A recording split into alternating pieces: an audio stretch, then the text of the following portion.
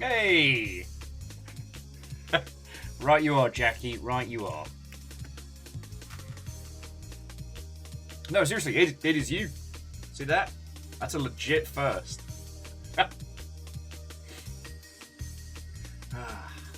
Sorry, I've been chatting with some, I won't say chatting, a lot of industry friendos have been talking about the old forum days, since Twitter is getting even worse by the moment. And a few people were like, I miss the forum days. I miss those setups. Maybe that's what we need to return to. My brain immediately just goes, first! Health bar refill. Yeah. Also, what ho? Also, Watto and welcome. Jackie, Lena, Wolfgrad, Watto friends! How are you all doing? Obviously, thank you for the 500 bits. OP is a dingleberry. Well, no, it's just the idea of coming back around again to, like, forum lingo, especially through the unhinged Dardist filter that, like, meme culture has become. I don't know if it would be good, but it certainly wouldn't be boring. Like, if... Oh, God. There's a sudden Zerg rush back to, like, Gaia Online or something like that. Like, what does that look like?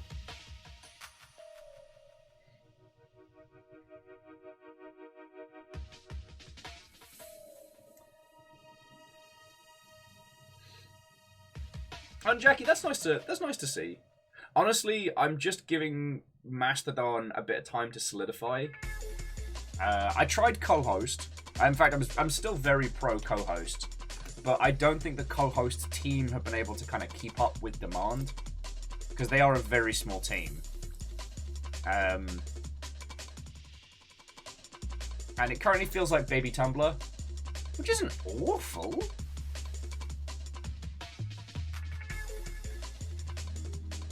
I don't hate it. Oh, sorry. Chaunerus, Keldra, Mr. Squarepeg, Watto and welcome.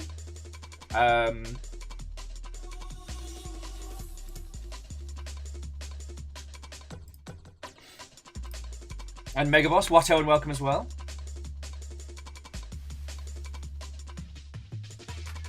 Oh yeah, no, sorry, and Jackie, what I meant was I'm probably going to wait until... I'm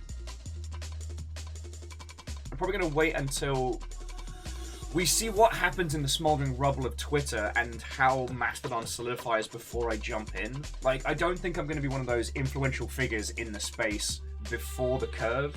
So I'm just going to accept kind of hitting it as it happens, you know? Every time I get the alert for a stream, I get an inexplicable urge to grab my axe and knock some heads. XD. Well, Keldra, that's lovely. But the advantage is that if you grab your axe and knock some heads in, as a hunter of the Holy Healing Church, I'm pretty sure you get paid. At least in blood. And I'm told it's very tasty, a little bit moreish, and with no downsides. No, but Keldra, thank you for the bits as well. That's a lovely way to get things started. Yeah, sorry. Hello, everybody. Good morning. Happy Saturday. Sorry for the multi-track drifty. The news from Twitter last night was that SMS two-stage authentication is going to be a paid feature of Twitter Blue moving forward, and that if you use two-stage authentication without it, that's going to be taken away at the midway through March. Jackie, I don't think I can get you any takoyaki, because I don't know anyone that does it good. I guess I haven't sought it out. No, it's takoyaki that's the octopus balls with like the tasty sauce and the sprinkles on, right? Now, okonomiyaki, I also haven't found a good place for that, but that's what I'm craving. Oh, you'll have to forgive me for being a little haggard. Neither myself nor Fiona got a proper night's sleep. What does a barbarian give you for your birthday? I don't know. Intimidating presents. Good morning, puns. Watto and welcome. Fucking terror. And thank you for the 200.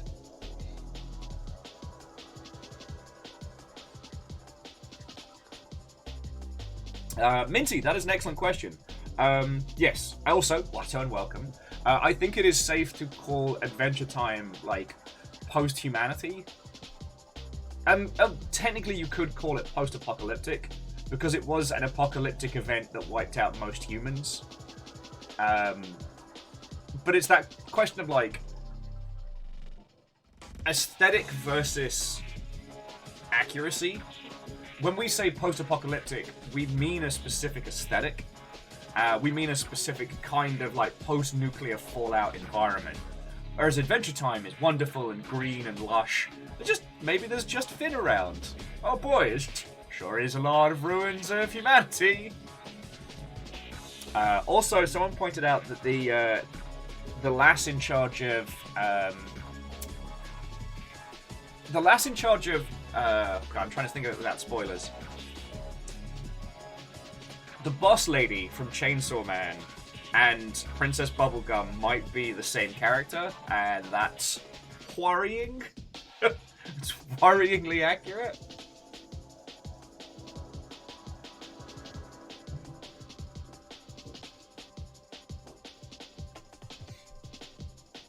And Jackie, you brought it up. Now, trying to bring tasty foods in here. As Missy Elliott would. I taked it, flipped it out, and reversed it.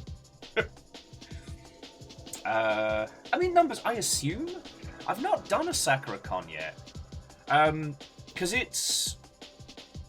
Is it SakuraCon that's usually the week right after GDC, where I just don't want to go into a crowd of people? Oh, a Wolfgrad. I feel that. Like I always used to binge, especially like pho and ramen and stuff. Anytime I'd come out to Seattle, it's so good out here. Pho was definitely when you just couldn't get anywhere else in the world.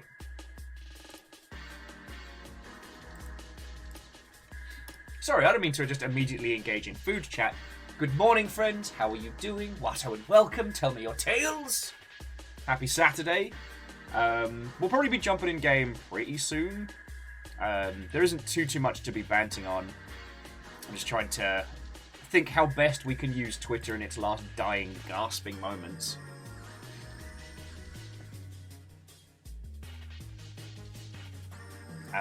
What I was talking about when you all were coming in is the news that dropped last night after I finished Sea of Thieves with you all, that two-stage authentication, specifically via SMS message, is going to be a paid-only feature of Twitter moving forward. And I don't know if you all have dealt with... I don't know if you all have dealt with consumers before, but... I mean, firstly, it is always bad business to start charging for something you were giving away for free. There's just as a general rule, people don't like that. But moreover, charging for security features, even the lesser secure ones, is just a forehead smacker. And I mean, Sean was just saying it's going to have everybody who depends on the site for their livelihood running away screaming. I mean, it's fucking scary, won't lie. What's also interesting is that I used to be the only Will Overguard on Twitter.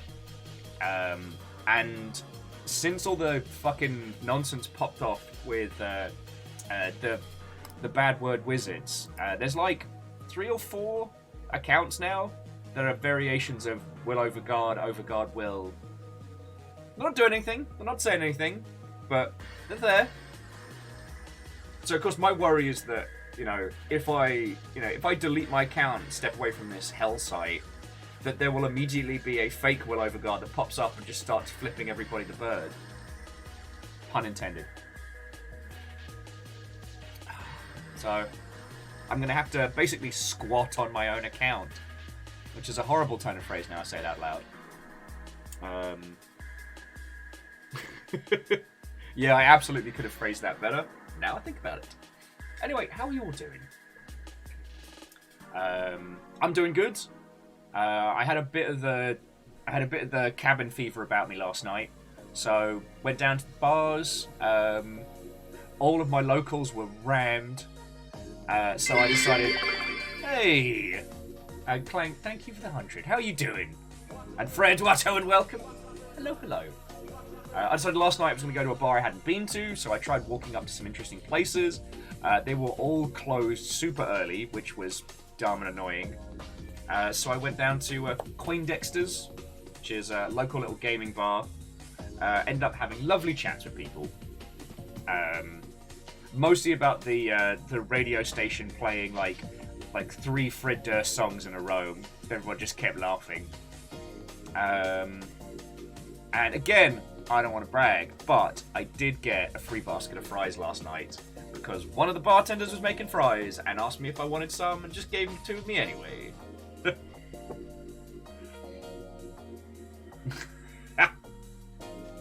Lance, I think Immersive Fish People Sims 101, that's 2 doors that way. That will be Professor Halibut. I'll be taking you through immersed Sims. Look, I think I'm funny, alright? But Jackie, you can't give a sub to Fred Durst. It isn't Fred Durst Friday. It's distinctly Saturday. Which, I'm trying to think of a musician that rhymes with Saturday and I'm failing. Sir Hans Wolf, Watto and welcome. Hello, hello.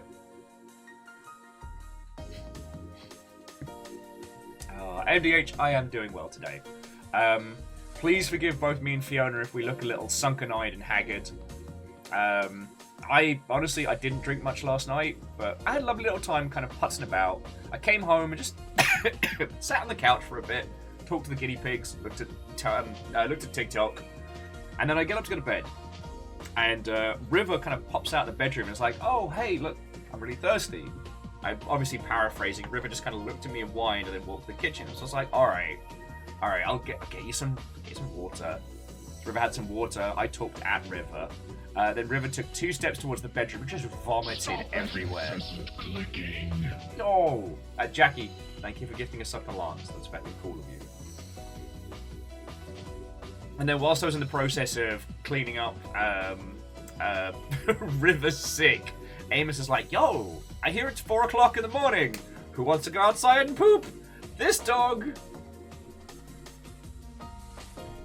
So, yeah, and then there was a repeat performance at about 8 o'clock, which Fiona handled that one. So neither of us have gotten like a proper night's sleep in a few days. So just, if I stare off into space, if I seem a little bit dumb and a little bit stupider, that is the reason. I've got coffee in my cup, I've got a song in my heart, we're playing Bloodborne, which was a fucking great day. I also find it interesting that when you think about Bloodborne is one of the more reactionary intensive FromSoft games, and yet I find it one of the most relaxing. So yeah.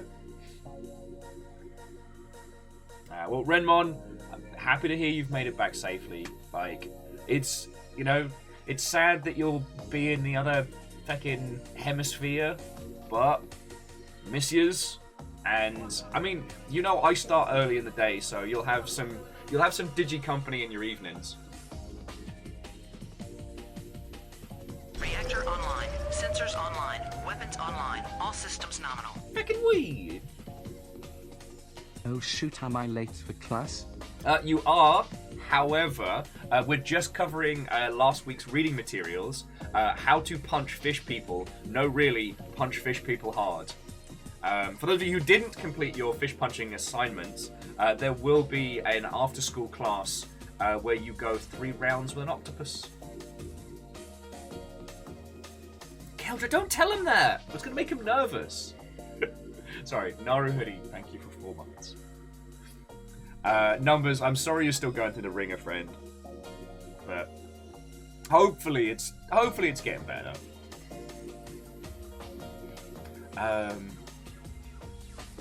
Okay, there was something video gamey that I was going to natter at your lovely selves. Oh yeah, so thank you to everybody that joined in for like the I guess the Discord version of 2 Truths and a Lie.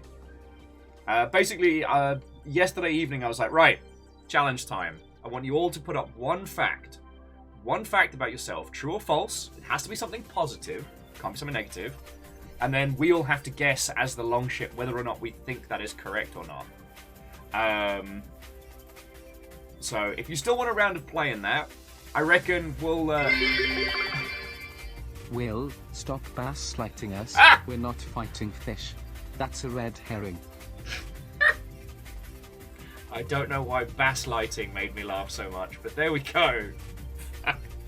Buds, thank you.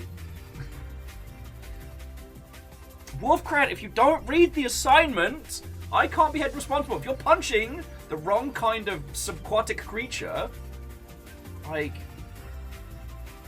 Stop that incessant clicking. Aww.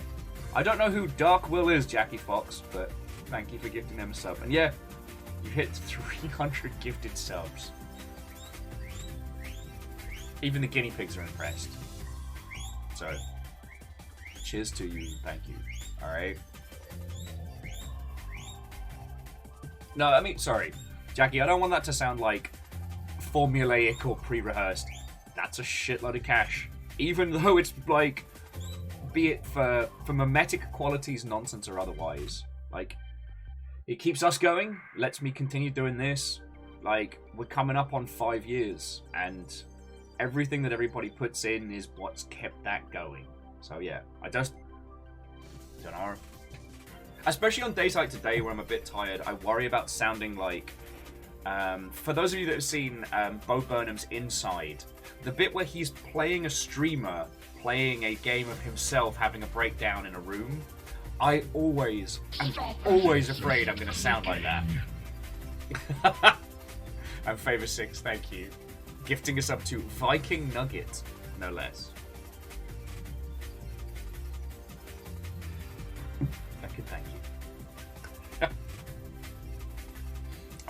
But yeah, so friends, if you cast your eyes into Discord General, you'll see a bunch of like heart emojis and stuff. That was like, so you could place your marker of whether or not you think something's true or false. So I figure a few of you haven't seen it or haven't gotten the chance to get involved. So if you wanna, you absolutely can.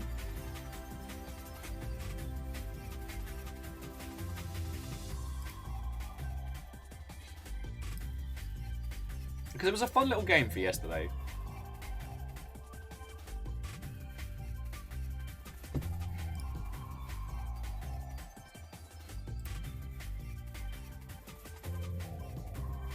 But yeah, friends, I think that's the long and short of what's going down.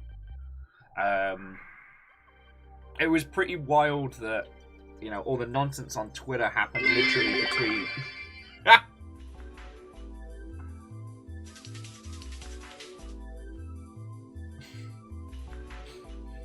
Clank, thank you for the 100. Yeah, it's coming up on 5 years. Be 5 years April. The Longship has been a full-on, full-time operation.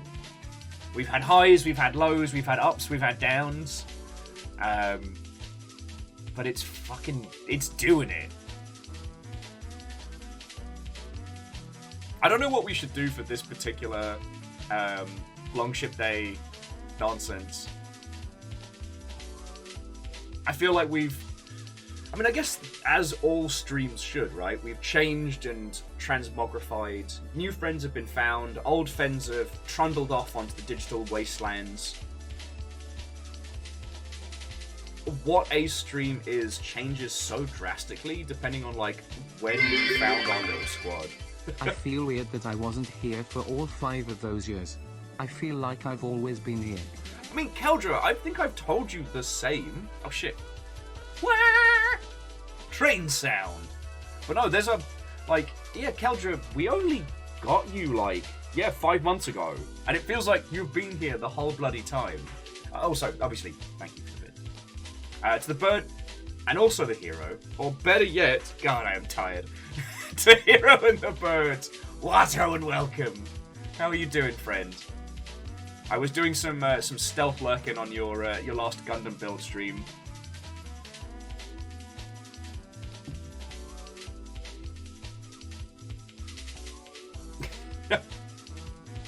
You just got fiber installed.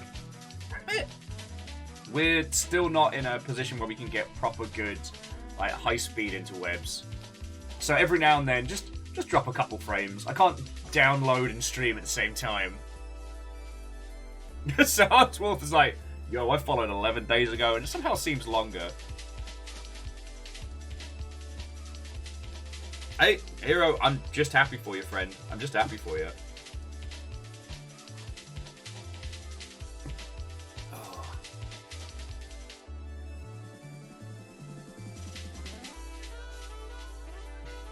Oh, and whilst Hero's here, and we do have ourselves a teeny tiny hype train going, I get to show you my fancy Gundam. Check out this big boy. I took one of the OG classic kits and reworked it. I unintentionally gave it a liquid death style paint job. So the lights kind of don't do it justice, because what I was aiming for was like a marbling effect with the airbrush. But it's right fancy. I'm dead proud of it, I tell thee. I need to decide if I'm going to do anything with decals on it. Snipe. Snipe!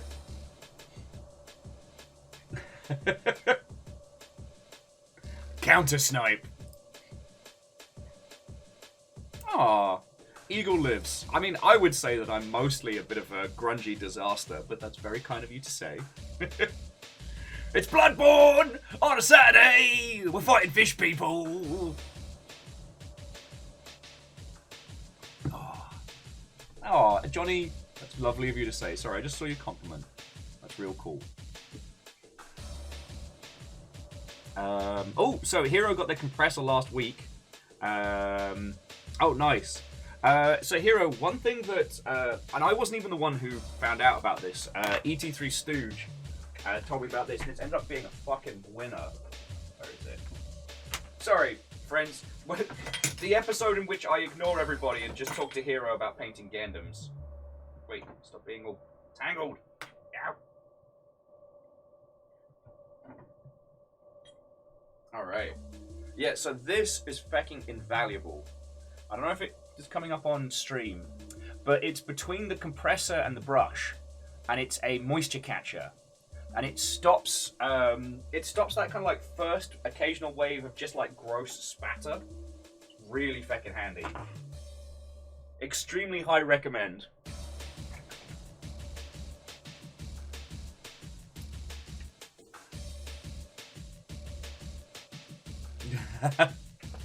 You know what, Lance? That's fair. That's fair. But in my defense, I will think of a great reason to defend my nonsense. Also, all of you, and again, I'm so paranoid some days that I start sounding like just standard Blando Calrissian McStreamer being like, "Thank you for the train." No, seriously, all of you, thank you. All right. I mean, y'all blew the doors off yesterday. I don't even know if I processed that, you know? So, Lena, we are in Bloodborne, we are in the fishy village, and we are working our way through a lot of fish people. Like, a lot of fish people. That's where we're at currently. So, I don't know where we are in the DLC in terms of, like, start, middle, finish, but yeah, we battled through the fish village. We murdered the loony guy who like wore his friend's skin as a headdress after they turned into a beast. And oh, Mr. Mystery keeled over as well. Well, numbers. That's lovely of you to say, and I mean, I try, mate. I try. And Lance says that I can be a bland streamer today as a treat. Aww. I was actually thinking about like work willing next week doing some long ship after dark, because we never finished Little Misfortune, the darkest comedy game I think we've encountered. I really want to. Also, I had a bit of a thought, and this is nothing on your good selves. So I was watching Movies with Mikey. Reset the clock. If you are new here, so Movies with Mikey is a wonderful, wonderful show on YouTube about films. But the reason why I always end up recommending it so much is because Mikey goes above and beyond to show why we should love cinema, and like details and facts and all sorts about movies that you might not have known about, always with the idea of the love and the celebration. And while I've never claimed to have even an iota of the same skills, I strive for that when it comes to games. Like, I try to put focus into pulling the best bits from games and share them with others. You know, it's not about tearing games down. Even bad games do something right. Yeah, Clank. I'm just self-aware like that. And again, thank you for the bits. Oh no, Hero. We're absolutely going to go back and derail to the Gundam. I just want to finish that previous thought. So, Movies with Mikey put out their best films of 2022. And again, there was a few films that I had dismissed outright that they did a great job of articulating why they are good. Specifically the Batman, which I only saw in the last couple of weeks, but I watched it initially because I was going to put some garbage on in the background, and I was like, you know what? It's a Batman movie. I know what's going to happen. And I found myself coming away from it, even watching it on a small little screen, being like, fuck, that was good. Visually. Narratively, take it or leave it, but visually, holy fuck. I regretted not seeing it in the cinema. But the thing that struck me was there's quite a few films that Mikey was recommending from last year that were hard. Like, movies with some seriously difficult topics in. Now, I find it very hard to watch cringe when it comes to, like, cinema or television. And there were a few things on his list that I probably would have bounced off of because I find myself empathizing with characters too much, and then the cringe kind of blasts back on me. I have no cringe defense. You know, I do not mind the self-referential nonsense, especially the social media kind, but there was one movie in the list which Fiona watched about, I believe the premise is like a wannabe social media influencer who fakes being at a Reactor catastrophe online. Sensors online. to boost Weapons their online. fame. All systems nominal. Neo Shadow? What ho? What ho indeed, friend. How many months is that? Bloody 51! I don't even know what 51 months looks like. Like, how many calendar pages is that? Fuck. Oh, but sorry, Neo Shadow. Seriously, thank you.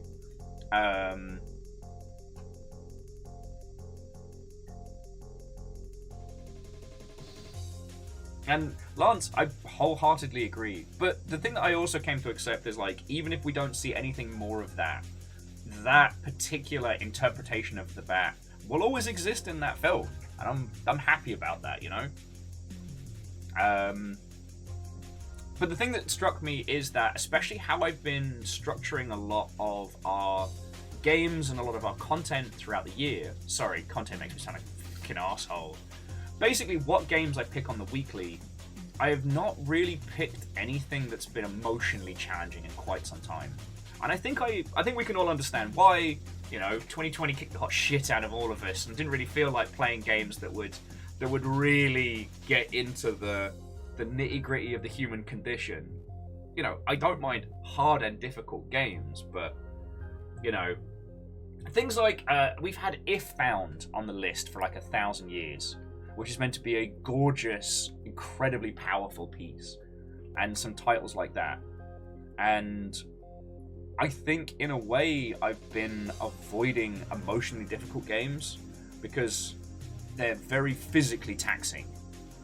You know, the cost of emotion is real. It is expended energy, and like, I mean, you've all seen it when you lot blow the bloody doors off. Like, I am exhausted the next day. Feeling things is hard.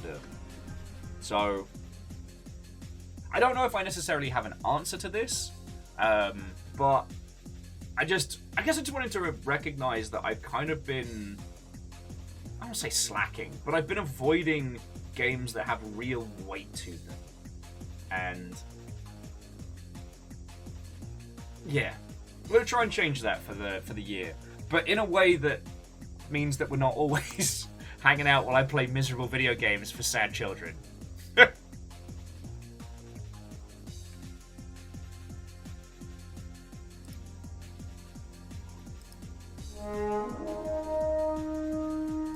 To the real hunter, I say Watto and welcome. Come on in, friend, come on in. Come on in, friends. Hunter, what were you playing? What were you up to? And whilst you're doing that, jumping back.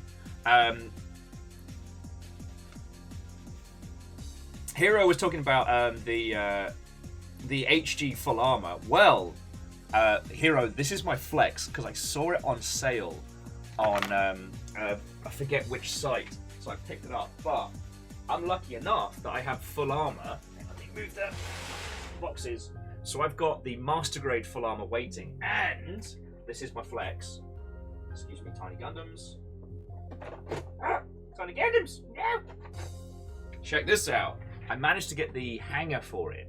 So the display piece where you can put all of the armor sections wherever you want it. And I'm like, fucking yo. Oh, so Hunter had a little impromptu art stream. That sounds lovely. That sounds lovely. And seriously, thank you for the raid.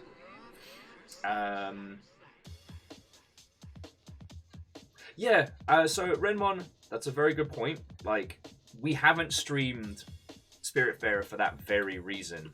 But, yeah, I definitely feel after we've gone through some raw shit for the last few years, they hit a lot heavier.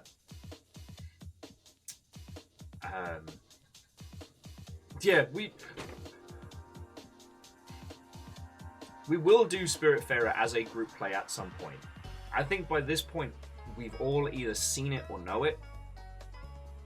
But I think it's something that's still important to play through. You know what I mean? Yeah. And we, like, Night of the Woods becomes more poignant as the fucking days go on, you know what I mean?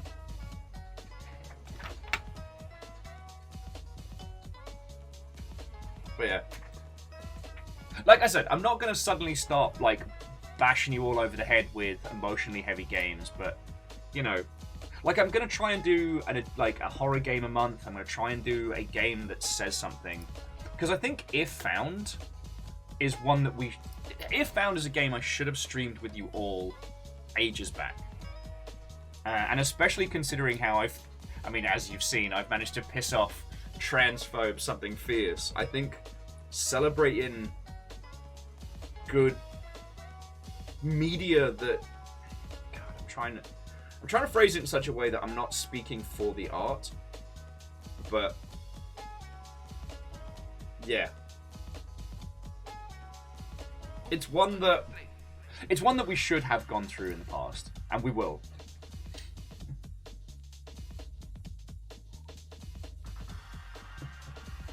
Kaiish was like, Night in the Woods is the best interpretation of modern cosmic horror. I mean, Night in the Woods hurts because the horror is how fucking real it is. The line of house buying jobs turned into rent paying jobs, turned into second jobs, is the realest shit that anyone has said.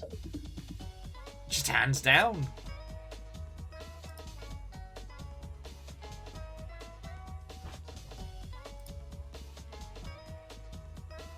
Oh, and compliment Cap, Watto and welcome.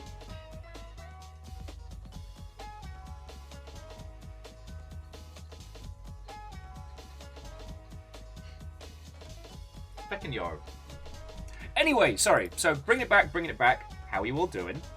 As I said, today we're going to be playing more Bloodborne. I don't know how far we are off at the end of the DLC, but it's worth noting that we've done the DLC before we've done like the last third of the game. So we haven't beaten Crow. We haven't started on any of the really gnarly nonsense. Because I think Shaunerus was asking where we were at earlier. Because you were asking if we've been to the Hunter's Workshop yet. And we've been to the Hunter's Workshop outside of the Hunter's Dream. Because we got the goodies from there.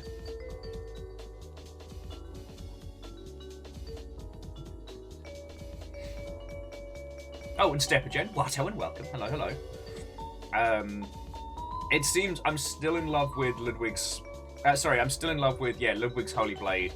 We did unlock the Moonlit Ultra Greatsword, and it is awesome, but I guess I've just spent so much time with Ludwig's sword, I just know it, you know? It's big, and it's meaty, and I like it.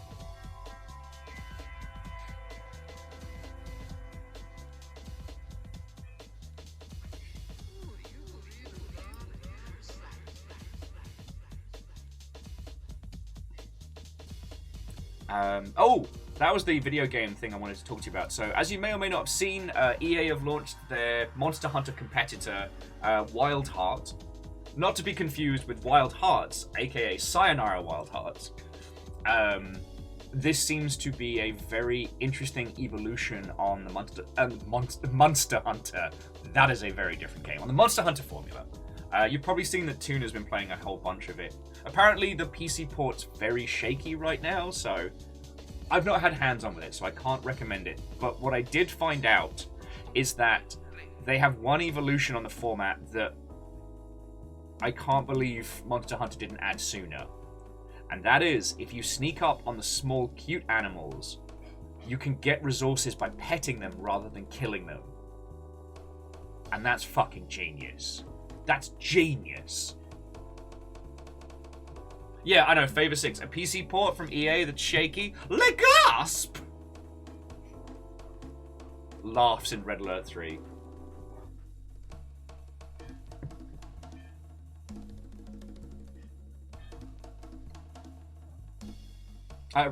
There's multiple with machine guns. We actually got the handheld Gatling gun as well. I guess all of us are holding out hope for the Bloodborne PC port, which may or may not be a thing that gets announced as Sony slowly start making moves into the PC gaming space proper, but we'll see how it goes. Oh, to your broken friend, I say Watto and welcome. Ozymandias, hello, hello. How are you all doing, friends? But no, the idea of being able to sneak up and be nice to the cute animals so that you then get resources is inspired. It's genuinely inspired.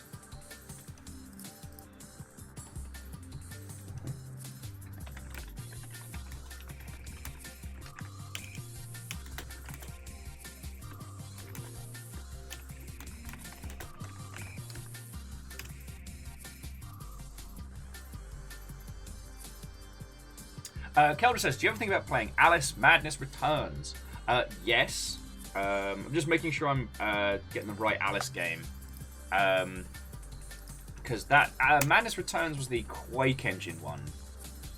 No, this is the sequel to that one.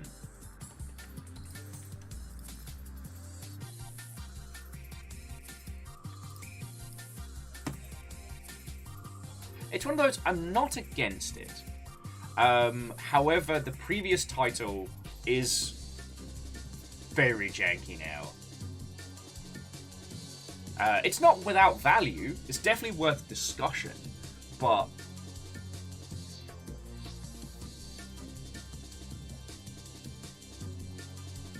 the OG Alice title did a lot of things very differently that helped set itself apart from the pack, which was why it's still such an iconic part of gaming discussion.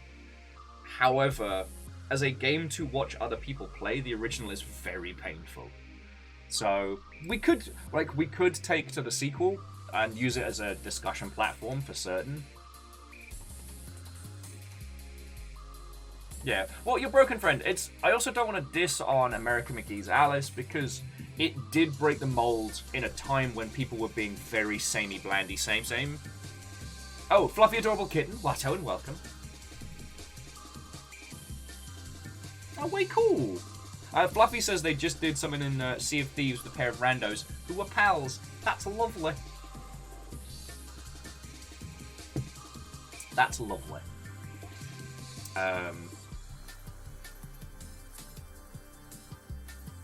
But it's interesting because, like, American McGee's Alice sold good. It didn't sell bombastically, but I keep thinking, like,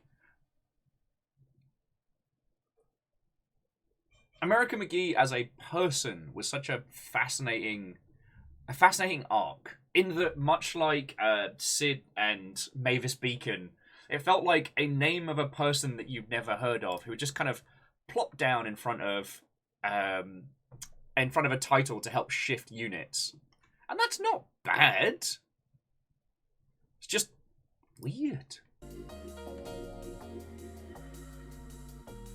Clank, this is not the Neon White soundtrack. That previous one was just a collection of like 90s and early 2000s era Reactor online. Restless Sensors Roots. online. Weapons online. All systems nominal. What ho? How goes the adventures? Oh, we haven't started this morning, but they are going well. We're in the fish village. The big fish people keep kicking the hot shit out of me. How are you?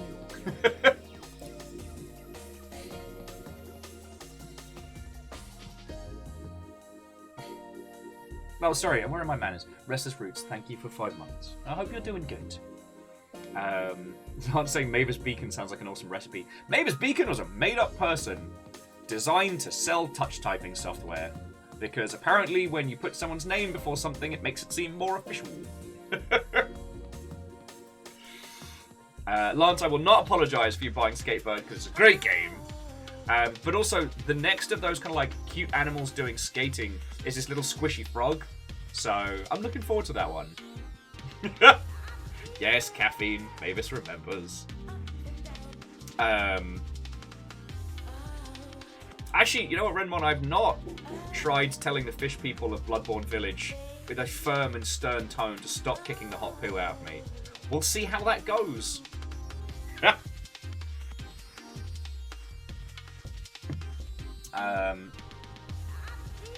Where were we? Oh, you were leaping around conversationally. Oh yeah, no, there was this fascinating thing during like the 90s and early 2000s of putting someone's name before a title to give it more weight. Oh yes, Keldra, I've got to remember the finger wangle.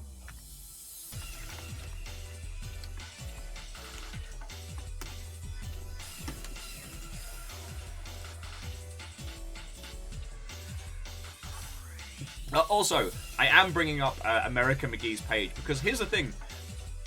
He was an individual that I had not heard of before he did Alice.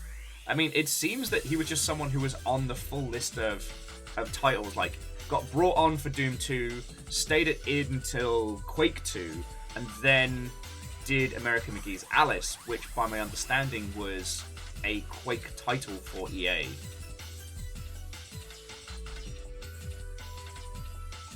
But then, like, after Alice, like, that was in 2000.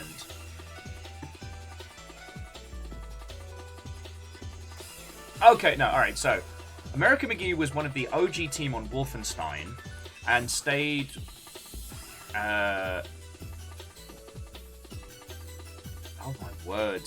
Okay, stayed with id until Quake 2, then was on Dominion. God, this is just taking me through a complete and absolute journey of nonsense.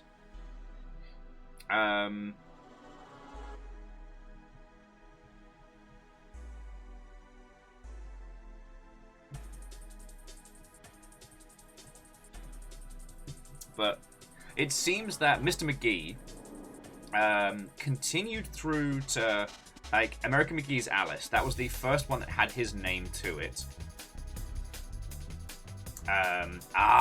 Scrapland. America McGee presents Scrapland. There's a fucking flashback. I'd never heard of Bad Day LA from 2006. But yeah, Alice Returns was his last commercial release as Spicy Horse. No, sorry, with Spicy Horse, a Shanghai-based developer. So I'd be curious to see what happened there. You know what? Let's come back to that one, because that feels like a topic I actually need to do some research into before I can chat with you. Wolfcred said, hear me out. Shigeru Miyamoto's Call of Duty. Wouldn't that just be the Army Men franchise?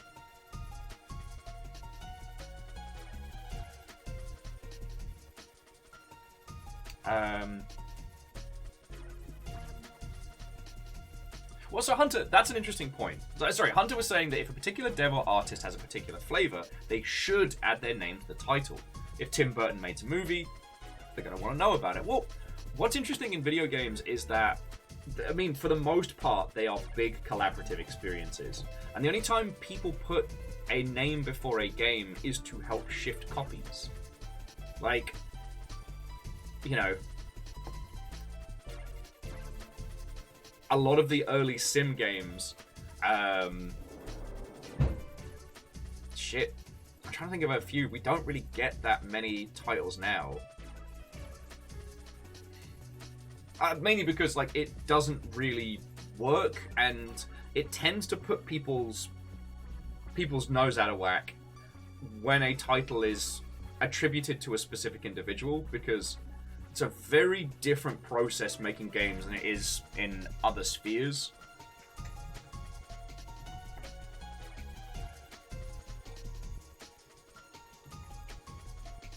Well, and this is one of those situations where, again, like, we need to make sure we're comparing mediums in the correct manner. Yeah. Well, obviously, like, Real Hunter, having, like, Ubisoft owning Tom Clancy's name is just used to sell units. Like, there's no creative vision. There's no cohesion. Like, and I'm not saying I am pro Tom Clancy's work or anything like that. It's from a very, very different age. But the original line of Tom Clancy games had a very, very specific vibe and flavor, which is now gone. Like, if you look at The Division, and then you look at Tom Clancy's Rainbow Six, the original, night and fucking day. So what's the through line? Well, it's because it's a brand that Ubisoft purchased. I mean, I'm trying to think of any other modern titles. There have been a few indie people that have put their name in, but that's usually to create a certain vibe.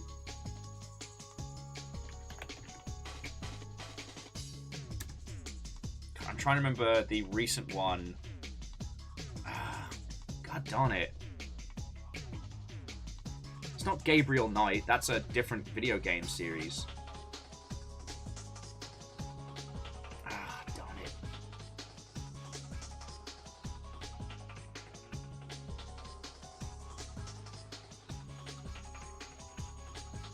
Oh, you're killing me. I'm so sorry, friends. Sleep deprivation is kicking my ass because there was an indie title that released recently that had somebody knights something, and it's killing me.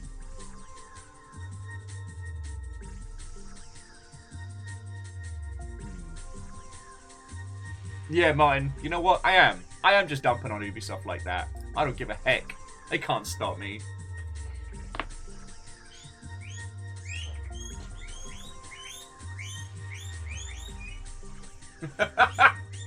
The Nuggies are getting some salad. Can you hear the children cry, singing the songs of hungry nugs? Well, so, Moose, this is one of the things that I've had to deal with professionally in the past. Because you're right, accrediting a game to one person is factually incorrect and can be a bit of a feck you to the whole team working on it. But if you are working with someone who is a named creative, of which there are very few in our industry, that's a whole different discussion, because we do not credit anybody except for maybe one person who's front-facing in any manner, despite there being huge teams. But that's another story. Working with a named creative is a very powerful tool, because you can get so much more journalistic coverage by, you know, so-and-so says, my new game is going to be the brand new paradigm of... It's going to be a brand new genre of gaming you've never heard of. Like, that's the kind of shit journos will write. And true or false, then people know about your video game.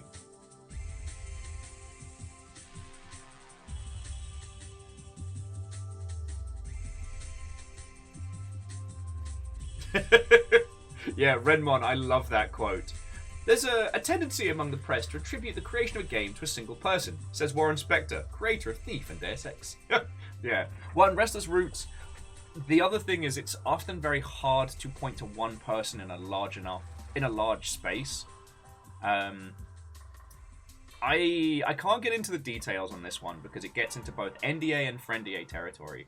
But having known friends that have worked on some seminal AAA games, the people that are in a position to put themselves forward as the person that did the thing very infrequently are the person that did the thing. And I'm sorry for being vague on this one, but there's no recourse for an individual if someone higher up on the food chain decides to take credit for their work. You know, if the creative director says, well, you know, I put forward this maflam-for-flam punch system, and the person who actually came up with it and actually implemented it and actually did the work and then had to fight tooth and nail to get it put in against that same creative director, there's nothing they can do without breaking NDA or without, like, starting shit. Weird, Meowkity Sakura, the Roblox oof thing, that's a whole nother kettle of monkeys. But yes, that is somebody running around taking credit for smaller, quieter individuals on their team.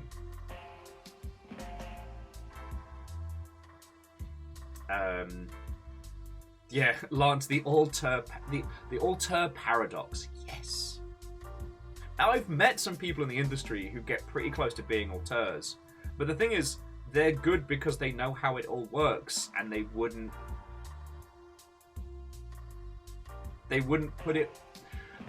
not put themselves forward as the only creative thing that made the thing happen, because they understand the contributions of everybody. But they are definitely the driving force. So, yeah. And Hunter, you're right. Hideo Kojima could bust in through the wall Kool-Aid Man style, being like, "Oh yeah!" And then the la-li-lu-li-lo. Yeah. Well, you know what, Real Hunter, you know what I can do is Todd Howard. Todd Howard's an arse to work with, so far as I've been told. And a large proportion of the success that we see of titles that came out of those, like, Bethesda Golden Age. I mean, we may still see more great Bethesda titles coming forward, but Todd was an entity that you had to fucking harness or work around. And despite that, Todd is still put front and center for big press events to create this drama, this circus. Despite the fact that he is the thing that you have to manage and handle, like a fucking storm in Sea of Thieves, right? However, I also acknowledge the fact that because Todd is such a specific focal point, it makes it easier for people to basically love the games that, you know, he's the head of the studio that makes. And that generates more sales. So, you know, that's why I find this to be such a difficult conversation, because it does work having a named creative, even though it is wrong and unfair. Do you know what I mean? Well, Fluffy, Pirate Well, to be continued. Meowkity Sakura, if I didn't say hello, Watto and welcome.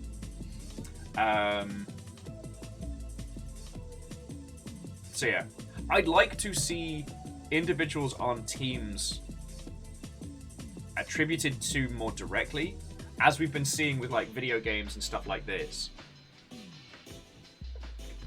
But right now, that's not a change I think that we can see. I know one award system that tried to work towards individual contributions, but, you know, unfortunately, because video games at a larger scale sit slightly mired in tech, that unless people have a way to promote themselves in their craft, it can be pretty difficult. So, sorry, there's no easy, clean answer at the end of this. There's no, like, oh, we're just going to do absolutely X, Y, and Z and solve it. You know? Again, Hideo Kojima is not the only person that makes the video games that are made at Kojima Productions.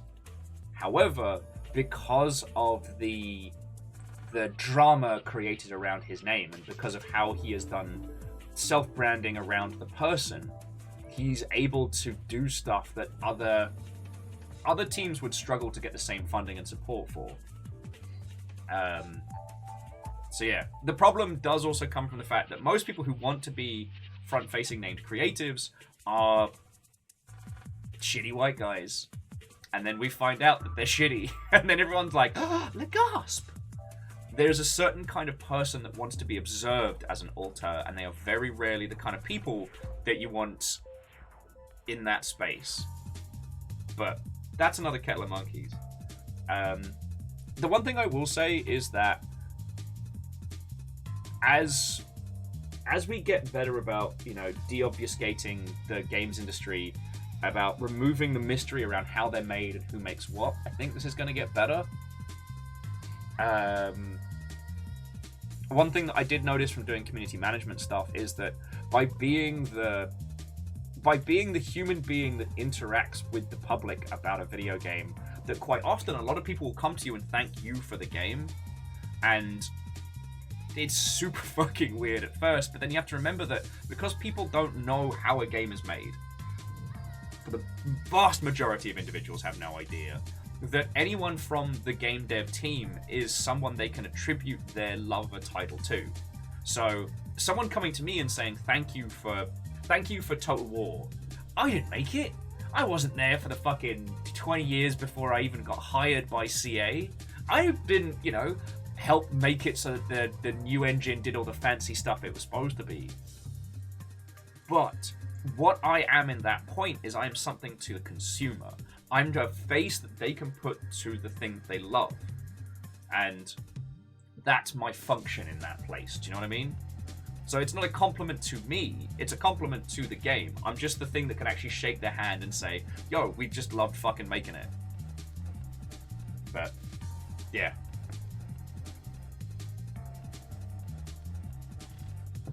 And Favor 6, I am also a face in a Total War mod as well.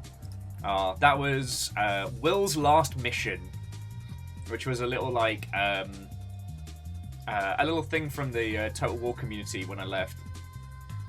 You could put my face on an army and on a specific unit in Attila. I think there was a Craig mod as well, wearing our little fucking Rally Point t-shirts. It's great. Yeah.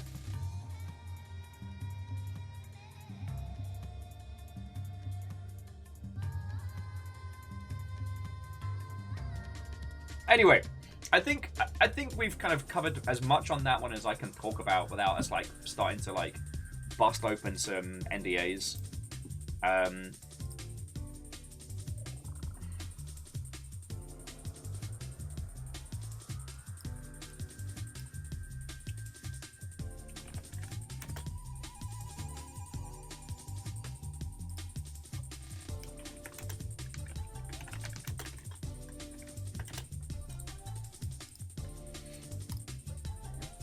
Oh, numbers, sleep well, to be continued. May your naps be satisfying.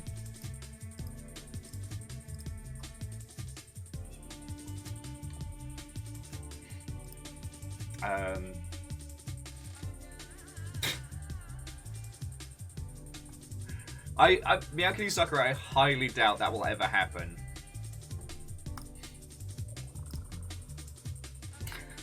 But it certainly is funny as fuck. Oh, where was my brain at? I'm so sorry, friends. I had one last capstone point. Oh, just the last point that I wanted to make on like the crediting discussion and things like that is, whilst there is a large amount of obfuscation around video games and how they're made, it's a very different beast than cinema. It's a much, much longer time. And your contributions can be a bit more many, many hats. In the cinema space, you don't tend to have like... You tend to have individuals that have worked together and gravitated towards each other. And as you get higher and higher up the cinematic ladder, you tend to be able to have access to individuals who have already worked on like large-scale productions, but you kind of bring them in like putting together a team of mercenaries, you know what I mean? Whereas with games, it's more like, you know, a long-term XCOM squad. You know, you build your team throughout a campaign, your oldest characters are usually your most powerful, and it feels like you're fighting the whole fucking world. But there's a lot more of a team, of a camaraderie than with cinematic productions. And that isn't something that we can forget. Verdenflow, is there permadeath? You tell me. But no, I just want to highlight that these two different mediums and the vast different disciplines aren't just the only differences between them.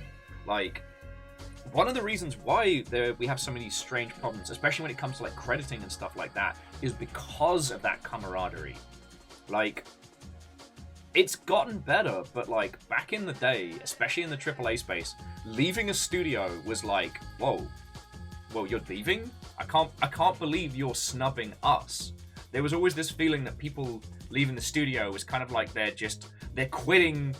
They're quitting their responsibility. They're flipping you the bird and they're heading off, like leaving you with the baby.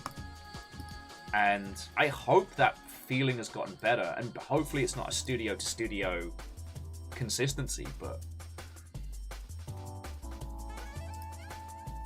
like, you read about films that change productions and directors and things multiple times.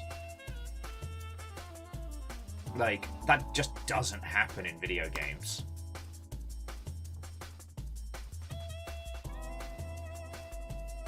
And it's kind of fascinating.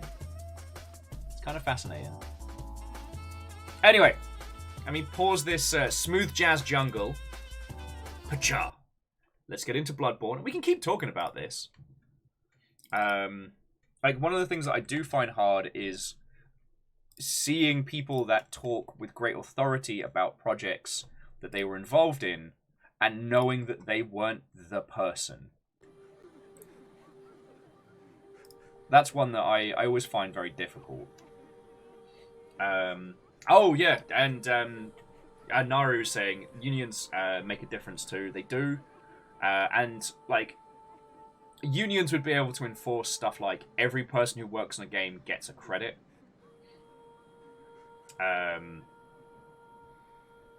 Which would be feckin' rad. But what I was going to say is, so last night I finally had a chance to read up of what's been going over on at ActiBliz and why everybody was so mad. Because I just assumed it was directly related to the removal of remote work on their setup. As there are more than a few individuals who are now going to have to move to California to now go work for Blizzard, who are hired as purely remote teams. Now, I believe Blizzard's based out of Irvine, California, which, to my understanding, isn't San Francisco, but it's not cheap. So I thought that's why everybody was mad at Blizzard, which is fair. But it turns out it's worse. Aside from one of their head management making statements like, "Oh, if you think management are making mad bank, then you're mistaken." They're going to be implementing the ranking system. Ranking system is basically you are ranked against your peers, and depending on where you are in the ranking system, denotes your bonuses at the end of the year. Because despite there being a bumper crop of profits coming in, Blizzard have told employees that their bonuses will be less this year. Yeah.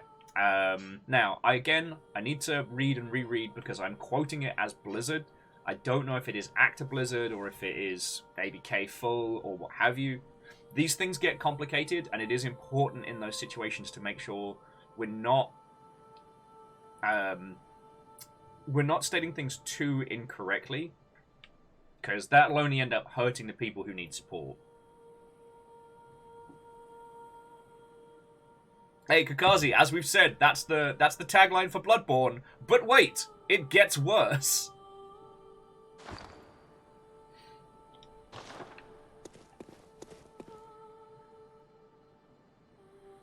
Miyagi Sakura, I don't know. I think it's one of those, like, false positive situations Like, Valve uses it, and a few tech companies use it, and they see great profits. But retention, that's another matter. Retention is incredibly important in video games, and it just sucks seeing all of these large-scale studios just not paying attention to how important that shit is. Also, man, I've been eating bullets like popcorn, which is probably not good for my teeth. Just start buying bullets again. So, yeah. It's one of those things, friends, like, retention of staff is something that you can never... You can't always point to it objectively, but shamanistically, you can always feel it. Now, this is a hyperbole example, and I'm not picking on BioWare again. Love them all. I feel like I keep using them as banter topics, but looking at the jump between Mass Effect 3 and Mass Effect Andromeda, EA expected them to implement a new engine, make a whole-ass game in less time, and it cost them a lot of their core staff. And when you lose people, you don't just lose a slot. It's not like you lose someone on the gunner seat of a Zoid. What you lose is a lot of knowledge and a lot of streamlined ability. And you can't just rehire for that, because no matter how good your studio is, no matter how good your documentation is, if there even is documentation, there are always weird and strange quirks to how every studio makes their games. And I mean this, like, even with standardized engines, there's always some weird little bit of feckery. And when you lose somebody, you lose that additional undocumented knowledge. And so you can bring in someone to sit in that same seat, work on that same part of the game. But you've got to... It's not even like retraining. It's like all the dev colloquialisms, especially at AAA, have to be learned. You know, you can't pre-teach that. And so the reason I point to Mass Effect Andromeda is it did have a very, very tricky launch, and it was easy to see how rough around the edges it was. And as we now know, the amount of people who left BioWare to start their own studios, move to other companies, was huge. They had a semi-mass... I don't know what it is, but it smells amazing. I got food. Alright, well, Raymond, it's lovely to see you. And if we get to hang out more, then at least some good has come of your international move. It's good to see you, friend. So, heck yeah. And yeah, I remember, firm tone.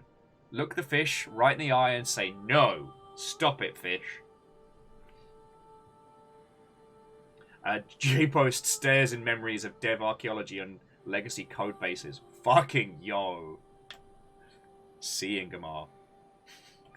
Where's Ingomar? Oh, he left 2 years ago. What? Why am I supposed to see him then? Alright, Real Hunter. Have an excellent game of Vampire. Yeah. Do not give in to the inner beast. Fight well. Be silly.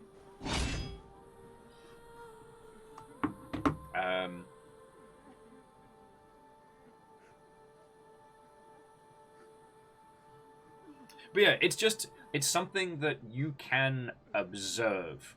Because making a game is hard. Making a game that you've already made again allows you to use that knowledge and push forward, which is why dev teams tend to usually gravitate towards specific kinds of games. Oh, and Angelus, it is a fancy hat. I took this from the Ice King of Bloodborne. It's not a good hat, but I wear it out of spite. Shit, what was I saying? Put some food in my gob while I try and remember.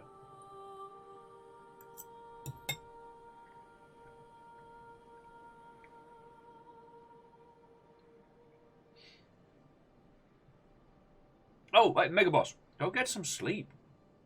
Fucking yo. It's always lovely chatting with you. And to be continued. A verdant flow from the guy we bullied. He kicked the shit out of me. Bullied. J-Po says that they've also been the long-time code shaman. Why is, and to quote, Why is it written this way? Well, because X years ago, Joe did not understand how that works, and now it's too dangerous to replace it. Yeah. Oh, no, I was talking about, like... You get teams that make the same kind of games for two reasons. Like, one, sequelitis is real. It results in good sales if you've had a successful title, and allows the team to address features they couldn't implement or problems they couldn't solve in the original. The other is, once your team knows how to make a certain kind of game, it gets easier to make another one from there. That's the standard logic. So, like, BioWare making Mass Effect Andromeda was a smart play. But all that internal knowledge was lost to how poorly people were being treated.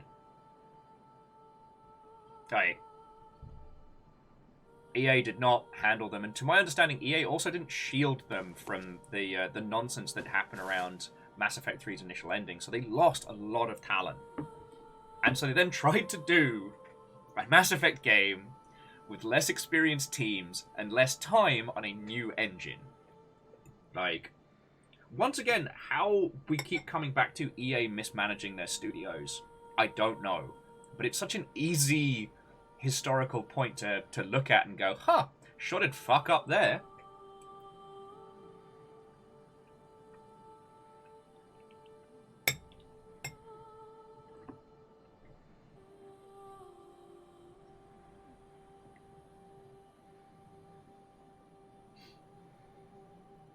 Favor 6, I'm not entirely sure what you mean, but I'm always down for talking about Homeworld. And Clank, yeah. Management seeing human resources as fungible as, you know, as bums on seats type work is a different matter entirely.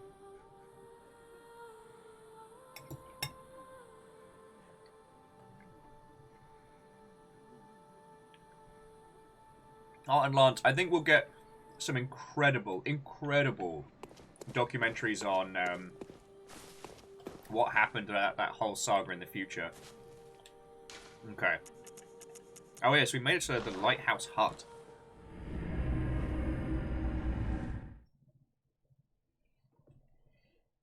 Oh, Angel Cleaner. So fungible as in replaceable. So I say we have 5 3D artists. 2 artists have gone. Right, get me 2 3D artists. Done. That is what we mean, as opposed to looking at them as, like, you know, skilled craftspeople. In that, we lost Joe. Now we need to find someone who can do the job and train them up to Joe's standard, or find someone internal who can step into that role. And it seems like, you know, 2 ways of looking at the same problem, but in the end, it's very much like trying to equate game dev work to just unskilled tasks. And it sure shit ain't. It's one of the reasons why I personally think QAs still get the bad end of the stick, because they're one of the professions that can be brute forced. I don't agree with it, and I do think QA should be treated like a proper good skilled track with promotion and improvement, because a good QA team will save you so much agony. But to my knowledge, not enough teams are treated that way.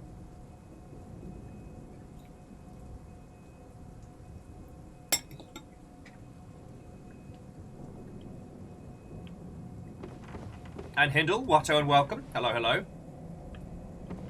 He did. He's wobbly but dead. Okay. So if I remember rightly, the elevator here takes us down into Fishland. Oh, goodies. Ooh. We can go up from here. Fancy. I'll go explore. Oh, Hindle, the hunt has only just begun. Literally, we just got into game. We were talking about game studios named creatives. Usual kind of Longshipian nonsense. Nah. Is there a gap in the stairs, or did I just fall like a dingleberry? There is. There's no way we're getting up there. Actually, I like trying. Nah. Oh well, it's worth a shot.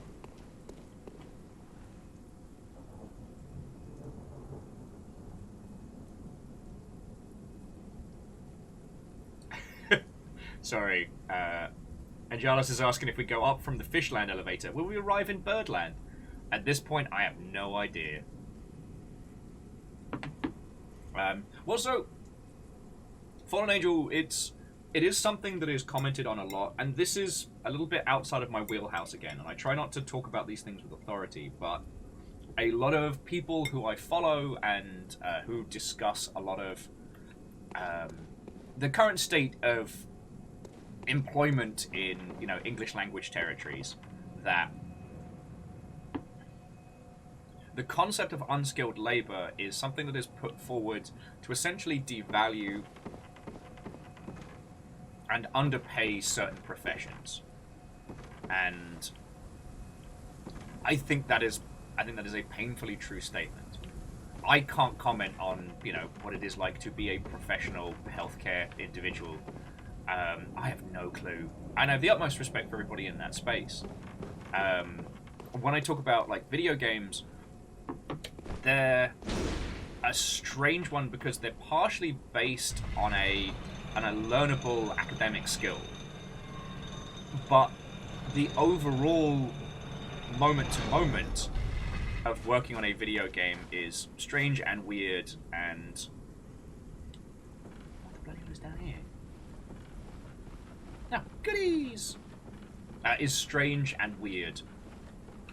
And it's more like... I've often described, like, working in video games, at very least from a biz dev standpoint.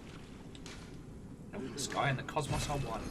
To be akin to, like, charting the seas, that you can learn the academic movements of weather patterns, but actually sailing the seas requires the kind of knowledge you can only get by bloody doing it.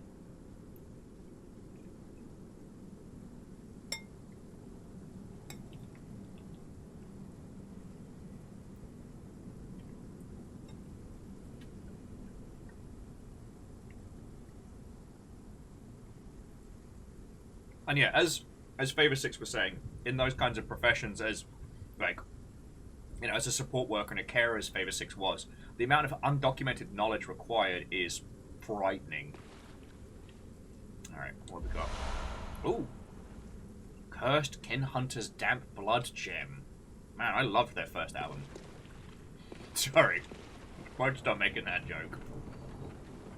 And again, please, I hope it doesn't sound like I'm trying to tell what your jobs are and what they entail. This is one of the reasons why I try not to get into the weeds too much, because, yeah, there is one thing we have too much of. It is blokes that look like me trying to tell everybody else how it be. And I know I'm fucking lucky. Hopefully I convey that feeling to all of you lot, because, you know, I get to do this for a living now. But here's a very, very good example, is that the amount of industry knowledge that I had to get, and the amount of, like, undocumented knowledge that I had to acquire just by doing it in a professional capacity, to be even able to sit in this chair in front of all of you lot, is frightening. Now, it's a very, very different profession because it's essentially self-employment. So I often joke that I have a boss and he's an arsehole, overworks me and doesn't give me any time off.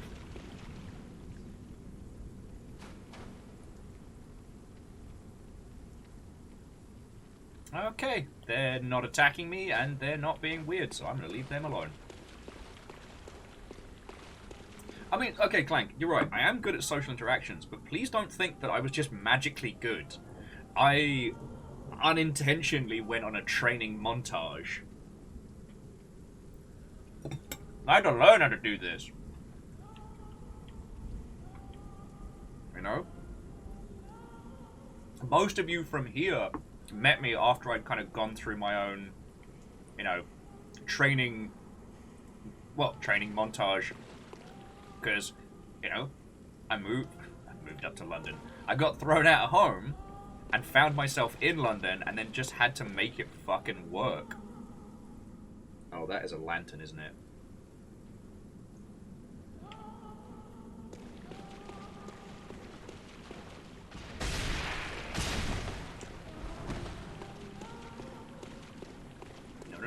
No.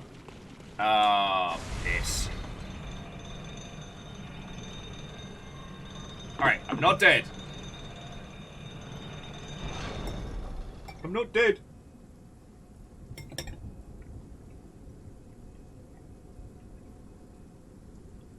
I think I can rush him down.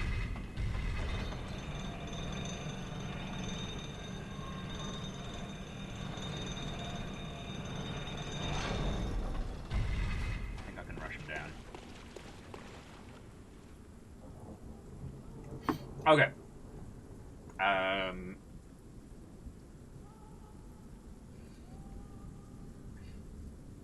God. Sorry, I apologize because now I'm fighting the lanterns. I'm trying to. All right, and I will heal first. I'm trying to get my point together without making it sound like I'm self-aggrandizing. But let's bring it back to like video games and applications. Community managers. What is a community manager? Fuck if I know. No, see, community managers is one of those terms that is bounded around the games industry, but what that entails is so wildly fucking different from studio to studio, and sometimes from person to person that, God, it doesn't have... It has the most loose description. I mean, in short, being a community manager is being whatever it is needed for the community of a thing. But what does that actually mean? Like, I don't want to get into the terms of, like, soft skills and hard skills, because then we're into some obnoxious LinkedIn-style banter, and I'll just have to beat myself in the head a few more times. But, so, like, when I was a community manager, the bulk of what I was doing was responding to forums, writing social media posts, making YouTube videos. Like, that was the bulk of. I know some people for whom, like, TikTok and nonsense like that are a huge part of their day. A huge part of their day. Alright. Hadouken!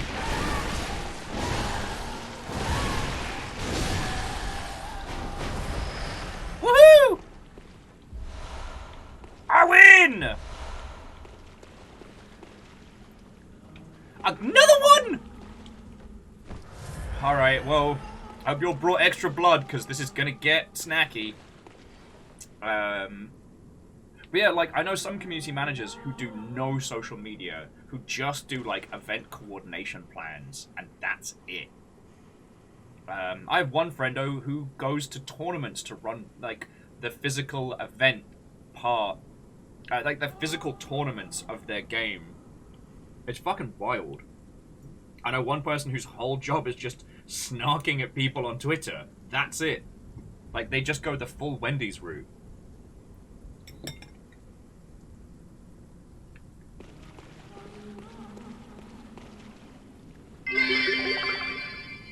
Hadouken. Hadouken.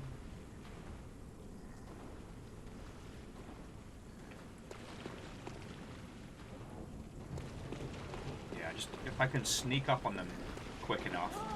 Hadouken! Hadouken! Yeah!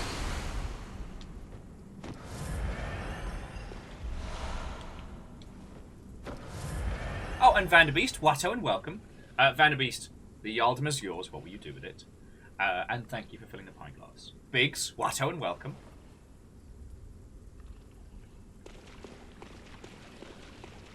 Oh, and this is where the Toofers were. Thankfully, they're already dead, so I don't have to... Well, we already defeated them, so I don't have to fight them again. Thank fuck.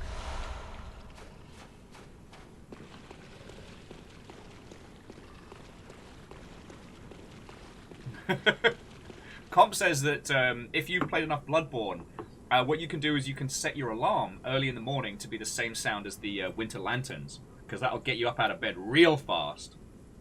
Or, for those of you who have pets, next time one of your pets is being ill, record the sound, set that as your alarm. Job's a good one. That'll get you out of bed fast.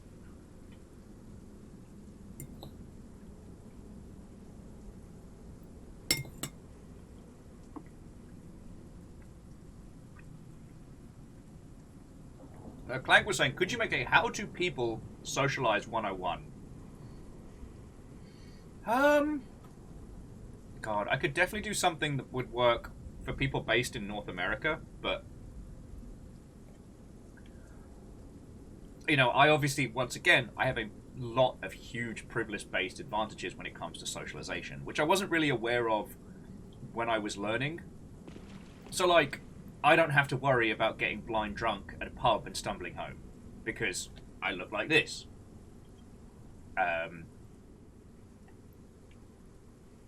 It's not an intentional move that I made, but it definitely meant that I didn't have the same concerns about being intoxicated in public that, you know, individuals would. You know, no one's trying to roofie me, although I have been roofied, but that was from playing Minesweeper, which is another very horrible story. Oh, fuck off, grasshopper.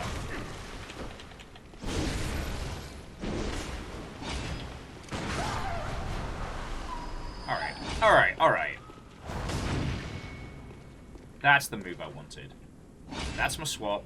That's my move. Jobs are good.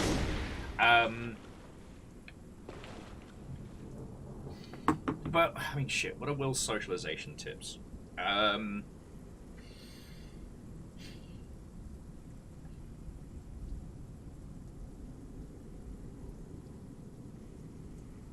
It is always better to be reactionary in a conversation than aggressive. That is to say, it is better to listen to somebody and have reactions on what they are saying rather than talk at someone. Because it's much harder to hit that critical sweet spot of having a topic that somebody wants to hear about, having not spoken to them in the first place. Active listening, that's the skill, Kybal.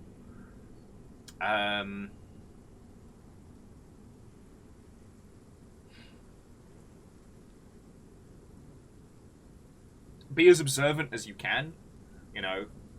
Knowing when to talk to a bartender usually reflects on how busy they are and what they've got going on. But that's more of a skill that works in North America, as, you know, while there are people who will sit at the bar in a pub and talk to whoever's working the taps, it's not as common.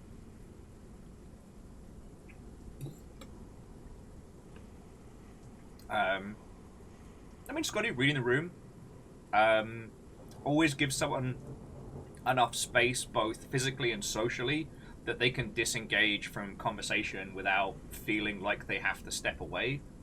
So, if you're at the bar and there's only one person sitting at the bar, don't sit right next to them. Sit one chair over, and if they end up being, like, chatty or looking like they're kind of bored, be like, oh, like, comment on something in the space that could potentially be a conversation starter.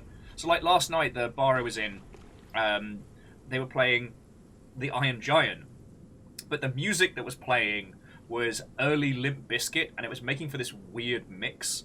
And so I just commented on that, and the person who was like a couple chairs down was like, oh shit, that's weird. And there we've got a conversation rolling. God.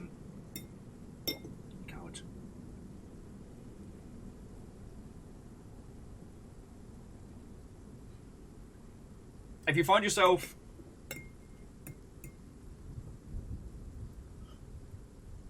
Sorry. If you find yourself moving to a new town or city, go on a mini bar crawl. Like, don't get shwasted, but go and visit a bunch of the nearby, like, pubs and bars and whatnot. Use your common sense of which ones that you may need to avoid.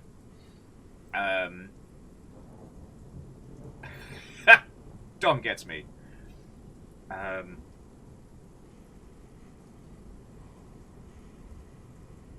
Jackie was saying the only bars in their town left are like mainstream bars. Okay.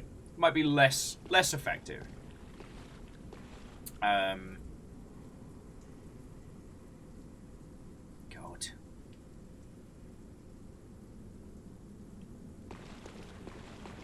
The thing that's important to remember is that socialization, being social, having conversations with strangers and things like that, it is a practiced and learnt skill.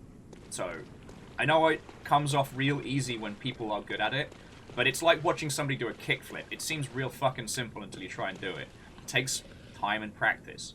So creating situations in which you can practice is important. Go get a coffee once a day and just like a drip coffee or a hot chocolate or something inexpensive. Gets you out of the house, makes you go to a place, and then if you want, my best little conversation starter when talking to people who are working in the service industry, just ask them how it's been today. Like, it's not asking how are you, because very rarely will someone be in a situation where they can answer honestly in customer service. And don't try and ask them personal stuff off the bat, because you've never met them before. They don't know who you are. But, like, how's it been today? Oh, well, it's been a bit slow. It's been a bit busy. Like, it's something they can comment on genuinely without feeling, like, put on the spot. And then just, you know, after a few times of going there, they'd be like, oh, hey, how's it going? And then you can strike up a rapport from there. Initially, I read this about kendo, but I think it applies to social interaction very, very well. And it goes like this. Learning to do kendo, learning to socialize, is like stepping into an icy pond. Yeah. And Sent Zero, Watto and welcome.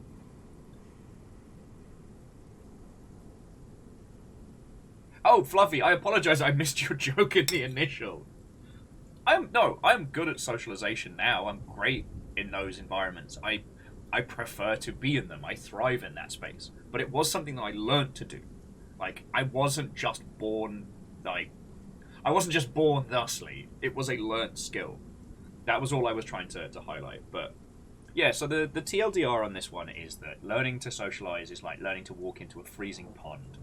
Each time you do it, you'll be able to put up with a little bit more. Each time you go into the water, you'll be able to stand it a little bit full.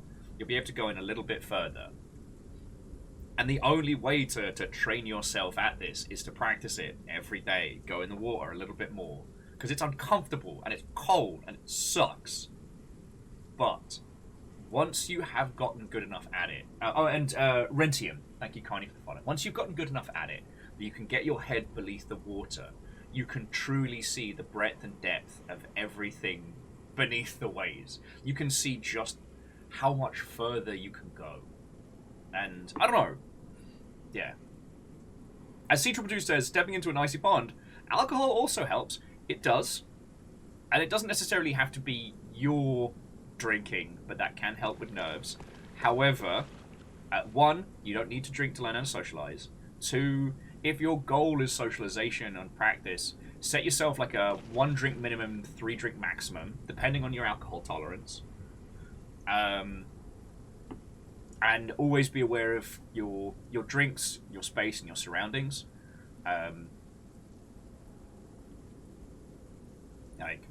It's not easy, and it is not without risk. I guess that's what I'm saying. And this is the way we came, so we actually have to go the other way, right? Oh, yeah. Fluffy was just adding that they were born mute. So they've gotten used to typing in a way in too many different variations. Because there are too many variations of sign language to actually be viable when technology can translate for them. They had to learn to manage their typing speed. But when you can type at over 200 words per minute, because it's how you talk to people, then you kind of got to learn to chillax at times and let people have time to read. Yeah, I mean, like, my dyslexic ass often misinterprets like stuff that people write, and a friend of mine and myself have kind of had this back and forth of where, like, they like to write in huge, long, drawn-out paragraphs, and I get stressed out by huge walls of text through DMs.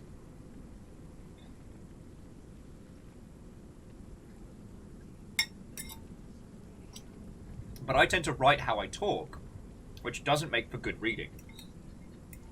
So,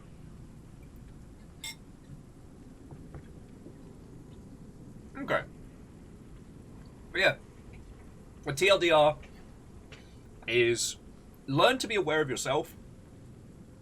I had a real problem with being too excitable about video games and topics, and so I had to learn to kind of present it in a way that wasn't scary. God, conventions tabletop setups, LARPs and things like that can be great practice grounds. Because you go to a convention, especially something like PAX, everybody loves the same things that you love. You can easily have a conversation with everyone there, and that's great. You're in the know, right? Let us cleanse these foul streets. Am I supposed to kill these peeps? Heckin' yo. But yeah. Oh god, I did not mean to do that. That is why we don't put the controller down, because it's got those little hooks there.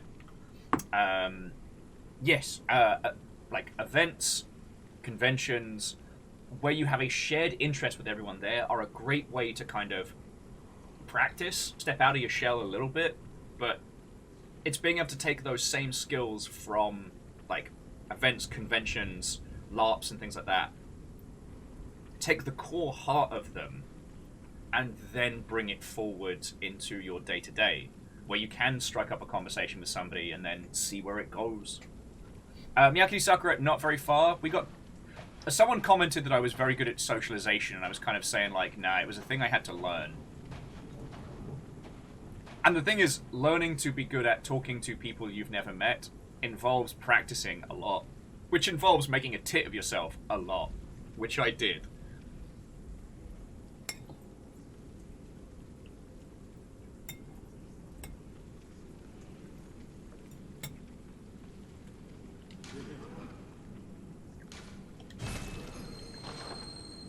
It's all thanks to the cooperator.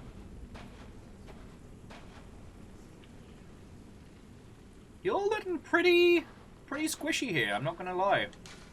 You must accept wrath. Clank says, how do you find conventions, other than knowing people are already going? There are some good master lists of conventions. I did my first convention, like, my first proper con. Try rolling at them.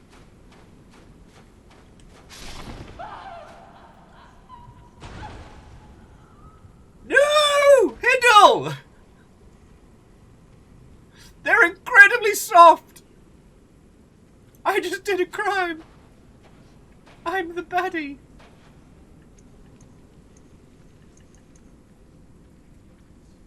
Murder! Yeah, the noise they make is horrible! I was gonna leave him alone. Bloodborne. It gets worse! Fear-infected one. Don't give up. Alright.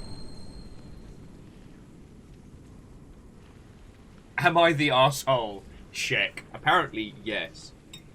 Sorry, Clank, I was half answering a question. There are a lot of convention groups. There are a lot of master lists of events throughout the year.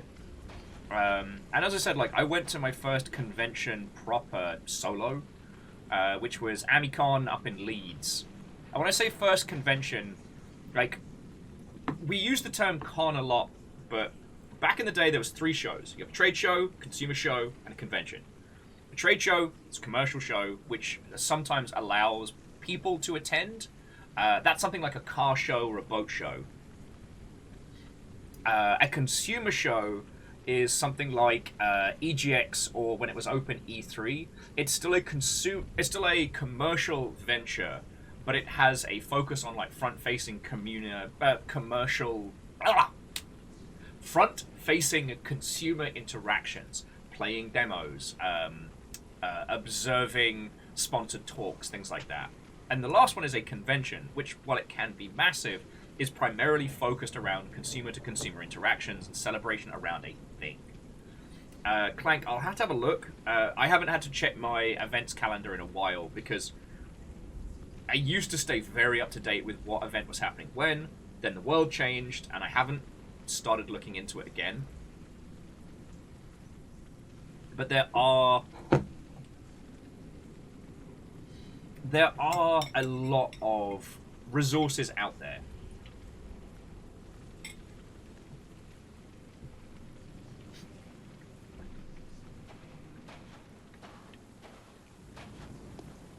The hell is this? Oh no. Big dead fish. Big dead wet fish. Oh god. Oh, I regret eating already.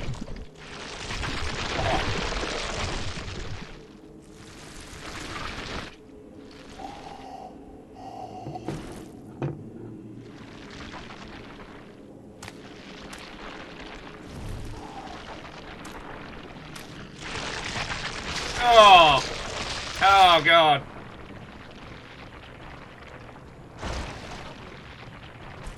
Well, at least it's got feet. It could have been worse. Oh, I feel like I need a shower now. Typical fucking Bloodborne.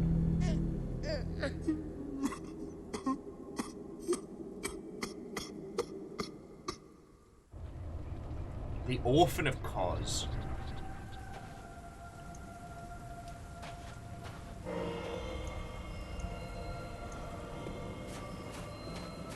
Sorry, buddy. Alright. What's up? Oh! Fuck me! Humble store purchase made for you and Oh no!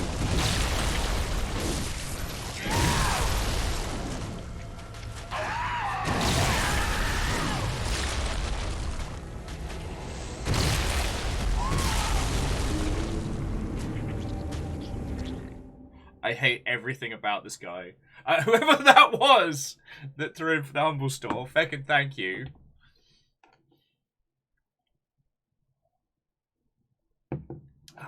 Oh, okay, now the real game begins. Death 1. Yeah, Keldra. That's fucking gross. I don't like it. Okay, Martin says that was them buying a Monster Hunter for a friend. Lovely. Ozzy says, welcome to one of the hardest fights in Bloodborne. Ah, piss. Oh, well. Now, friends, do I have to do this one solo? Is this one where we can summon up the troops? God, it's nasty. Ah, that boss design is making me itch.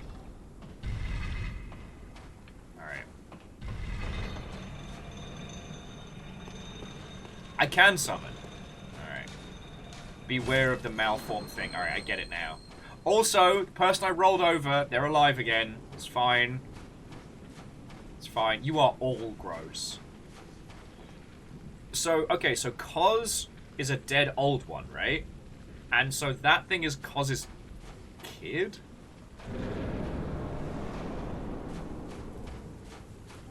Oh...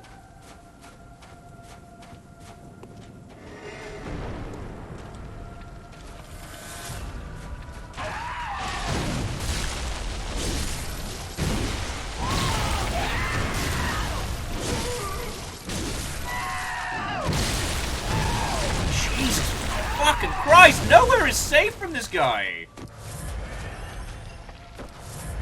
Like, that wet, damp hammer is just... Oh. Thank you, me!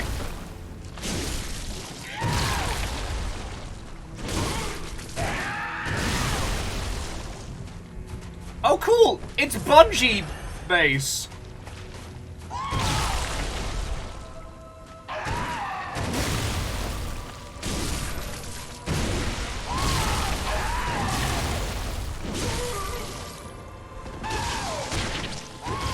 Oh, that's hideous!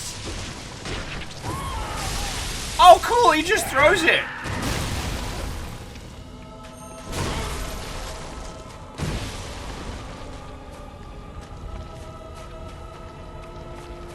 This is so nasty.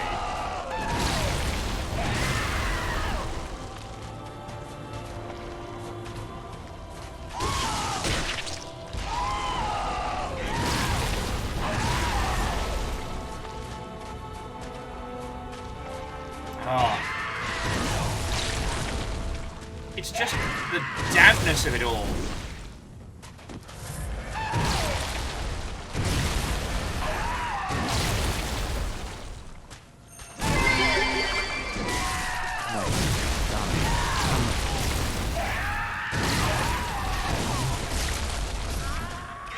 Where is safe? Where is there not damp hammer?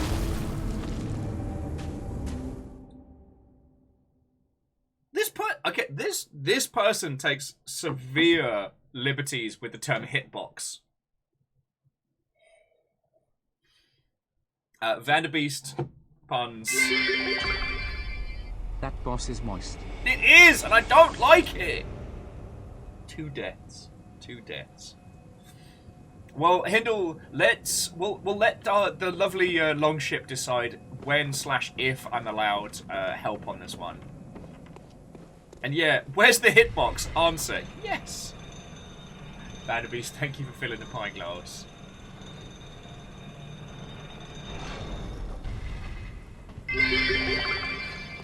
Are you my mummy? Oh, fuck off.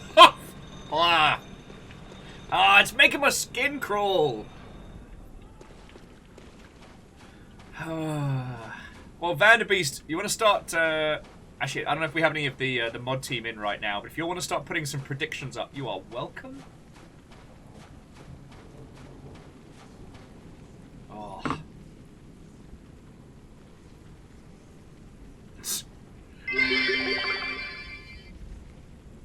I mean, J-Post, that is up to your lovely selves.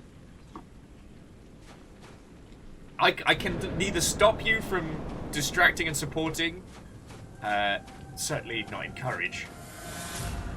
Alright.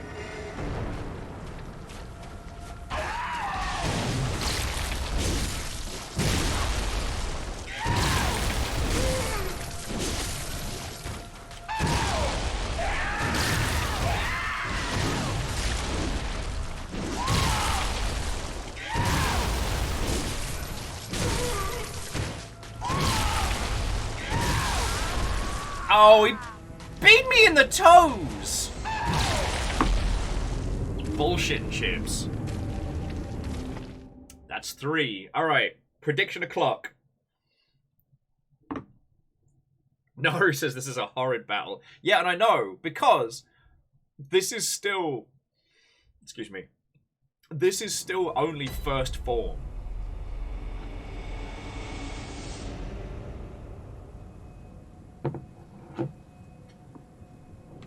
So I tell you what, let's see how many caffeines put in for the prediction. It's like, is it going to take me under 10 or over 10 tries to kill this? All right. So 10 deaths can be the first of our little like gates. If I die 10 times to this Mother Hubbard without winning, then we'll have a chat. It's just the bungee wet hammer of this guy is just so gross. So gross.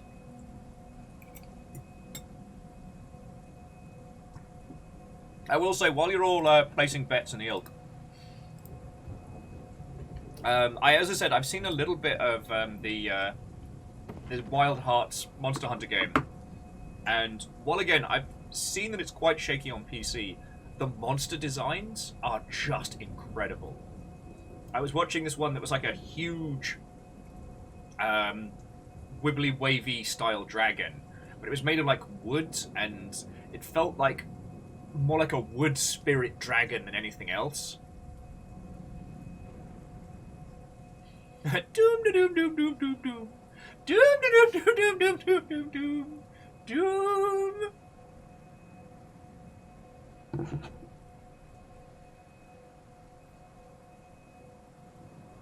Alright, Kakazi, that sounds solid.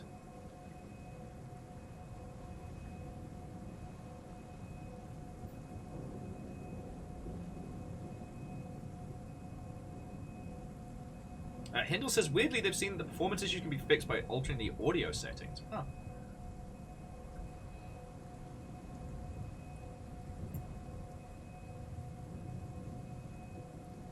And, well, so, like, genres, as someone who's played, like, God Eater and a bunch of other, like, Monster Hunter-style games, as much as I love the Monster Hunter games, they've never mastered...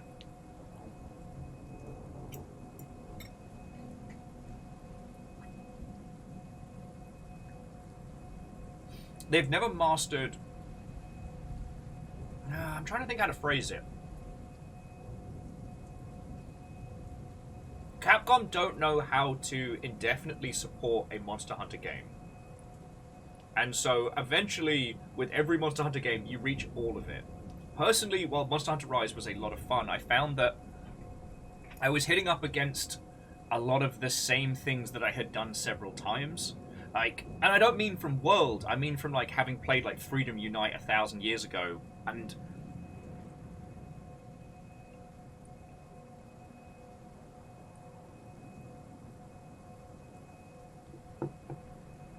Like, if you're currently still playing Monster Hunter Rise and Sunbreak, then feckin' yo.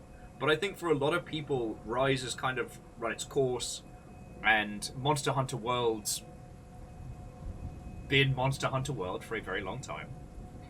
So, I can see why people would want more games in that space. There's been a few that have tried, and this might be a good one. It's also interesting that this is the game that people are taking umbrage with the increase the $10 price point, as it is absolutely not the first to push the price point to the $70 mark. But that's a thing to break down another time. I'm just waiting for you all to finish your predictions before I throw myself at it again.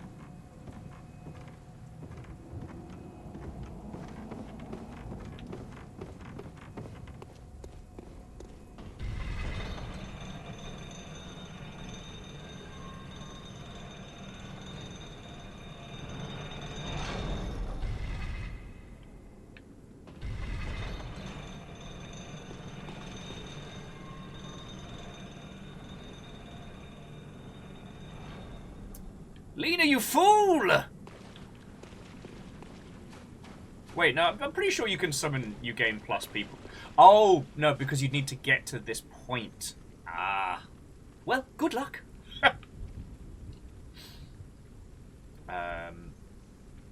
No, I feel that the price point conversation is an interesting one to have, but with a title that has a limited shelf life, having more titles in that same space isn't inherently bad. And I have a feeling that for Monster Hunter World 2, whenever and however that happens, or like Monster Hunter Infinity or whatever it's called, if Capcom are smart, they'll look at restructuring their development as a games of service rather than as a traditional dev cycle. Whether that changes our experience of it, I don't know, but like Monster Hunter has always had post-launch support, and the missions for the PSP used to be ones you downloaded, and you can only download 10 missions at a time from the internet and then play them, including events and stuff like that. It was fiddly and it was awkward and it was just painful, but that was how they did it. I'm not saying I want to see Monster Hunter adopt like season passes and things like that, but sorry, just as a shorthand, what I mean when I say live service games isn't games as service or live service in like the way in which we keep being presented it, you know, like let's make the next Destiny 2 competitor, but more changing your development philosophy. Because back in the day, all games were, you made a game, you released it, then you patched it, and then you were done with it. Maybe you do an expansion pack, that's some more patching, but then you're done with it. The games as service model changes your philosophy in that it's always going. The game is always being added to and updated. Closer to, you know, a lot of traditional software. It just happens that because you need to keep making money to do a games as service game, it means that you need to find ways to monetize year-round, rather than just one release and done.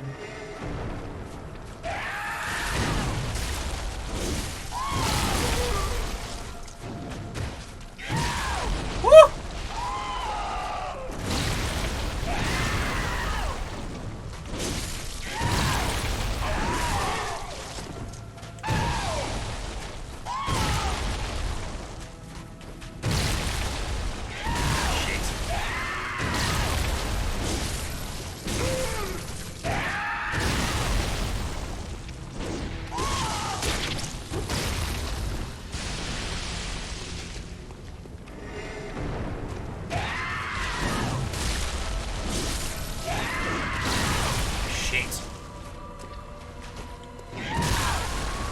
Happy balls! Was doing better that time, though.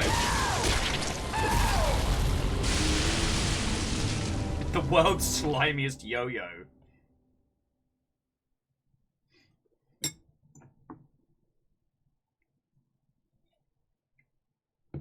Well, again, so genres.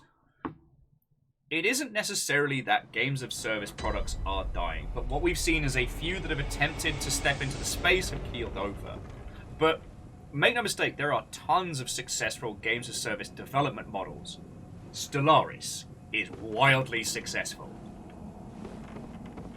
And that is a game that is treated like a games of service model. They've done multiple title updates, but they finance the games of service development model by releasing DLC. And this is where it's really annoying when the consumer term and the dev term are similar but mean different things.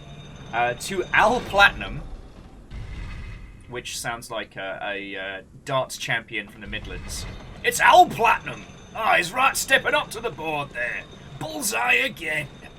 Sorry. Hello. If Orphan of Cos does heal, I've not gotten far enough in to see it. He's kicking the shit out of me.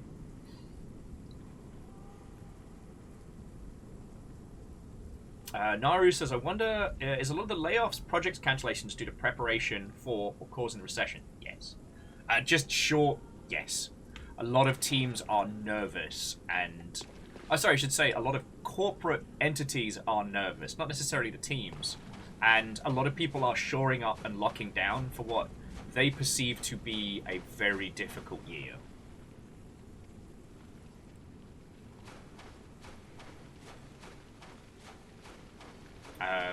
So yeah, especially on publisher side, especially on big corporate game dev side, everybody's nervous.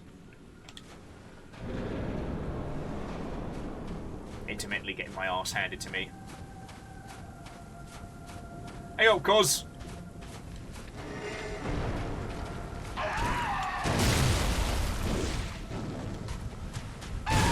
What are you doing? What was that? What was that?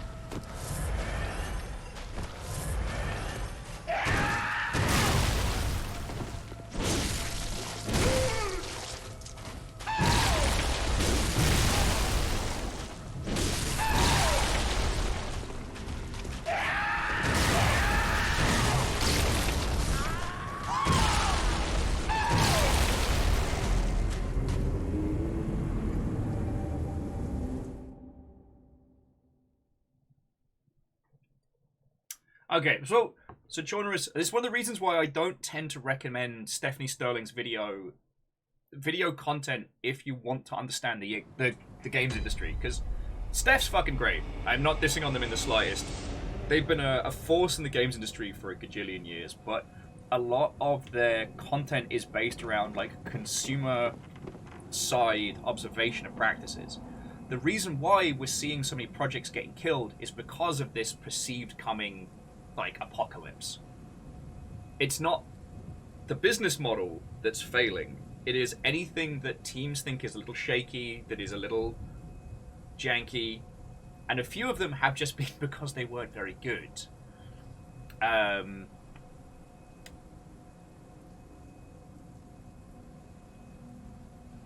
That's the reason why we're seeing a lot of these titles get canned. There's also, like with Apex Mobile, there was an unrealistic expectation of how much money that was going to make in a short time, because PUBG Mobile, Call of Duty Mobile, stuff like that make stupid money. And the feeling was that because Apex Legends is very successful, that an Apex Legends Mobile would be as successful as those. What they underestimated is how entrenched those two products still are in their space, as opposed to like the PC gaming space. So could Apex Mobile have turned mad bank given enough time? Probably. But yeah. And it's always a hard thing of like, I don't have beef with Stephanie Sterling. I don't think that they are bad at their job or anything like that. But they lack a level of insight when it comes to how the games industry operates. And sometimes Because sometimes understanding the games industry is understanding that bad stuff happens for good reasons. Like, sometimes a company adding microtransactions to a title isn't an act of evil, it's all they can do to keep the lights on. Sometimes an aggressive marketing campaign is an act of fear, not of greed. And it's not that Stephanie's outrage at things is wrong or incorrect, but to know the industry is to know why this stuff happens. And once you understand that, it's hard to be just straight up mad at it. You know? Do I hate how EA handle their studios? Abso-fucking-lutely. But do I know why? Yes. Does that make sense? I mean, we spend most of our time in and around the indie scene as is. He says playing a AAA PS4 video game on a Saturday, but you know what I mean. And Jonas, again, I'm not picking on you specifically. I hope it doesn't come across as that. But these are things that I think are important to discuss. Because again, like, when studios are talking about pitching games of service games, whether or not it's games of service as a development philosophy or as a monetization method, that's another discussion. And sometimes the big thing that cheeses me off when watching Stephanie's work is they are angry, but they're angry at the wrong part.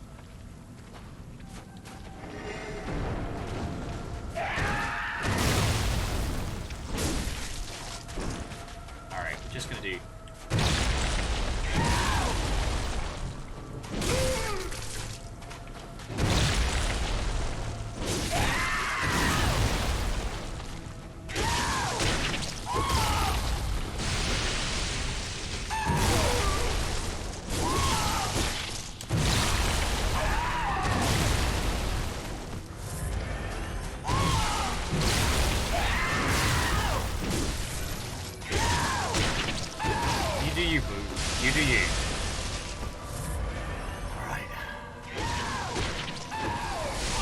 Oh, piss off!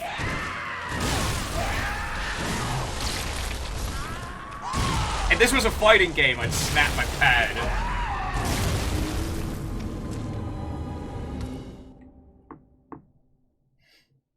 Like, that ranged attack didn't even hit me. It hit a tree, but the tree's like, fuck you. If I have to go down, you're coming with me.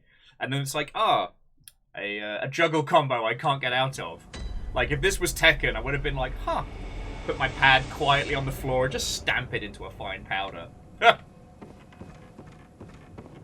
Yep, that's 6. 4 more tries.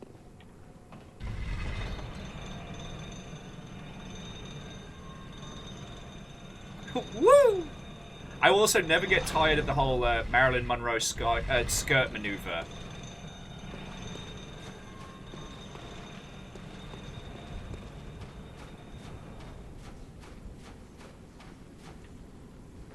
Temptation is if I'm not getting interrupts.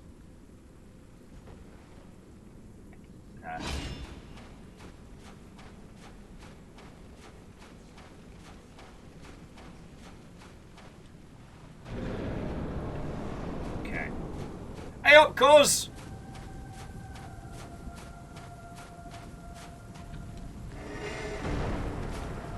Come on. Come on.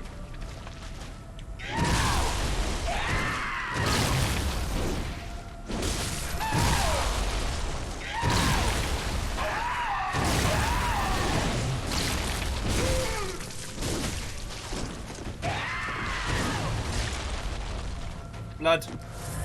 Blood, blood, blood.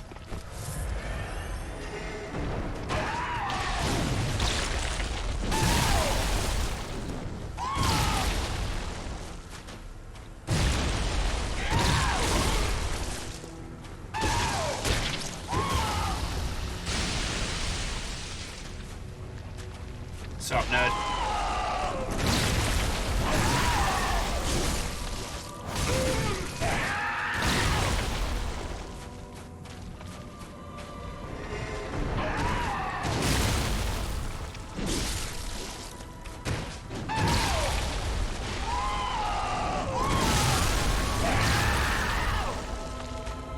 Okay, that was a lot of everything. I'm already dead. That was just mean. I was already dead.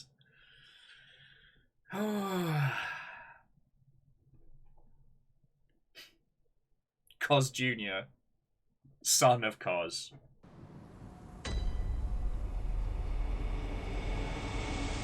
This is going to be a day. Oh, and Fluffy Adorable Kitten, I hope you sleep well. If you can't, we'll be here, but have a good one.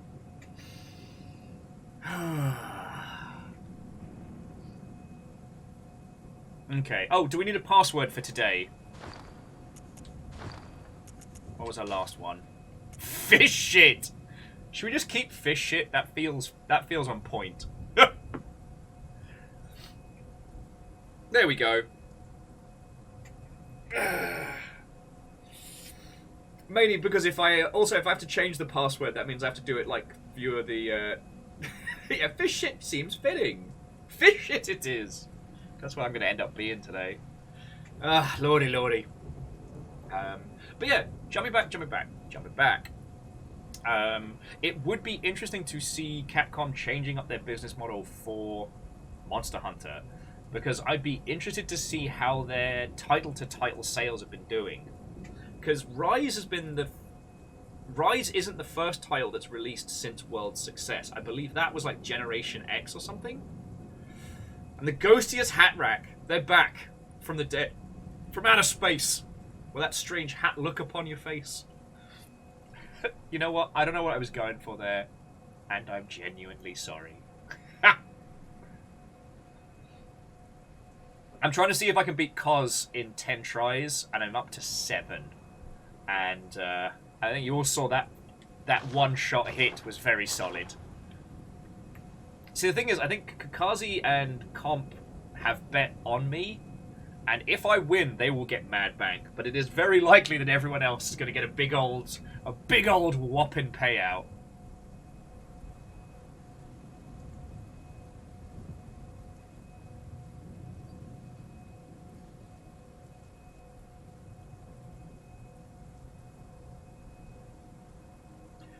And Favor 6, I would look into that. If your antivirus is proccing off of World of Tanks launcher and client, there may be something else there. Alright, once more into the fishy depths.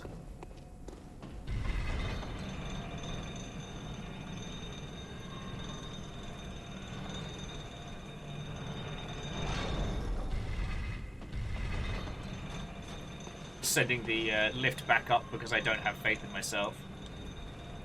Alright, there we go. Lucky Lantern is on.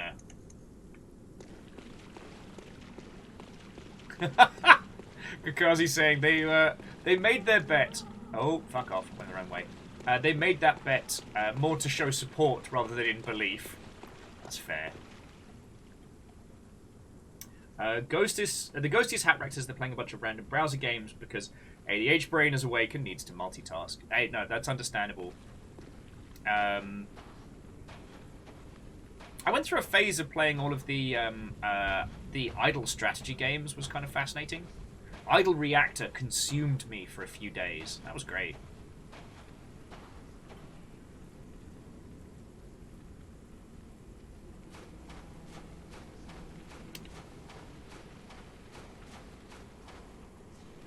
I will need to get some water in a second. I'm fed, I'm caffeinated, I am dehydrated. And I did remember to drink water last night, so... Alright, come on, you bastard!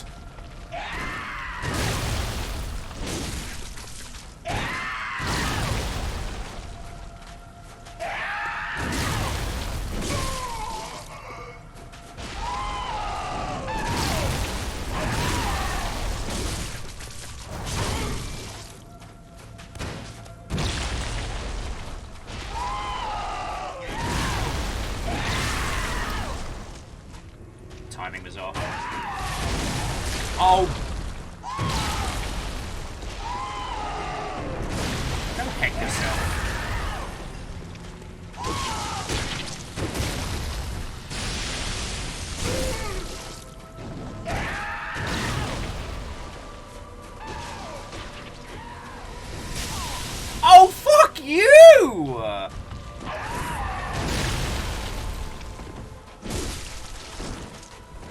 that? It wasn't even close. Jammy bastard.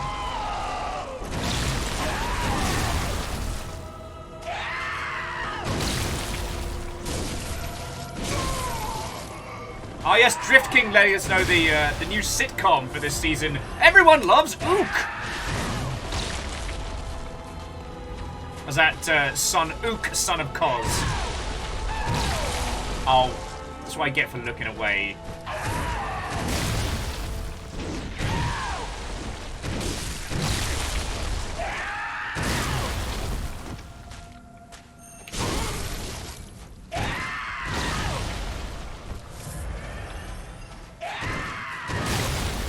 Wait to find out what bullshit his second form is. Probably turns into like 3 people and just wrecks my day.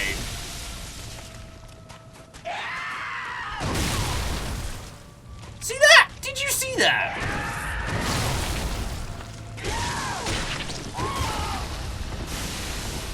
Let's get these fucking heals if I can.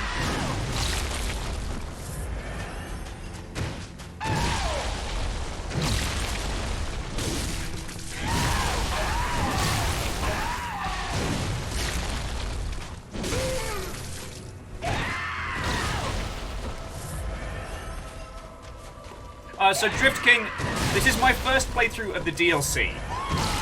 So I hadn't met Koz, son of fuckery, until today. But I have done the main game, so don't worry about narrative spoilers or anything.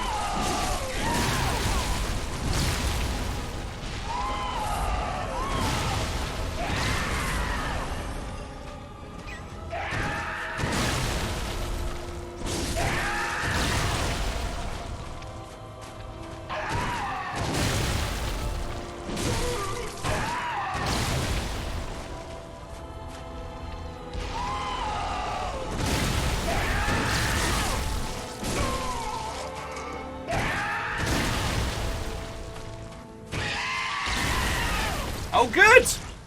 Oh, good, he flies now! Oh, shit, the bed.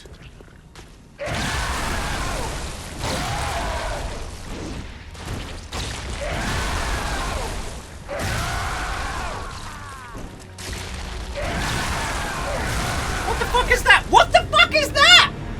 What is that? What is that? Sorry, friends, let me just open up a fresh hot can of fuckery. What's that? He flies now, and his bungee rock on a stick is now a scythe. Gross, that's what that is. Yeah, Keldra, it's so worse. It's kind of like the blood-starved beasts, where they're kind of like wearing their own skin as a cloak. But anyway, Drift King, Watto and welcome. Hello, hello. What I'm not getting my absolute fucking organs beaten out of me by the dampest of bosses. My name's Will. I worked in video games, and now I talk about video games all the time. Non-stop, in fact. With little to no regard. What is that? I believe the loose term is called your doom. A doom da doom doom doom doom doom. Okay, so we got a couple of follows earlier. When did I miss those? I didn't say thank yous. I'm the worst.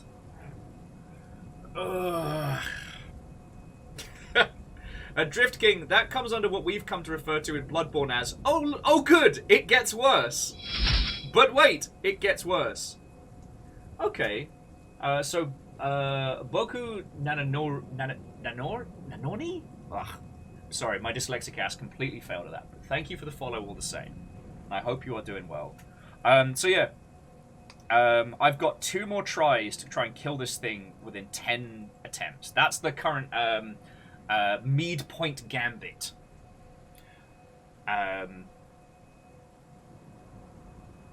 Intermittently, we've been talking about the difference between games as service as a business model and as a development model.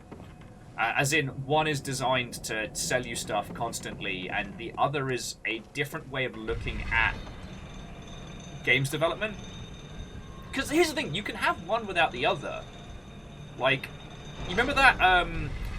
What was it? The Avengers game that was released recently that kind of got discontinued. That was intended to be presented as a games of service game, but its development seemed very much to be like, we released it, we're done. DLC, done.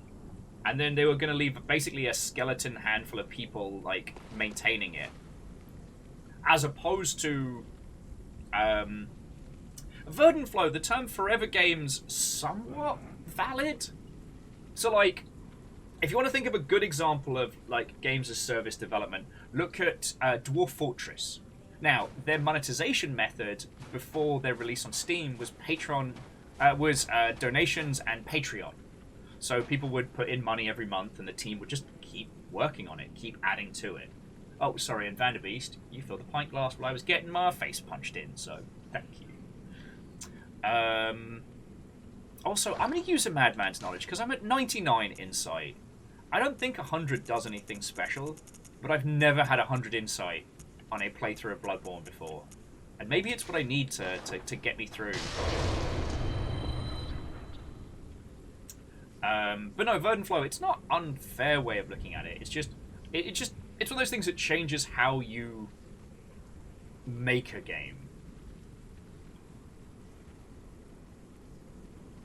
Oh yeah, no, and Drift King, I'm always against annual releases because, like, even if you stagger... Oh, Insight does cap at 99. We can't be any more insightful. Lovely.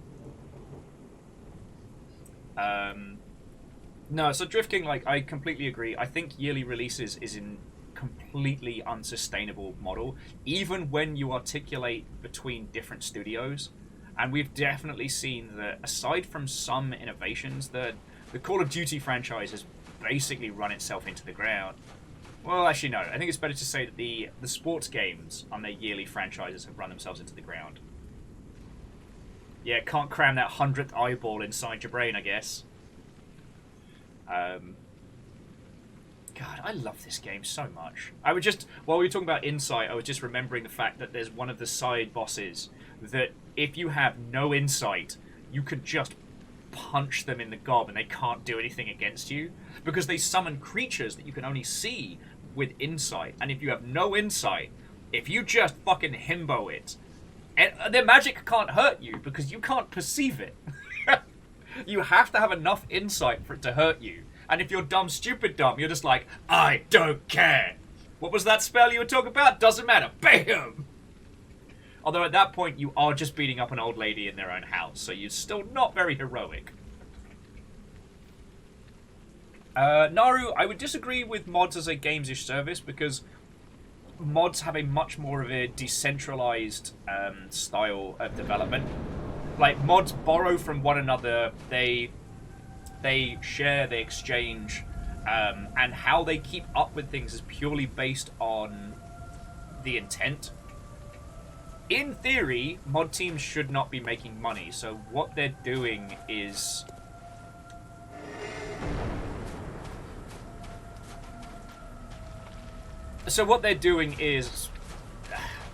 in post-launch support. Oh, and when I say mods shouldn't make money, I'm not saying I don't want them to. It's just...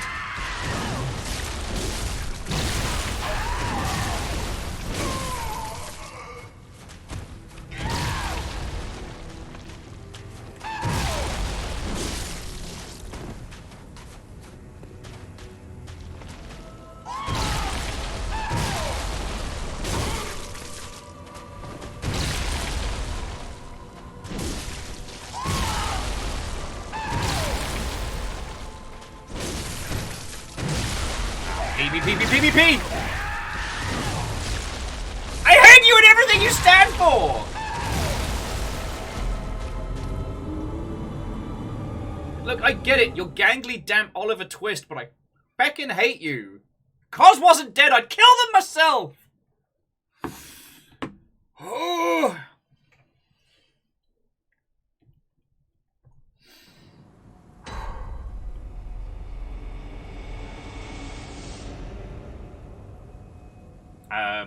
But yeah, no, so I didn't want to propose mods as a games of service because the whole thing about a games as service development model is that you have to find ways to fund your team throughout the year where you aren't just chewing through the release, the money from your main release. Yeah. Mod projects are always such a... I mean, as Tron was saying, they're such a legal mess. Absolute nonsense. But that's another story. I mean, the truth being, what we need is for copyright, trademark, and all of that to get a full reworking so that people can monetize fan works in such a way as that big companies don't lose ownership of this stuff. But that's another story. Well, Angel Kalina, go have a snooze. If you have a bomb-ass nap, then you win. If you can't sleep, no doubt I'll still be here. I can't imagine that, like, Ook, son of Koz, is going to be much for conversation. And I can understand that the wet screaming is not really how most people want to sign out their days. I mean, as my friend Tobias would say, you do you boo, but it's haunting. It's haunting. Yeah, Clank, I mean, the mouse would never allow it. If it got to the point where monetized fan works were even being presented at a governmental level, the mouse would probably lobby it into the ground. But I mean, one can dream. I'm still mad at the Valve Bethesda fuck-up that was monetized mods. What would be great is to create something not too dissimilar from itch.io where teams can have a donation link.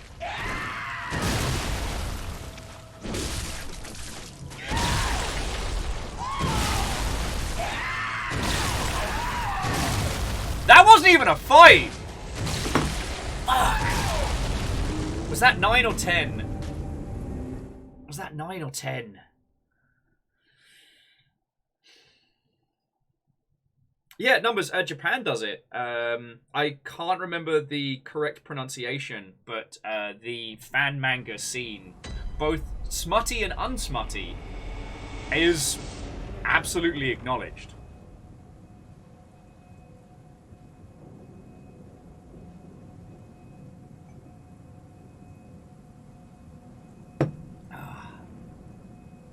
Yeah. All right, friends. I tell you what. I want one more try solo, and then we'll bring the squad together.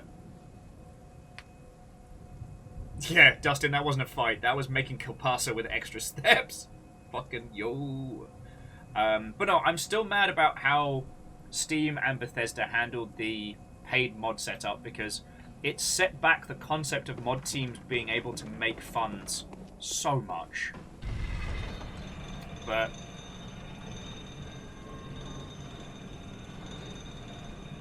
oh yeah, Naru, I mean, that's what happens to most people.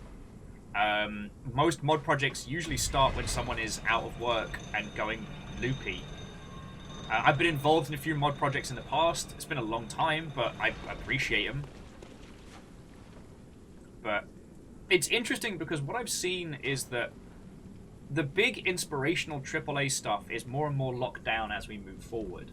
And so the possibility of creating mods for big games gets more and more difficult, more and more complex. That's decreasing those kind of spaces as they used to be real, like, hotbeds of creativity, because the assets and the engine was already done. All you had to do is learn how to break it and jank it to do what you wanted to. The Half-Life modding scene might have been one of the most fascinating things to be a part of. But with current big AAA games, they are fucking hard to mod. It's not impossible, but it's hard. And so what I've observed is a lot of people start creating fan works or inspired bys in simpler game engines to scratch that same itch that I feel we got from modding. But that's another story.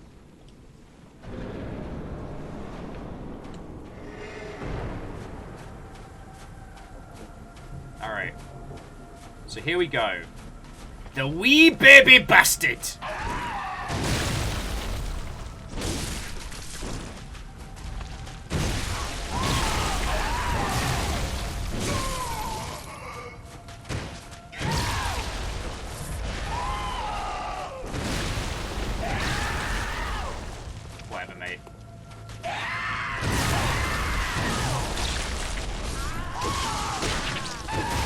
I'm already dead! You have to salt the fucking earth. Right, I'm definitely getting some water before we break this guy's face.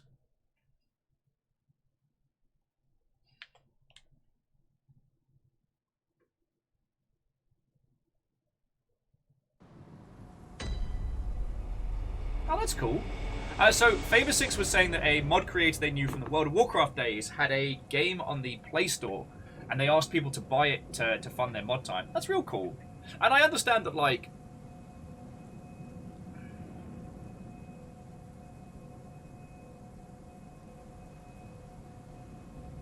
I understand the complexities of what I'm suggesting, of allowing people to direct donate to mods and their production. It does create situations where mod teams could have internal strife and could have teams evaporate where one person takes the money and runs, which some would say moves away from the spirit of modding. But I think that if you create something in an ecosystem that brings people like joy and value, that being able to pay your rent from that, or feed your family, or even buy an extra pizza, I think is a pretty good thing. Now, would it mean that we'd see essentially mod houses springing up around the area? Possibly. But, I mean, that's no different. It's a healthier version than what we see around, say, like Roblox and stuff like that. So, I don't know. Let's go back to the Hunter's Dream. I'm going to go get a bit of water. And then, to anyone that would like to help me kick the shit out of an orphan, a great British pastime, if I might add, the password is fish shit, all lowercase. That's right, fish shit, no space, all lowercase. And we are going to be doing a crime.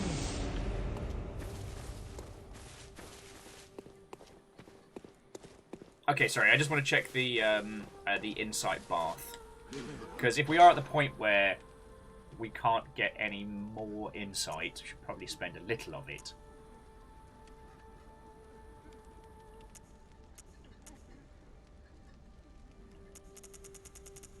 I did have a look at some gun-only runs of Bloodborne the other day, and it was interesting to find out that for the blood-only runs, the biggest thing you have to do is get the Chalice dungeon unlocked. That there's one specific one that people use for just generating blood echoes, which I hadn't even really considered.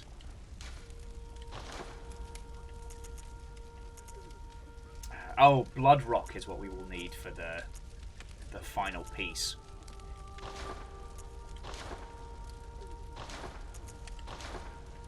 I'm just seeing if we picked up any fancier attack gems, so we can hit even harder. Oh, fuck, yes we did.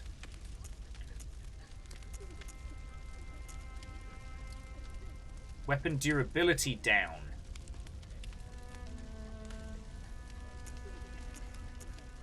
Attack versus the kin down. Who's the kin? What's an aluminum falcon?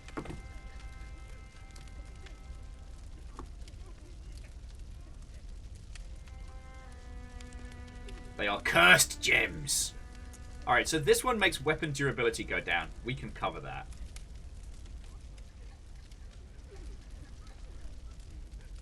The kin are the alien-looking ones. Oh, the blobbly wobbly ones, right?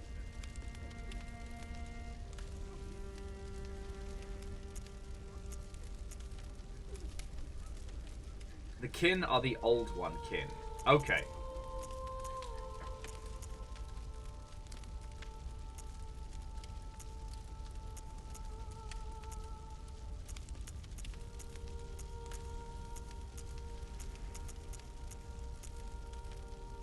But holy crud, look at that. Look at that jump.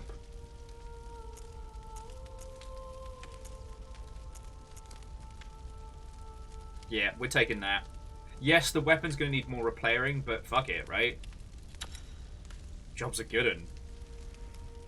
Now we hit a lot harder. Alright. I'll be back in a second, friends. I need some water. Oh. Oh. Fallen Angel, I don't think all of the cursed gems slowly kill you. Hang on, before I put myself on break. Because according to...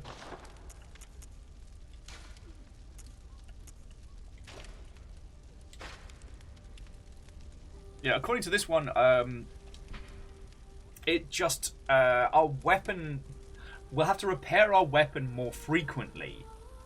But I don't think it's damage over time, right?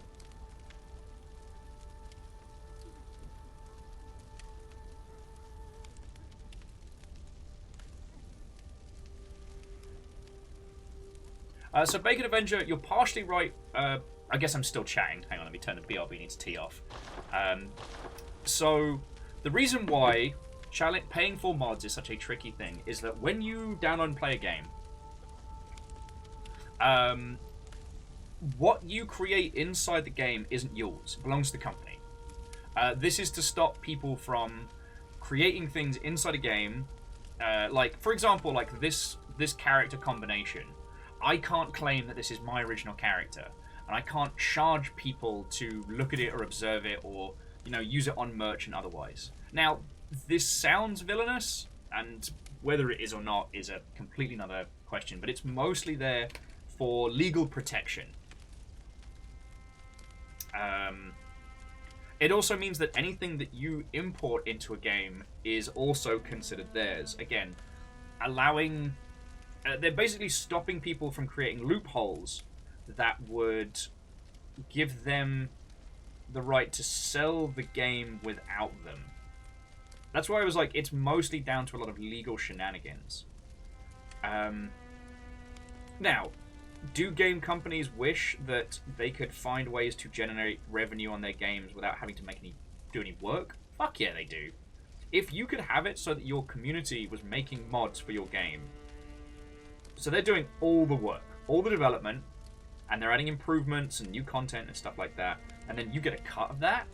Fuck yeah, you're basically making money by doing nothing. You've already done the hard work.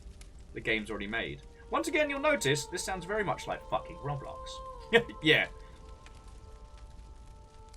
Like, I don't think companies would ever be against that. But when it comes to it, outside of the Roblox environment, there isn't a lot of demonstrable profit from mods. This is where like the shamanistic versus the metrics kind of are always at war. Shamanistically, we know that a game with a fresh, thriving modding community will make buttloads more content, and people will play the game more, and are more likely to either spend money on DLC or new content or merch or what have you. But there's no evidence of that numerically. There's never been a mod released that has resulted in a spike of sales of the title, or at least not to the point where you could show money people and go, this mod came out here and we made this much money because of it. You know, that's where the shamanistic elements come in. So, yeah, see, Bacon, and that's probably why they tried doing things the way they did. But, for those who don't know, like, basically, Steam just rolled out the feature early, and then Bethesda had to kind of walk back the messaging, and so everything was already a mess. Everybody had just announced all the worst case scenarios before there was a full release. Actually, well, so Evil Geek, that's what's fascinating. Because Armor 2 and Operation Dingleberry were already successful games in their own right, the slow increase and rolling forward of DayZ didn't ever produce a specific point in time where suddenly sales went, whoa! And I know this from speaking to people involved at the time. And the only reason that DayZ did as well as it did was because rather than continuing to develop it in-house as a Bohemia project, the DayZ team looked for another publisher, and eventually Bohemia must have either outbid or offered them something the others didn't. And that's how we got DayZ standalone. But, like, make no mistake, there was no spike in sales that made Bohemia go, oh shit, alright, we're doing this. And that's what's so fucking mind-blowing, because DayZ seems like the obvious point of data, right? It's fucking wild. Alright, actually, let me go get that water, because now I want to talk to you all. And then summon up some people to kick the shit out of an orphan. Oh, I'm the baddie. Oh, I'm the baddie.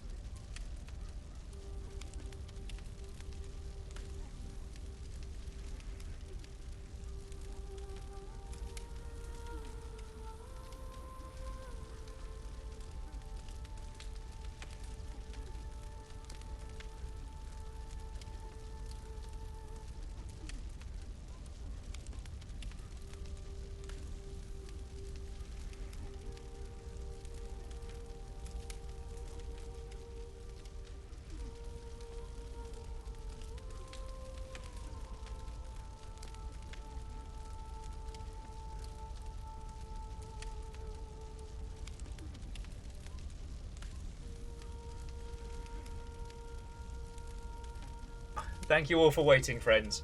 I was just explaining to Fiona what we're fighting, and the look they gave me when I was like, I don't know how to describe this. I think it's a weapon made of afterbirth. Bloodborne's a sticky game. This game occasionally does make me want to take a shower and scratch my skin off. But I love it. I love it.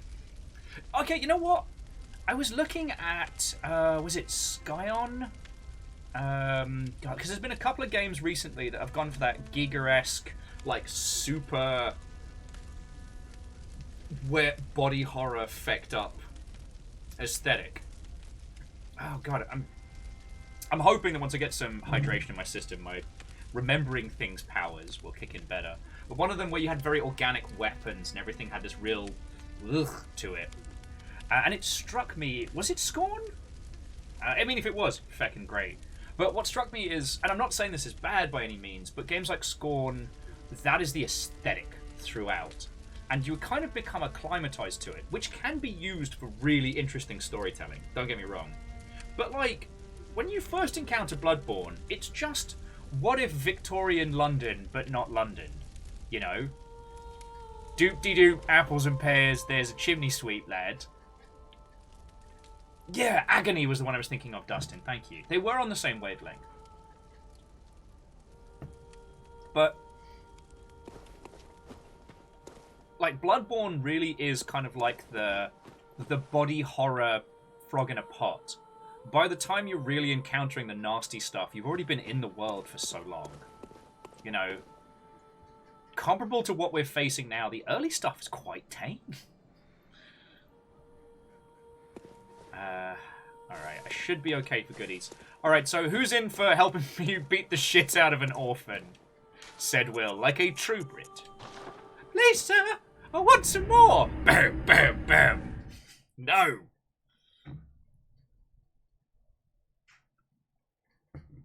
Oh, so Naru, do not feel bad about bringing up the topic of mods. Mods are a very... I feel like we really do need a better... games history on the subject of mods. Like, it's easy to point out the effect of the Doom and Quake modding scene, but we don't really talk about, like, you know, Jedi Knight. I honestly don't think the Half-Life modding scene is discussed nearly as much as it should, because it's that thing that everybody just assumes that everybody else knows about it. You know, that the Stanley Parable and Counter-Strike came from the same place and time. But there were also tons of incredibly clever mods that came out throughout that space. Without the Half-Life modding scene, we wouldn't have Subnautica. Because Natural Selection 1 was a Half-Life mod. Natural Selection 2 was going to be a Half-Life 2 mod until Real-Time Worlds... No, not Real-Time Worlds. Real-Bound Worlds? Worlds are involved there somewhere. Until the dev team decided to legitimize and become a standalone operation to create Natural Selection 2 as a game you could just buy. And they did. And it did good. And then they made... I think they made one other game before they did Subnautica. Oh, well, Team Fortress was a Half-Life mod, although Team Fortress traces its roots back to Quake. And so the Half-Life mod was a reworking of the Quake mod. And this is where I feel like the history of these things is really important, because a lot of the big innovations, especially in the multiplayer space, didn't come from the games themselves. They came from, like, tweaks and modifications that people made. You know? Oh, Hindle says they're also ready to help. Alright, let me ring a bell. It's not like I've got to worry about feckin'...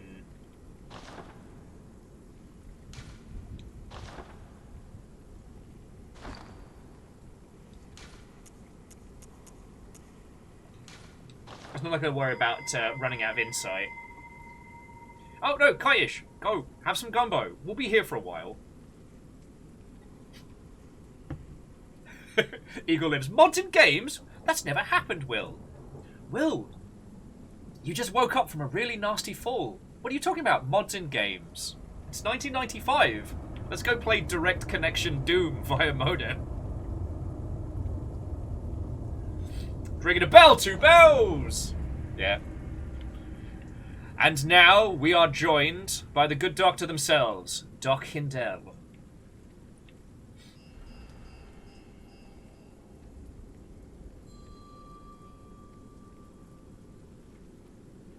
Oh, sorry. I was waiting for you over there. You're already ready. Alright. Oh, the bell-ringing woman can ring it to their heart's content. Yeah, mods, let's go play two-player Mario Kart. The peak of multiplayer gaming in '92. Alright. Let's do this. Also, while I was getting my water, someone shared with me a clip from the Dungeons and Dragons movie, and it's going to be good.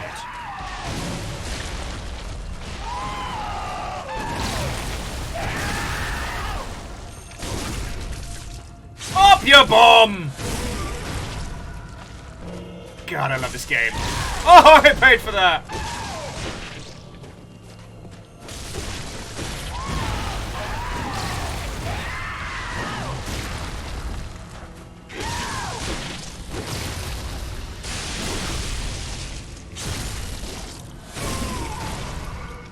Yeah, this feels a little bit OP with a friend.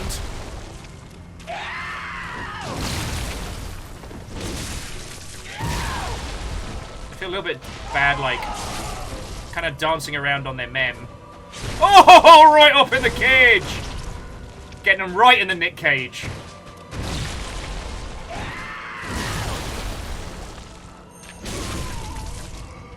Oh! Two people from the British Isles bully an orphan. Next week on Charles Dickens.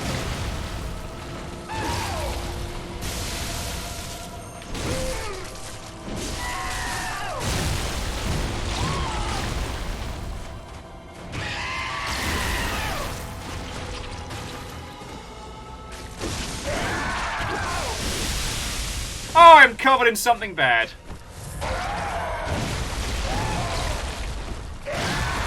See, now the problem is I have no idea what the fuck they're gonna do next.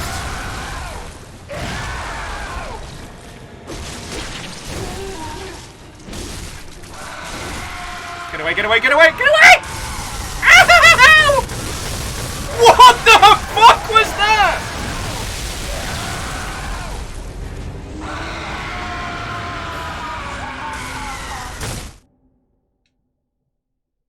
Some mistakes were made. I look back to chat and I see don't get cocky, hubris, enjoy the lightning waves, justice reigns from above. Moose would say that was shocking. Cos has evolved into electric type. I think you lost. You think? Alright. Is anyone else coming to join in for this orphan bullying fest? And yeah, I suddenly do not feel bad about how much we were wailing on him.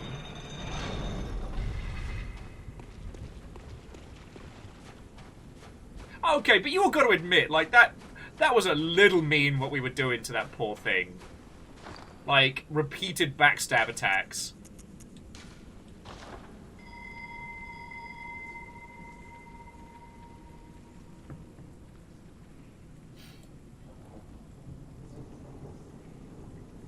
Alright, comp standing there with best suit and armor. Do I get one or two of you for this fight? Dustin, it gets worse! Bloodborne! For those of you who would like to join in, the password is fish shit. All one word, all lowercase. Fish shit.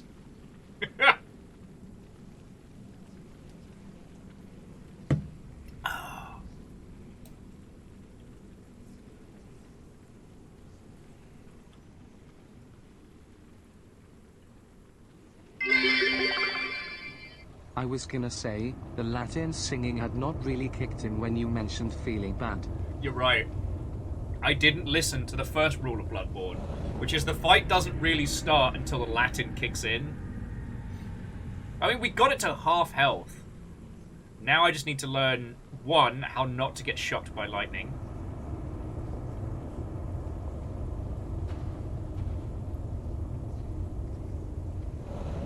Alright! The gang's all here. The Gentleman Exploder, Compliment Cap, and Dr. Hindell.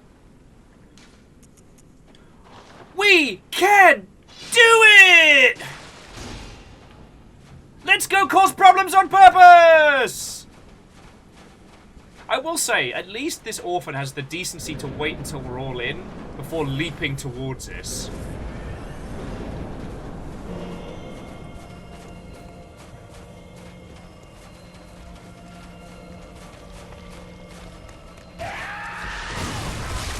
Oh, that was shenanigans. Apparently Hindle pissed it off last time.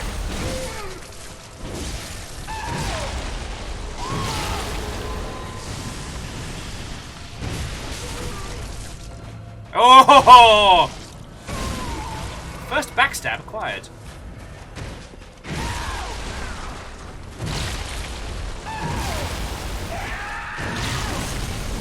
Ah, too close. Oh, what's the other thing from close? Too far away, that's it.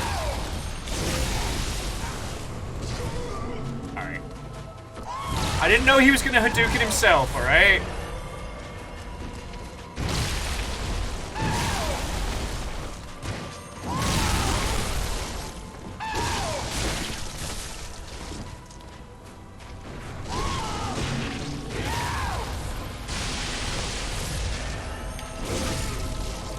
Right up inside ya! Finding an entrance where they can. Eels. Eels. You know what? I deserved that. I'm not gonna lie.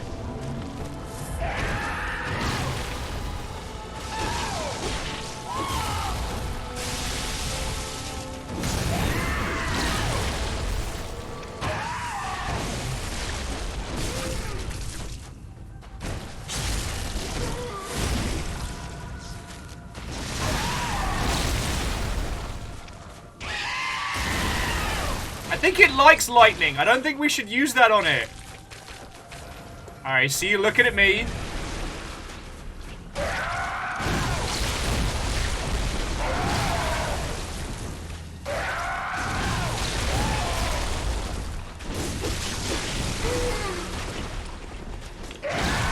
I think Compliment Cap just threw literal eels at it.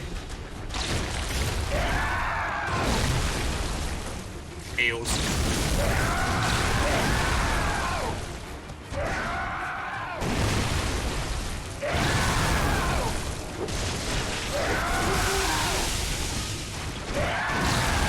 I pissed it off! Woo-hoo-hoo-hoo!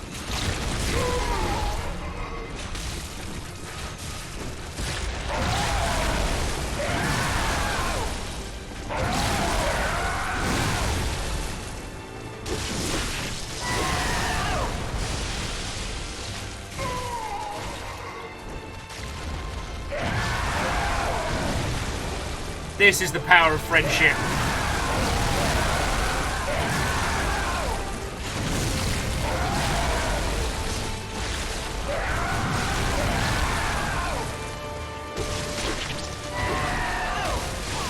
Oh.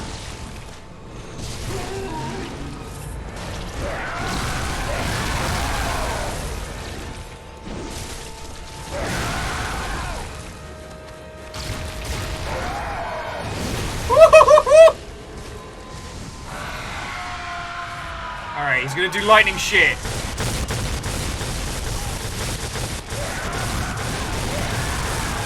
I'm not dead!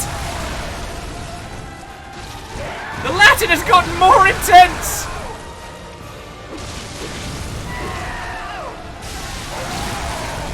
Not what I thought was gonna happen. Alright. Comp, you're in the danger zone, friend.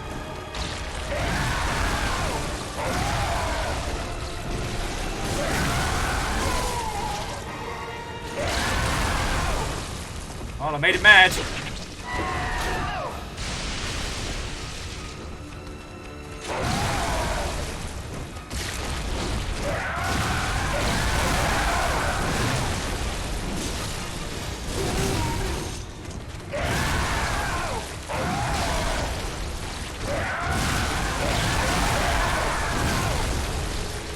can't see a thing!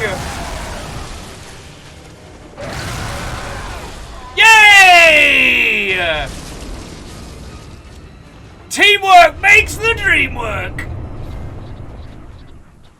Oh, comp. Hindle, fucking thank you. That got a little bit hairy there, didn't it? Squad!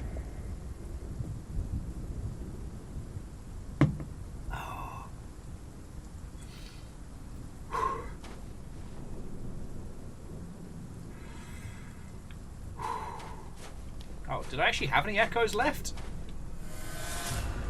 I did not. Yeah, we should check in with Mum.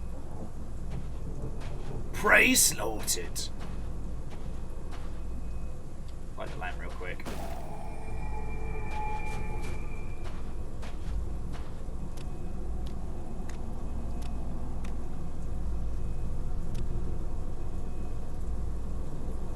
Yeah, Mam's not doing so hot.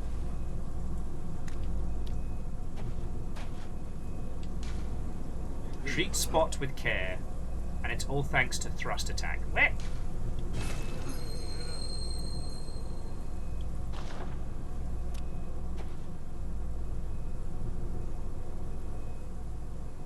Oh god, there's actually a... There is an actual proper face under that. I don't know if you can make out there's the mouth and nose there. Kakazi, congrats on the cos kill! You monster! So yeah, this... So this is a washed up, dead, old one. Yeah, no, you're right, the arms do have hands. And that appears to be either their spirit or the spirit of the Weon. Oh, Meow Kitty's Sakura, I'd love the lore. Because to my understanding, that's the DLC done, right? Unless there's something left.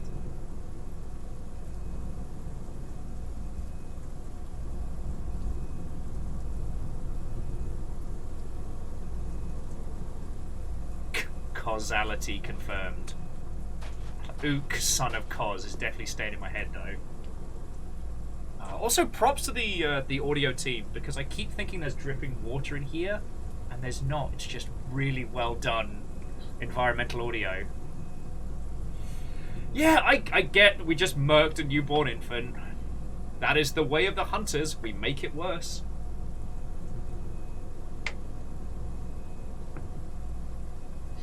Ah. Okay, so Cos ended up dead on this shore, and their decay was what was changing the local villagers into their fishy state. Numbers asked if we can cut the head off and mount it on your wall. Nah, but I'm gonna try and hold it like this for like a fish dating profile.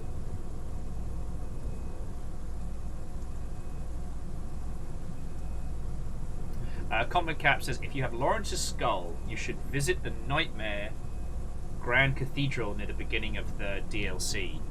Okay. I don't know if we did get Lawrence's skull because we didn't kill Lawrence. We put them. We let them sleep. I don't know where that would be. Could be key items. No, we did get Lawrence's skull. So yes, we'll do that.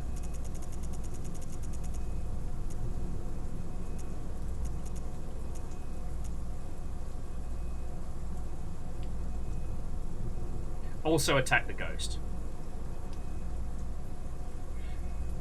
Everyone's saying hit Cos for the proper ending. Okay. The thing we just picked up, though, was...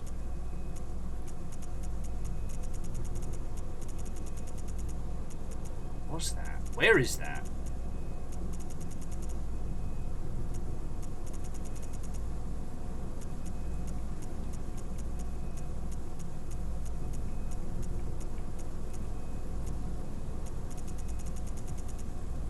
Wait, the Cos Parasite is a weapon?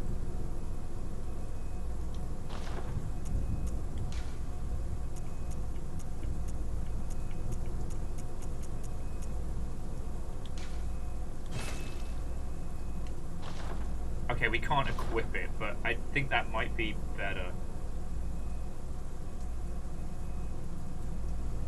Hey, and Uncle T, Watto and welcome. Alright.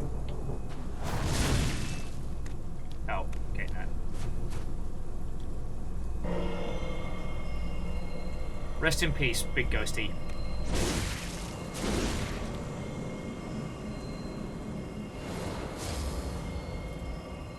Nightmare slain.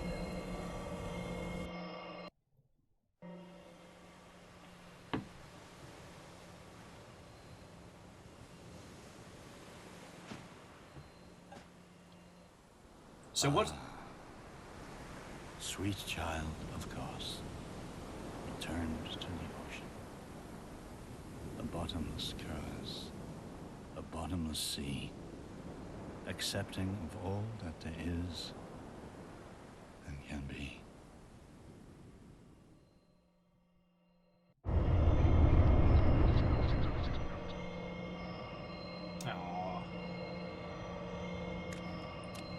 There are no... I guess there are no real super kind endings when it comes to Bloodborne. But yeah, so this thing washed up dead. Kos crawled out of it. It's just presence in this area is what slowly twisted the people of this place.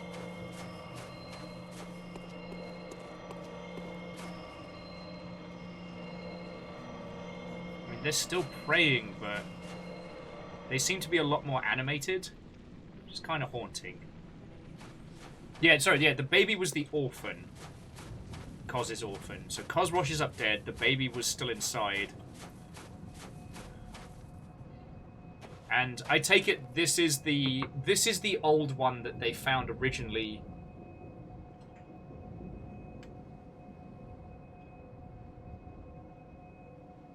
Because I assumed the old one they found was inside the catacombs, but this must have been either a different one or something that Byrgenwerth researched, right? And no, that's a really good point, Moose. The weird moon is no longer in the sky. It's a clear and peaceful morn. Let's spend what we got, and then we'll do Compliment Cap's recommendation of going back to the beginning of the DLC. Okay, so Meowkity Sakura says, originally we don't know, so whether or not they found the old one in the catacombs or this one first. But yeah, there's no way Byrgenwerth wouldn't have reacted to finding this. And especially when we see the experiments that were done on people, probably took this version of the blood.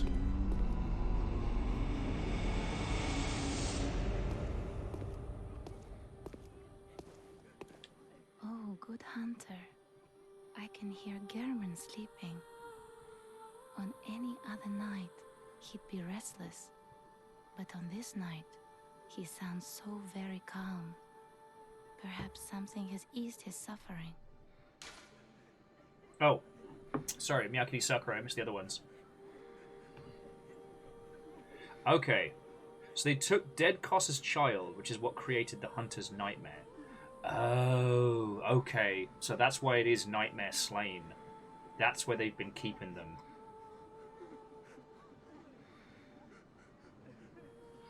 Okay, but yeah, so Byrgenwerth caught wind of what was happening and launched a slaughter, killing and investigating everything.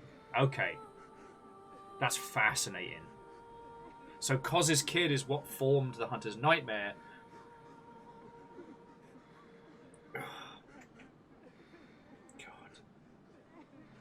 I fucking love this game, and I think what I love about it is that the more we play of it, the more of it we find out. Very well.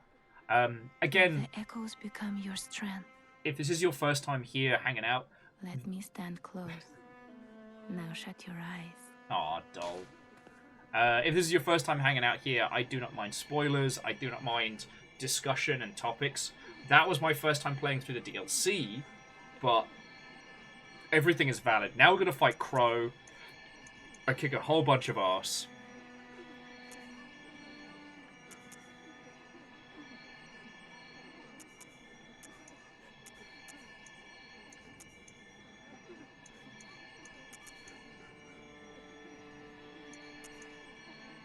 still getting massive scaling on strength, so fuck it, why not?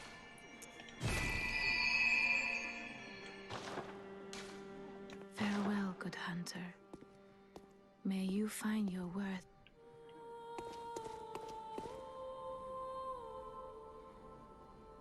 And yes, Kakazi, I do have Lawrence's human skull, so we're going to take the suggestion of going to go see how that unfurls.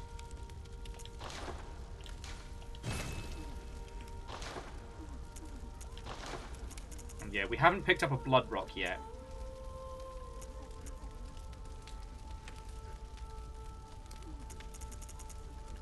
So many good weapons. Oh, we didn't read the Kosh Parasite description. See, one of the reasons why I love this discussion is... so B Blackrock, hello, Watto and welcome, was saying that the whole of Bloodborne's lore is essentially greed and curiosity being the downfall of absolutely everything, which is classic Eldritch horror. What I love about Bloodborne is we can see the same stuff and read it in very different ways, much like in a great literature. I see Bloodborne as being that intent doesn't remove causality. I don't think that the Healing Church was founded to make money. I think it really was founded to do good. And then the money started coming in. That money may have corrupted the people involved. Hell, we were talking about this the other week while playing that I'd love to do a prequel series, like set during the absolute height of the Healing Blood Church's like prominence and success, just before the tip over into like its descent. I'd love to do a TV show based on that, but that's another story. I genuinely see the split from Byrgenwerth as being we have all this knowledge, we have all this, we have powers that people have never seen, we should be using them to help. And Byrgenwerth being like, nah, that's a really fucking bad idea. And surprise, surprise, it was a really bad idea. You know?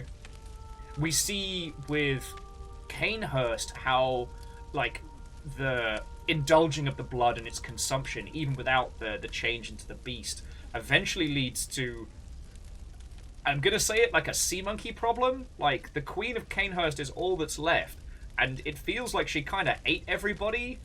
I know that's not the case specifically, but it really feels like that. Yes, she is immortal and cannot be destroyed. But it came at the cost of everyone else. And, yeah. We seem to be the agent of change in this world, but... And again, Blackrock, I'm not saying that because I think that you are wrong. I'm saying it because I love that this is a piece of art that we can both interpret in different ways. Hey! Well, see, now we're getting into the good literature, and of course, that's when the head librarian shows up. How are you doing, friend? Watto and welcome! We just finished the DLC, and so now we're going to be heading into Bloodborne proper. Oh yeah, Blackrock, I absolutely saw Cainhurst the exact same way. Like a combination of, like, decadent royals and vampirism. You know, their servants exist at first just to work for them, and then later to basically just be the great big snack attack. Probably could have phrased that better, but you know what I mean. Oh, speaking of which, we can probably get some some Cainhurst armor. Let me just spend the blood echoes we have before we go check out Lauren's skull, because no doubt now that we've done this, I'm going to be wanted to be all chinwaggy, and then I'll get my arse handed to me by like the most basic of enemies. We did actually beat up Lady Maria, and I managed to do it solo, which I am very proud of, because Maria is not to be taken lightly. And I've been informed of how much creepier German was than I thought. And I thought it was pretty feckin' creepy when we started.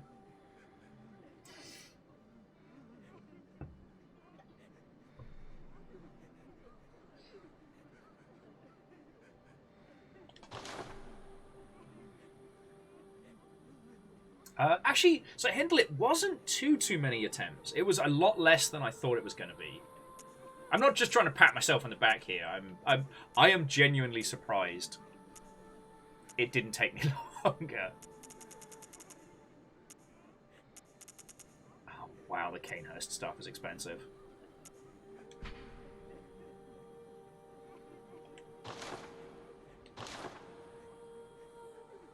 Oh, you're allowed, Hindle. You're allowed.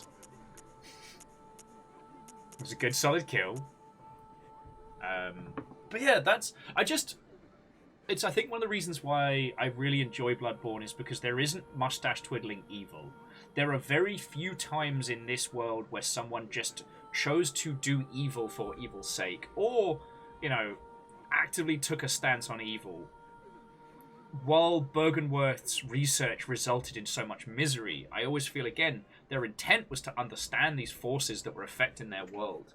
They did not seek to experiment on people for the purpose of creating ninja super soldiers or, like, super fish mage warriors. It was, holy fuck, a great big cuttlefish washed up on a beach, and now everyone is fish people. How do we deal with that? Hello, baby boy. No. Not doing pausies in here. Oh, sorry. For those of you who are new, Amos is our youngest pup. He is severely allergic to himself, so he has to have his feet cleaned after he goes outside, and he doesn't like it. Oh, way cool. Dustin, I hope Let It Die is treating you very well. Oh, jumping back to one of our previous conversations about games of service, the other thing that a lot of people haven't really been discussing is that quite a few... Oh, we need bullets. Alright, feck it, we're just going to buy 50 bullets. Quite a lot of the games of service projects that have keeled over have been ones that nobody wanted. And I know that's easy to say game-wise, and we'll go back to talking about Bloodborne, but did you know there was a Battle Royale sequel to Let It Die? And if you didn't, don't worry, because one, it was bad, and two, it was incredibly poorly marketed. Oh, how many third umbilical cords have we got? We have 1/3. Just the one so far. And that was the one we got from the clinic. So I believe we need 2 more, right?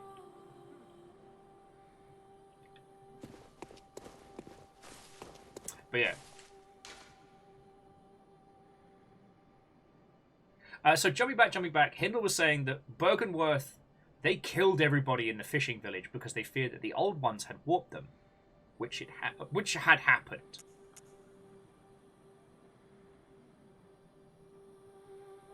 Chorna says, did you go to the clinic after killing the one reborn? I don't believe that we did. So we can do that next after we've done the Ludwig head.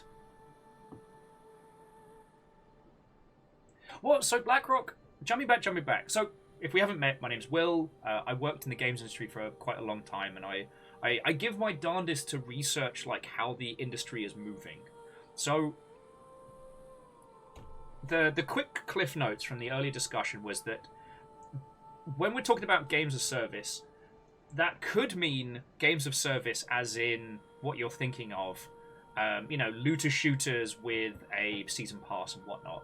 But it also could mean a style of games development where instead of looking at a game as a thing that you release in a box and then are done with, or patch and then maybe have an expansion pack, that you look at a game as a thing that's constantly evolving, constantly being changed and added to. And that's one of the things we were discussing earlier on. We'll just go back to the beginning of the nightmare because I forget where the church is.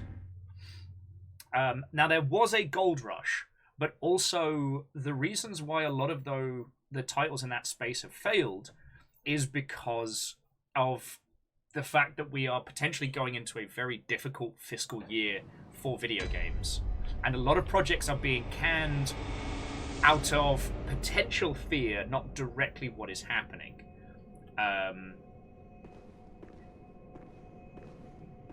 So yeah.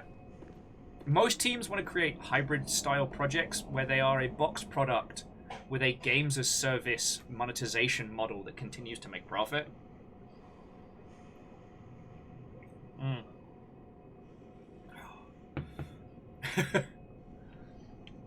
Why? I mean, sorry, head librarian. Like, yeah, here's hoping. Touch wood, we're all making it through this. But also, why does the crossing in itself feel like it makes so much sense simultaneously for the games industry and for discussions about Bloodborne? Catholic imagery? Not in my video game. Oh yeah, we have to go straight up here, crush a couple of hunters, and go from there. The gold rush is tainted with rumours of fool's gold in them there silent hills. Do like that one.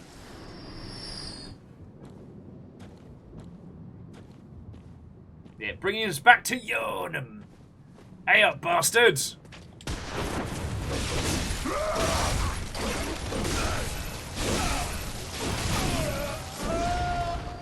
Ah! I'm still quicker. And BlackRock is correct. We're playing video games, and that means that the Pope is evil, and we're gonna have to fight the Church. That's the truest truth of the video game space.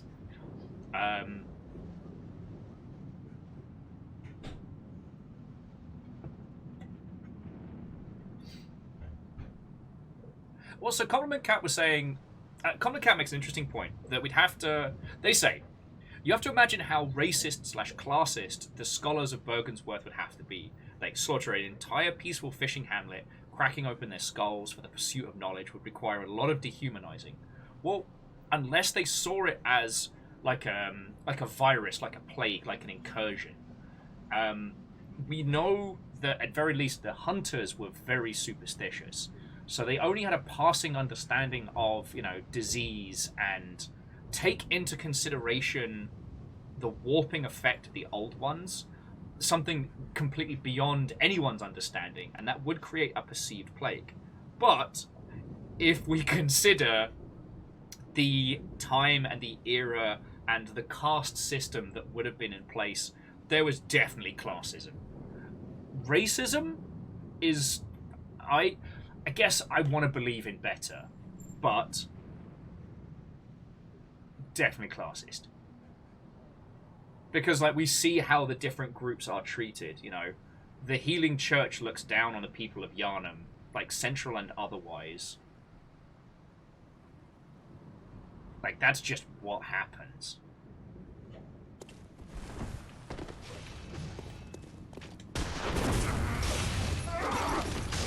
Not now!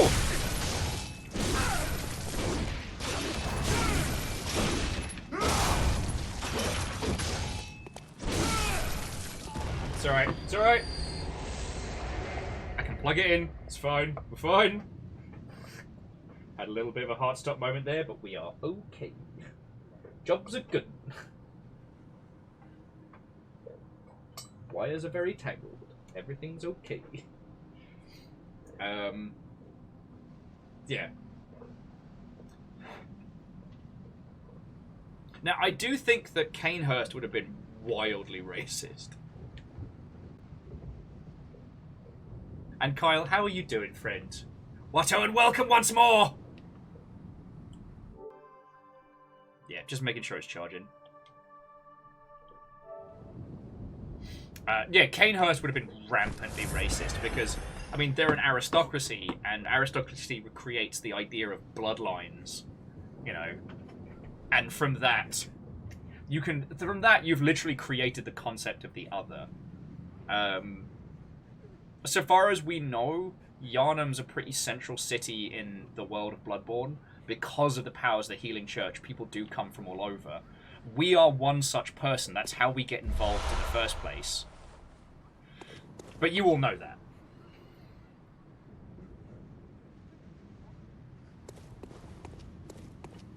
Sorry, crows! God, we do swing for a lot of damage. Oh, and I didn't take a look at our new weapon. Okay, so this was the Cos Parasite.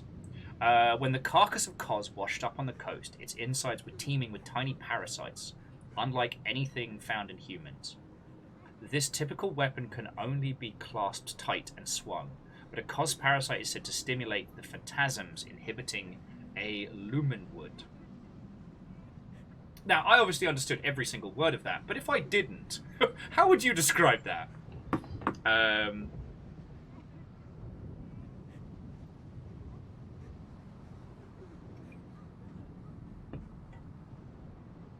God, my mustache is driving me. Oh. But yeah. This weapon casts the mighty spell Brain Exploder.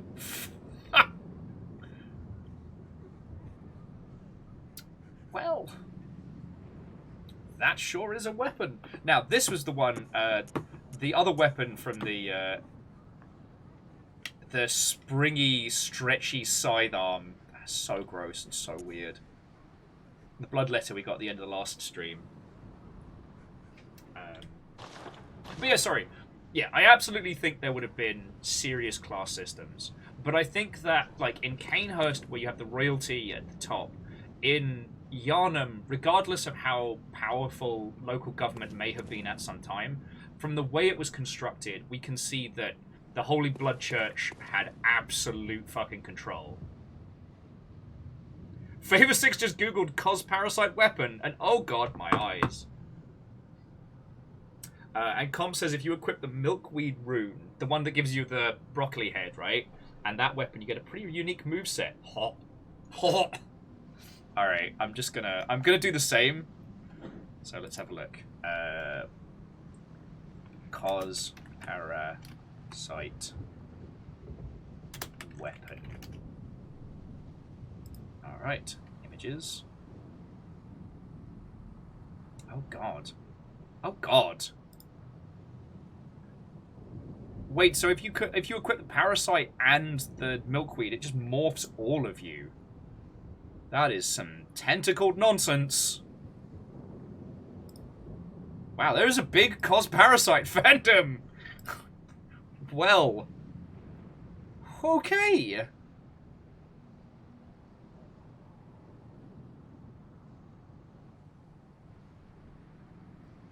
Comp says if they get summoned again, we can show it off. Or we could never ever look at it. We could just continue our lives and never see it. We all know that's not going to happen. But...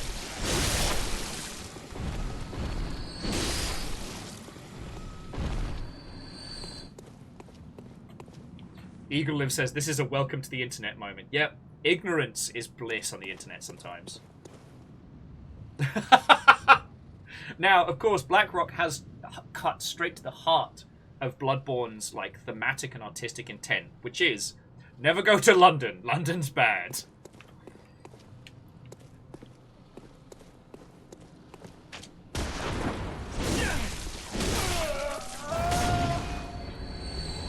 This turn's finished.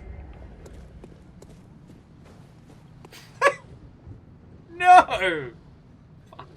Sorry, Vanderbeest just... Wait, the cos parasite fandom? Do they cosplay?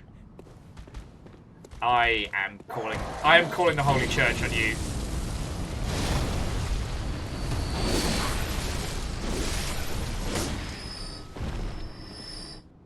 Lena's like, what if I like London?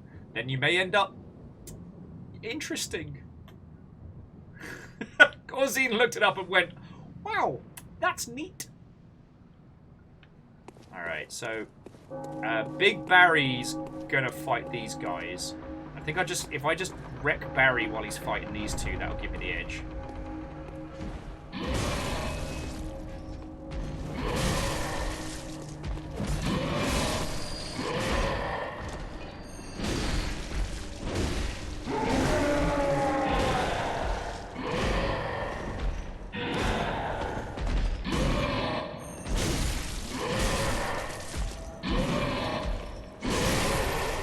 There we go. Just don't give Barry enough space to do his stuff. Alright, so we're going to bring his skull to here, right? Like, that was the thing you were recommending before I go get myself into more trouble. Favor6 says that London is very cosmopolitan. Why are you like this? I will say, as someone who has lived in London a long time, it simultaneously sucks and is brilliant. I love it, and I will always wail on it.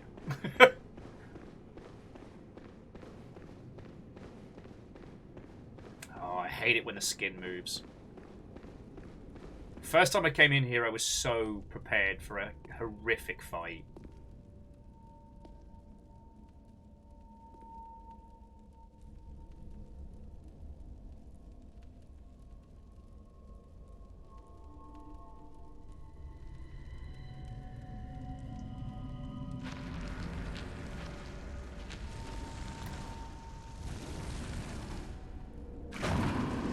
You all did this on purpose!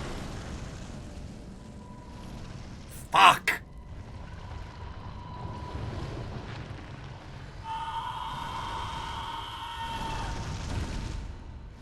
Why did we wake him up? He was sleeping!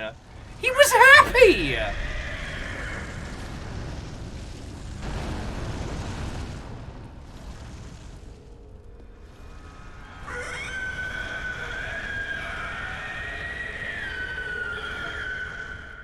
How long has it been since something has screamed at us?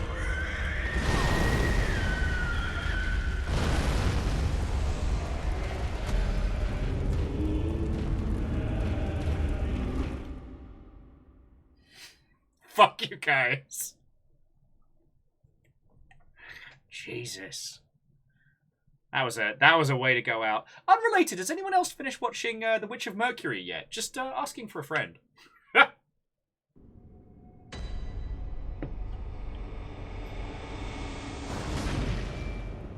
Yeah, we definitely earned that. I think there's a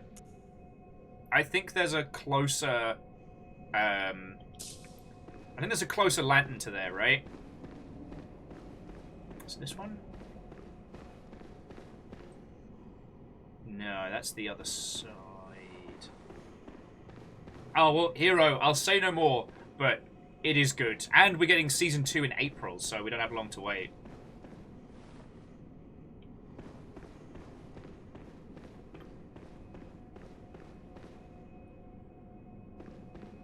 Aw, Jonas, I wasn't actually trying to bully us. But remember to start with the prologue, the episode 0, because it is worth it.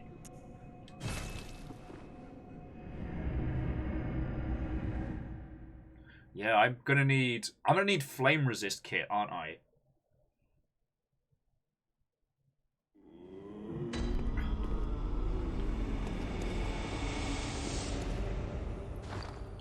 Which I think I have.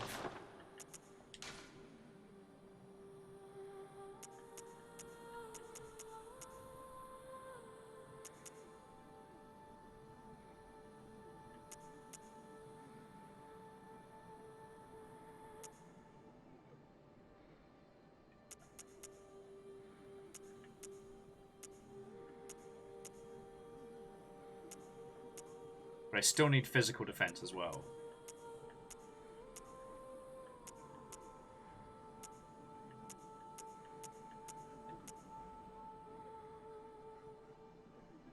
Feck it. Yarnum hunting, let's go. I think the hunter's garb's not bad. Oh, the charred garb's gonna be even better. That's still pretty classy.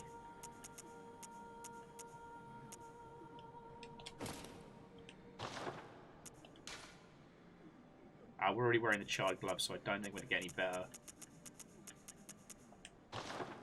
And we're already wearing the charred pants. Alright. Let's douse ourselves in some fire and let's go get weird. Oh shit. Dustin found a copy of Time Crisis 3 on the PS2 with 2 light guns. Good on you. That's a hell of a find. Okay. Favor 6 pointing out this game's interesting cosmetic appeal.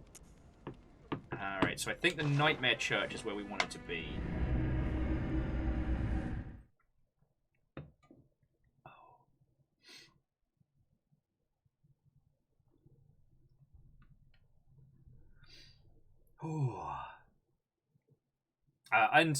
Sorry, Orzine and Ghosty Hatrek, I haven't even started the Magnus Archives. which I'm told is very, very good.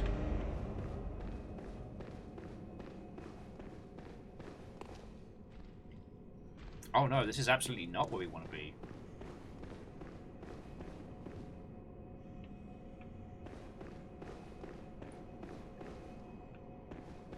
Wait, what's the... Shit, what's the closest lantern for this fight? Also, if Hindle and Comp, if you want to come join me for this one, I am absolutely fine with...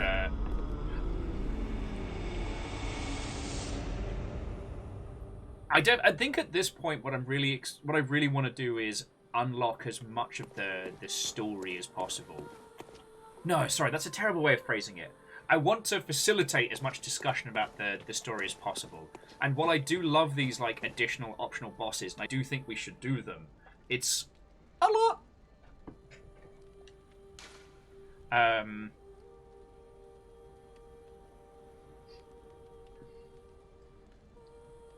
Do we need to do a cost-benefit analysis? Why are you not like this?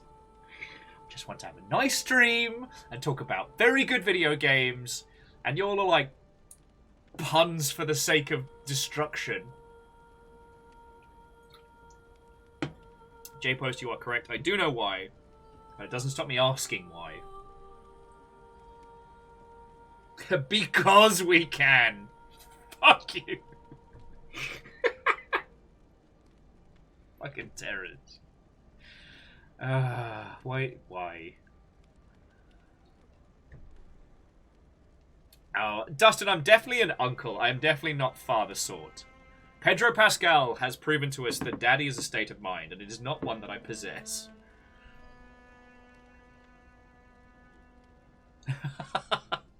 Hey, Hero, you can have it. Hero is going to name their next band Puns for the Sake of Destruction. They sound like a great band to see.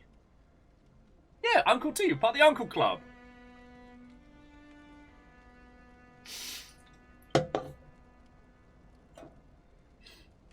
Hoffman. Hoffers. Hoffzer. Mr. M. the Hoff. How very dare you. That was nearly out of my nose. Hoffman with, this is clearly causing Will a lot of pain.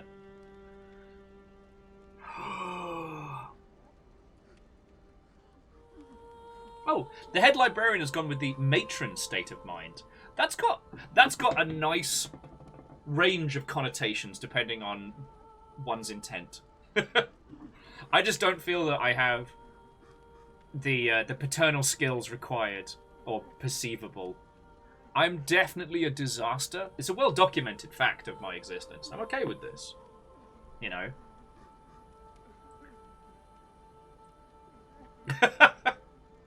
Head librarian just says, I need the range. Yeah, I think the Hunter's Nightmare is the closest to starting this fight, isn't it? Alright. So...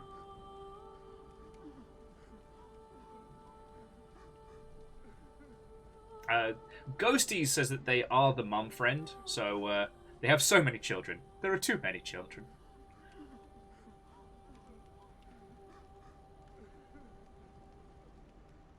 Oh, Dustin says that Puns for the Sake of Destruction will be a chapter in their autobiography, Casual Chaos for Fun and Profit, which could also be the first album by Puns for the Sake of Destruction. Alright, Hunter's Nightmare. Yeah, so if, Hindle, if you and Comp just want to meet me in the church at the start of the Hunter's Nightmare, we'll just head on through. Between the three of us, we can carve a path. And then, hopefully, this time I won't get just... I mean, I got Monty Pythoned.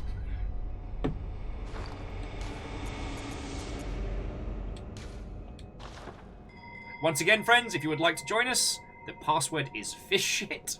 The password is fishshit, because I don't want to change it.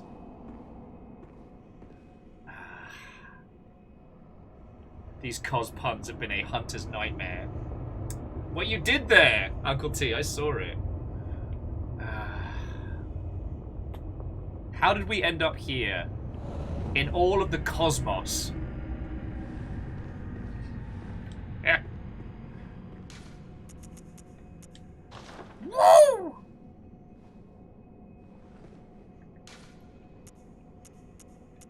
Oh, and check it out. I've got the shake off cape.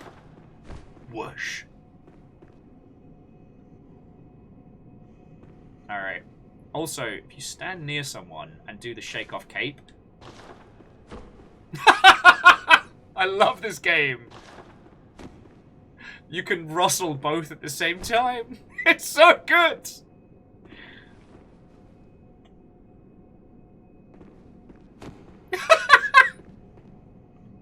This is why we have fun with physics. Alright. Let's go kill some. Let's go kill some bad words.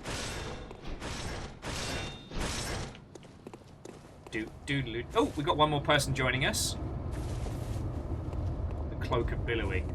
Oh shit, that was the thing I was saying. I watched a little clip from the Dungeons and Dragons movie while I was getting water, and it genuinely made me laugh. I win, lose, or draw. The D&D movie is going to be fascinating.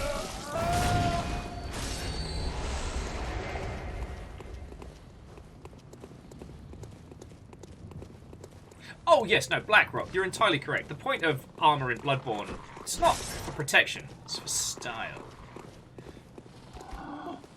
And resistances. I also find it fascinating that the armor philosophy is something that... Oh, okay. There we go. Comp showing us what happens when you go... Oh, God! Oh, God! Oh, God! Oh, it's so wet! Oh.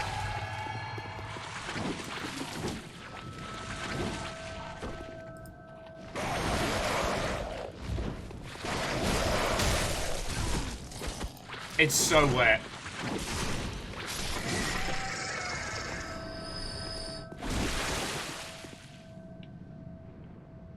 Oh, and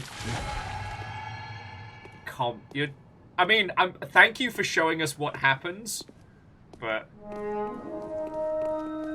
to reborn Nora, Watto and welcome, hello, hello. We're just about to fight a flamey beast. Who I'm just going to imagine is going to smell like burnt hair. Don't you pick on Hindle, you bastard!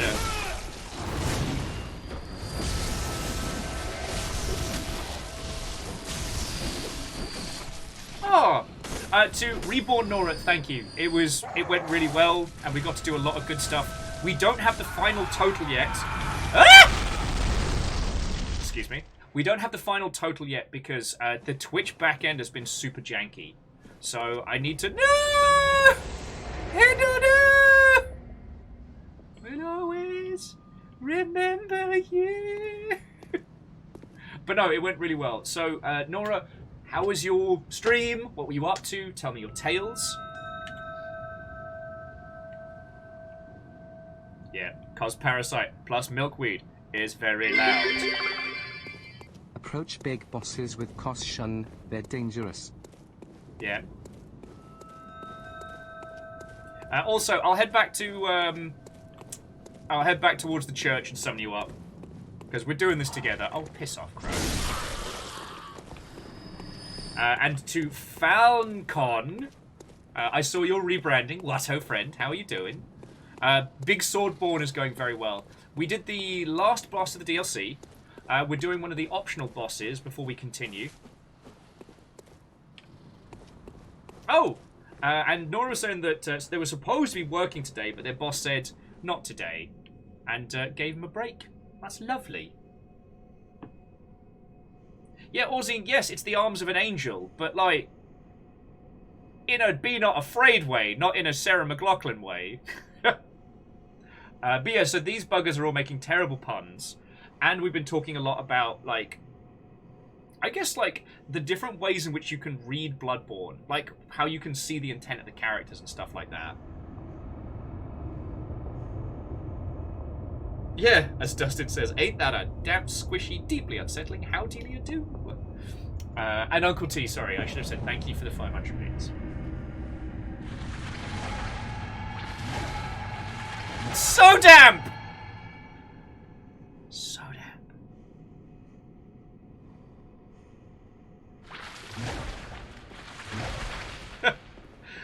Sorry, Reborn Nora says, imagine being in a non-toxic work environment where you get good mentally and are always able to work on the daily. I mean, I work for myself, my boss is a prick, so... Fiona keeps telling me, like, you should take more time off. And I'm like, but my boss keeps telling me I have to work. Alright, so we've got Doc Hindell and, I don't know, like some Mike Magnolia character. God. I'm definitely the shonen protagonist of this one. Be not afraid! Alright, we'll go kill Big Boy Barry. Actually, I shouldn't say that, because the character of Big Boy Barry was played by a very good person. And an industry friendo. I need to stop making that joke.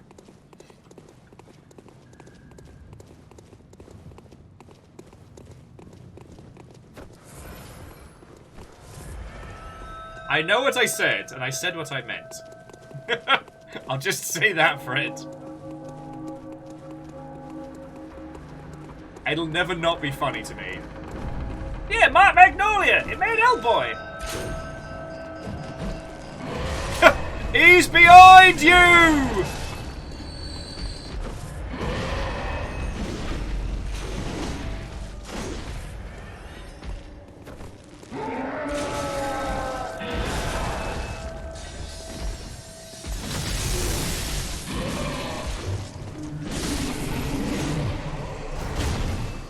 Alright. Oh god, I forget he dropped 6 vials of blood. Let's go make friends with the locals!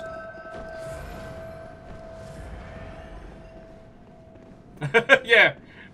Reborn Nora, I will inform my boss that I need a raise. No, I mean, joking aside, these lovely Mother Hubbards put in loads of cash. That keeps this going and lets me pay rent. Like, and I am not a person who wants for much. Now, we're gonna fight for this. Wish me luck, friends. Wish me luck.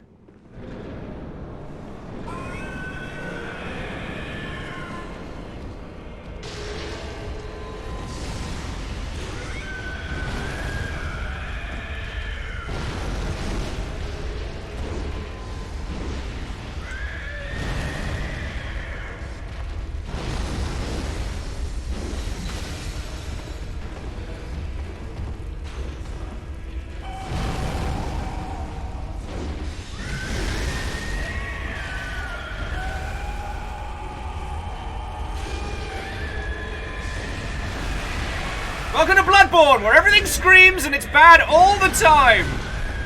I regret to inform you, Fyro here does not have a bum! I repeat, they do not have a bum!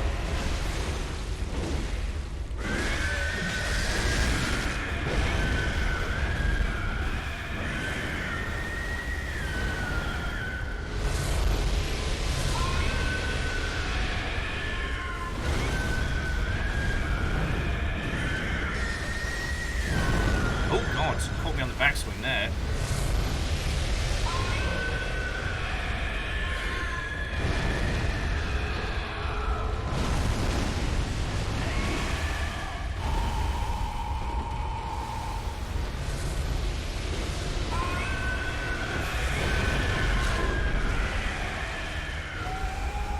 Is he getting smaller?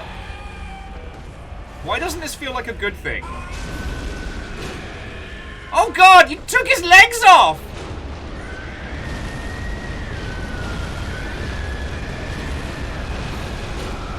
He exudes the forbidden Fanta!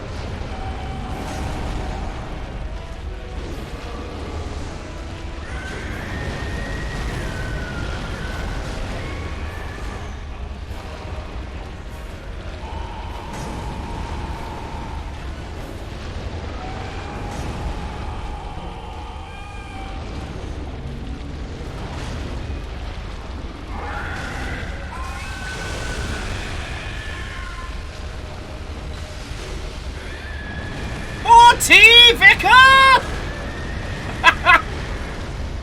Man, Comp has pissed it off something fierce.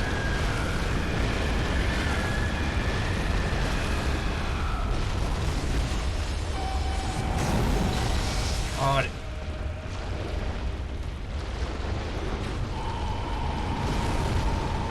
Vicar is the least intimidating name. I wholeheartedly agree with you. But as we know, hubris has been my biggest killer throughout this entire campaign. Oh, he backhanded me! Fuck you, Vicar!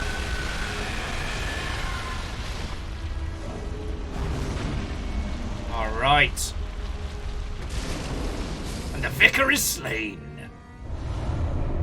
The beast's embrace.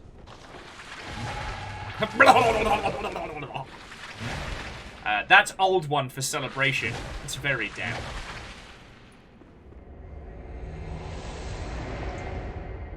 But actually, going back to BlackRock's initial point about how they feel that Bloodborne is very much a story of greed and corruption, which I don't necessarily disagree with, but Bloodborne is constantly a story of consequence. Like, I don't know if the first Vicar intended to be, you know, a powerful individual, or if they coveted money or otherwise, but we can see what it cost them. This is what they became. A beast in screaming, flaming agony, trapped in an infinite nightmare. Like, it's fucking bad.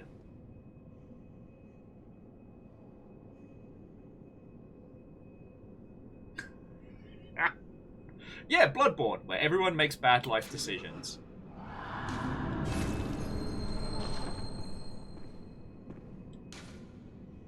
Reeks of dead body, nothing here but the lost.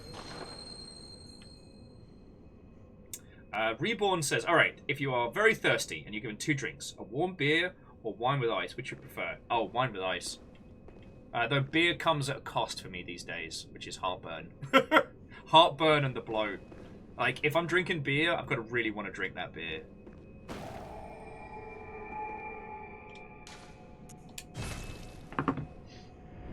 Oh, okay, so jumping back.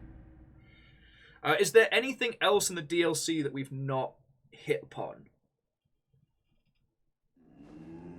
Because otherwise we're going to be heading back towards, I guess, the main game and finding our feet again. Yeah, it comes at a cost. It's also fascinating that the idea of it's not even like the presence of an old one. It's just the even dead, the power that Kos has to influence the area around it is massive. Welcome home, good hunter. What is it you desire? Very well, let the echoes become your strength. Literally. All you can upgrade is strength!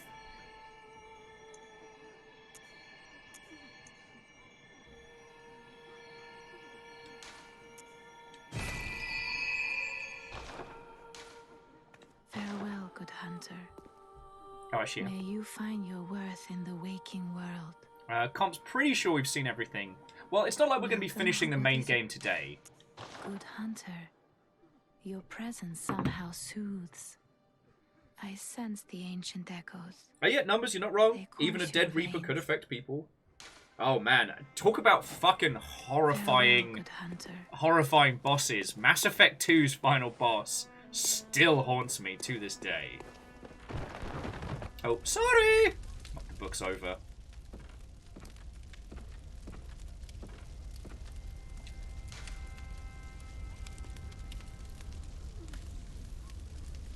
Alright, well, to follow on Reborn Nora's question, what is your go-to chaser of choice for an alcohol that you do not wish to drink, but should?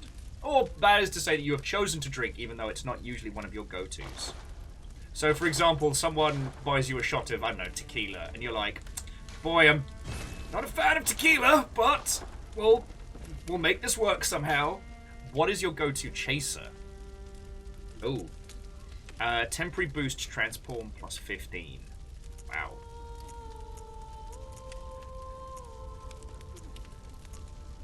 And I'll take the recoveries. Actually, I'm alright on the others.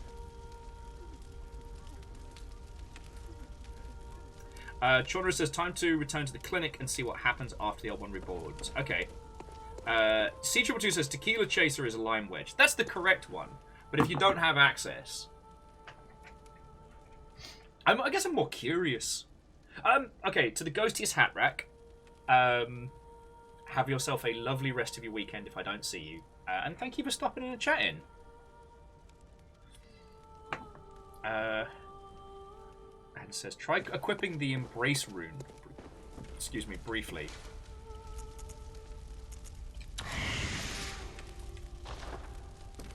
Oh, shit!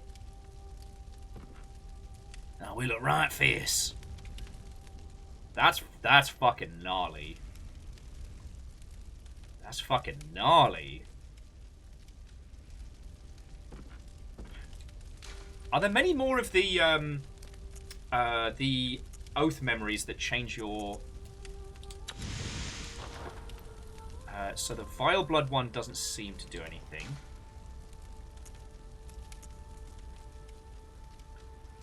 Boost stamina, boost health.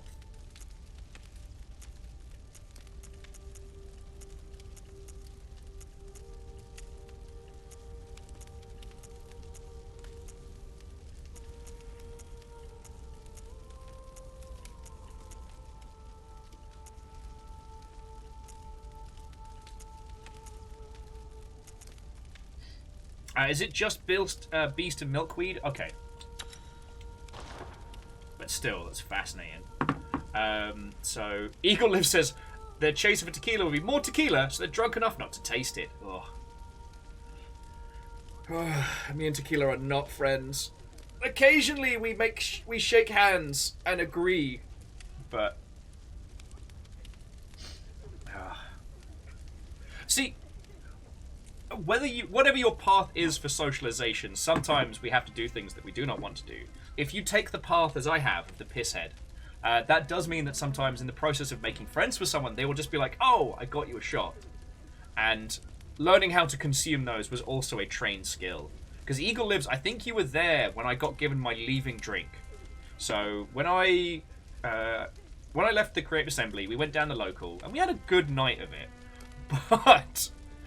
as was semi-tradition, I was purchased a beverage as my leaving drink. And it was a Jaeger bomb. It was a Jaeger bomb. However, the Jägermeister was changed from, well, that to Fireball whiskey. It might not have been Fireball, but it was definitely a cinnamon spiced whiskey. And the Red Bull was changed to Silver Tequila. It was a drop shot of booze in more booze. And I am still proud of myself to this day for consuming that and not vomiting profusely. And yeah, I'm pretty sure Eagle Lives was with me drinking that night. Because we did quite a few Dead Parrot evenings as well.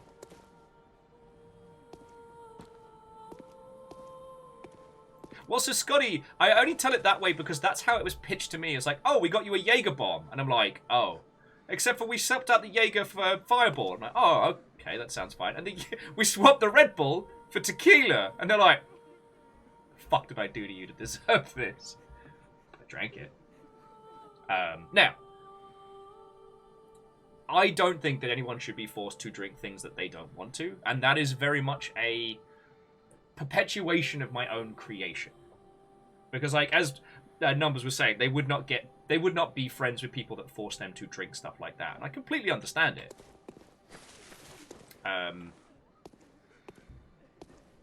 When you think about drinking not as a thing that one does or does not, but like another subset of nerdery, it makes a lot more sense.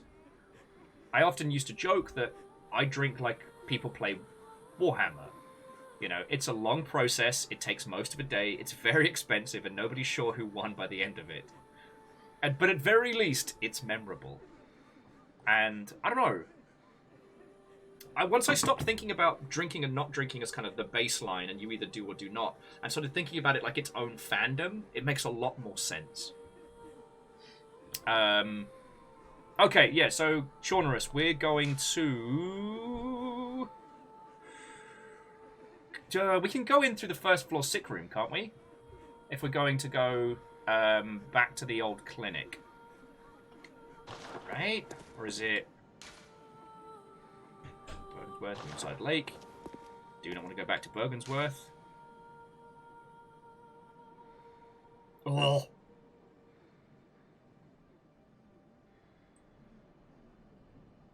Oh, Scotty, all of that is bad.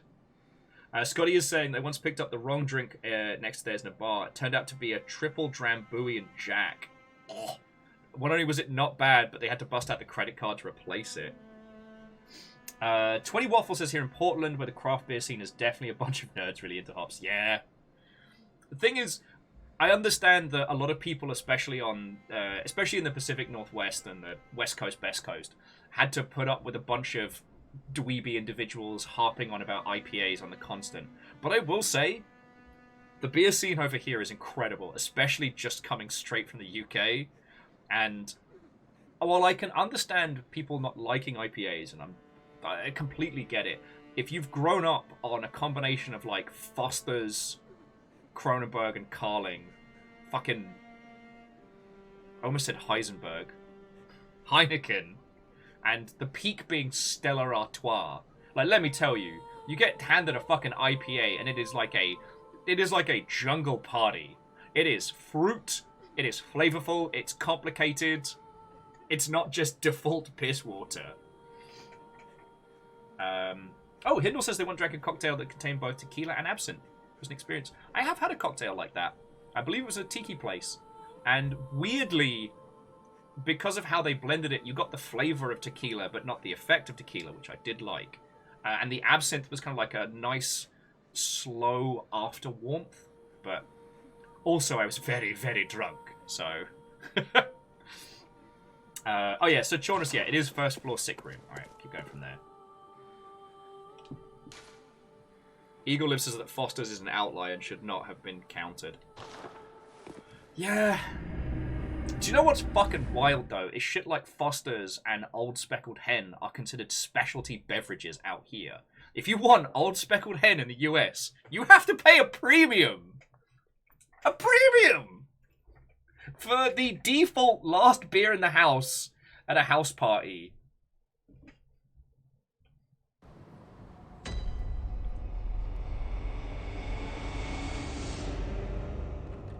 Oh, I might not have opened the door, because I don't know if I killed the person. Oh, yeah, no, but you're right, Jonas. We opened the gate so we can go the other way.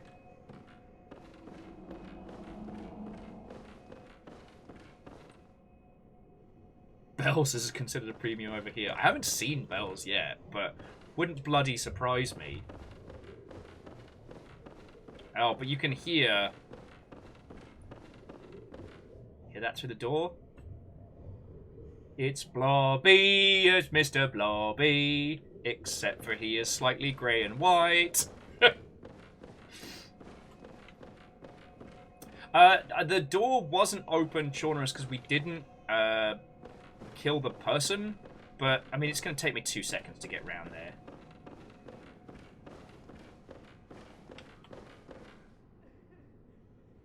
This turn's finished.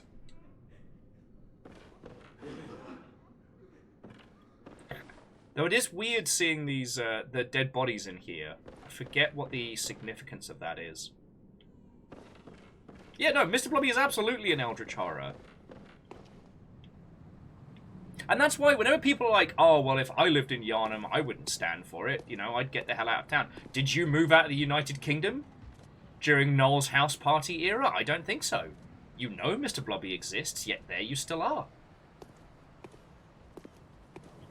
America's got gritty. The gritty feels more like a force for chaos and change.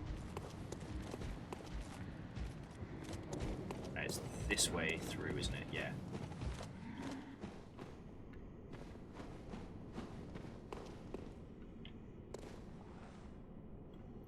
Eagle Lives does make a good point. We didn't have the means to move out of the UK as a child, but still.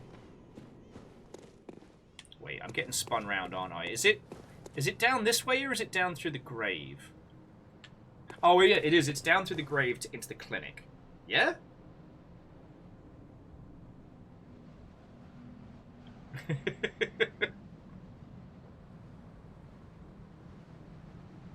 Oh, Chornerus, yeah. Thank you.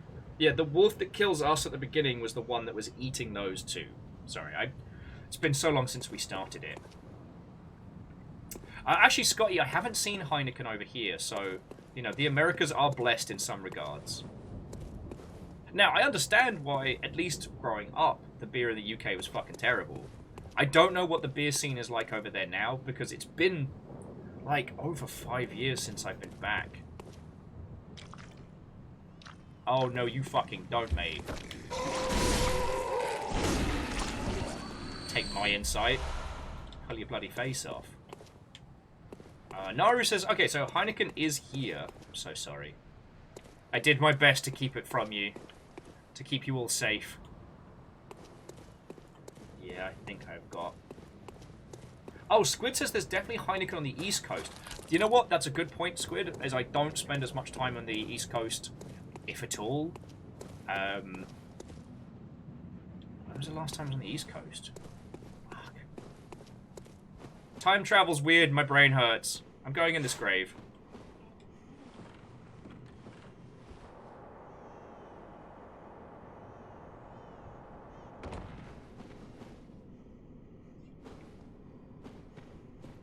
No, this leads us back into... Okay, I am super lost. Also, Squid, how are you doing? Watto and welcome.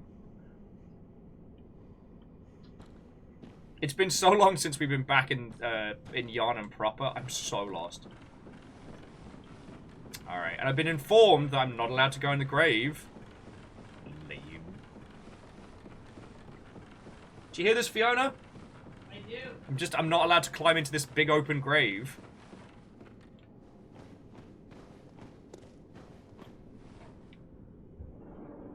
Oh yeah, Scotty, I really enjoy I enjoy a lot of the Elysium stuff, and Space Dust is real good. But make no mistake, the Space Dust is way more potent than it appears. Same with Bodhisattva, but I don't know if that's a local brew or if it's... Okay. You're looking for a ladder up on the roof. Oh, okay, yeah, Chornerus, I know where that's at.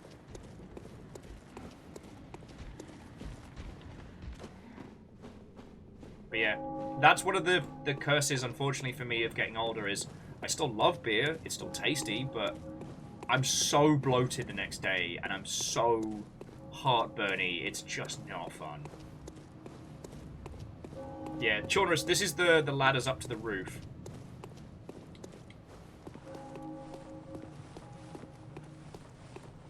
Yeah, Scott, well, okay, that Space Dust's one of those ones where numbers don't always equate directly to drinking. For those of you who don't drink, so APV is supposed to tell you basically how potent it is. You know, the higher the APV, the higher the alcohol content per drink, etc. But because we're humans and we digest and process different things differently, certain bevies, even if they're at the same APV, can hit you differently. Space Dust doesn't result in you... Space Dust stacks. So you drink 3 pints of that, and you're going to be like, holy fuck, why am I so shit-faced? This doesn't make sense.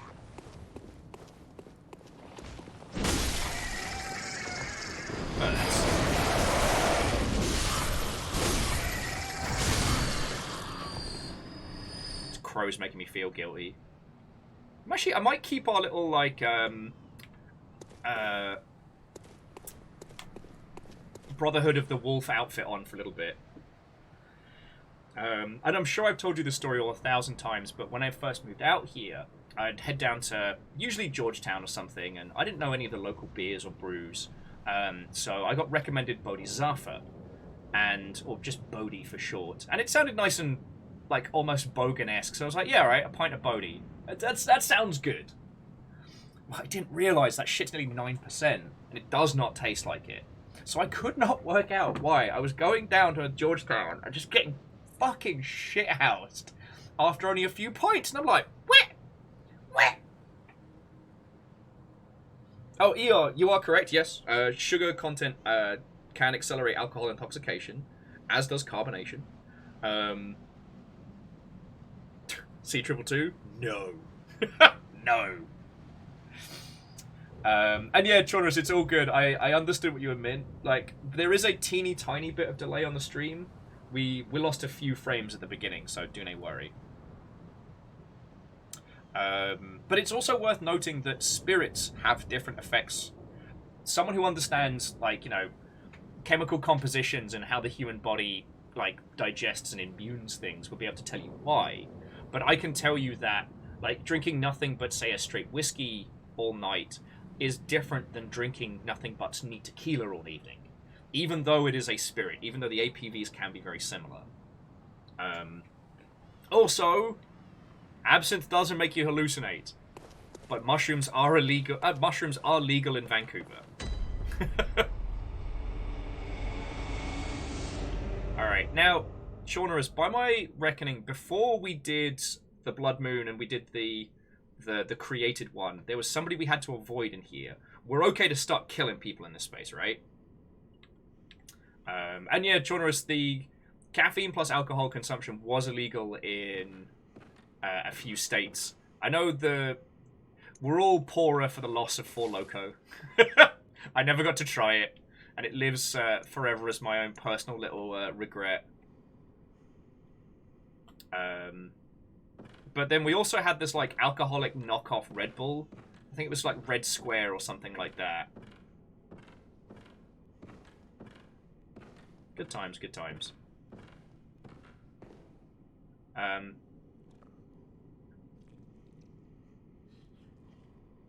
So Chandra says, what we're looking for is a woman that is heavily pregnant and cannot move. We need to kill her. Are we the baddies?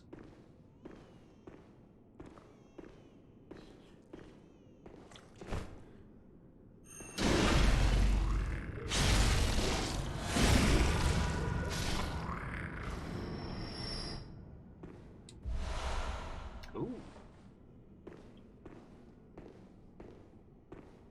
Well, so Scotty, so far as I understand, like, Red Square wasn't as potent as Four Loko. Whose baby is this? Alright, so I think this is where we got... Was this where we got the Canehurst invitation? I think so. Alright. Oh, Miyaki Sakura says that was the man you sent to the clinic. That's what he gets for being a dick.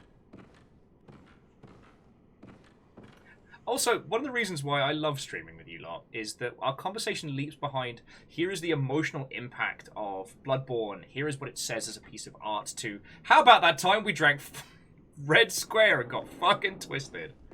Oh. I want to talk about drinks that were awful warm? Red Square. So fucking Luli.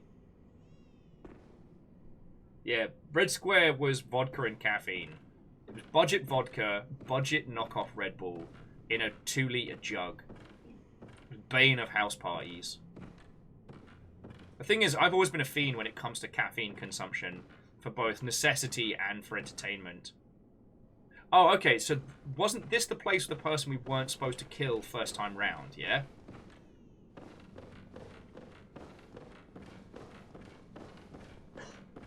Yeah, because usually someone would be yelling at me, right?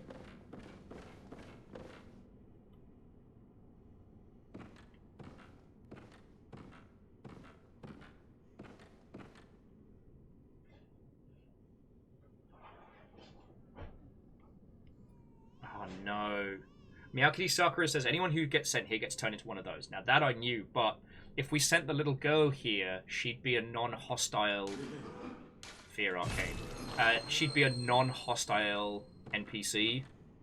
So, while she wouldn't have maintained her humanity, she wouldn't have been devoured by Piggly the Fuckler in the underground.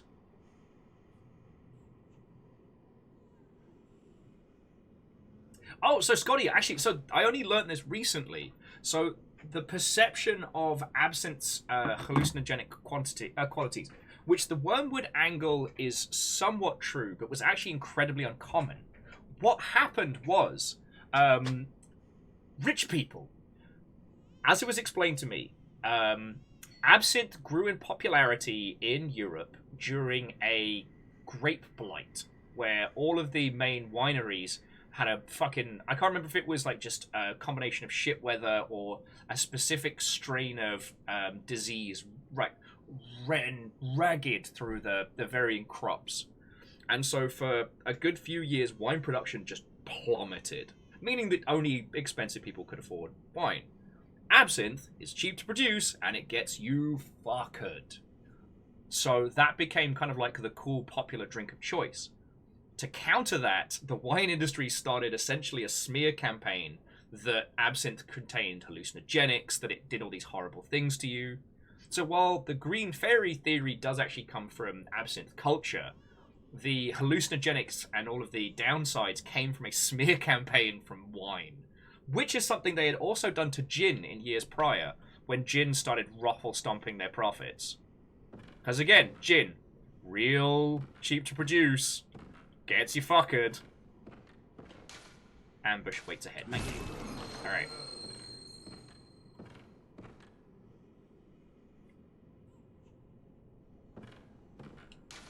Madness awaits. Yeah, Miyake disagree. The kid would have been experimented on, so... So is this the person? God, I'm nauseous. Have you felt this? It's progressing. I can see things. I knew it. I'm different. I'm no beast. Oh, God, it feels awful. But it proves that I'm chosen. Don't you see how they writhe inside my head? It's rather rapturous.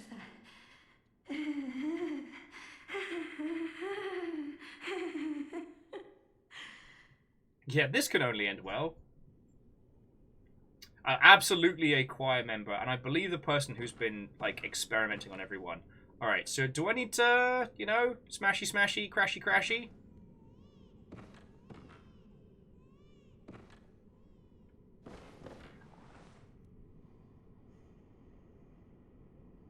Oh, Eeyore's got a fun fact for us that back in the 90s there was the myth that Canadian beer was way stronger than American beer, but that's because Americans measure beer in ABW rather than ABV. Oh, didn't know that.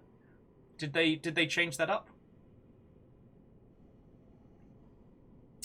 Chorner says, people don't survive giving birth to old ones, so maybe offer mercy? Alright, I'll talk to her a little bit more, but yeah. This isn't going to end well for her, so... God, I'm nauseous. I knew... Yeah. You would have killed children if I'd given them to you.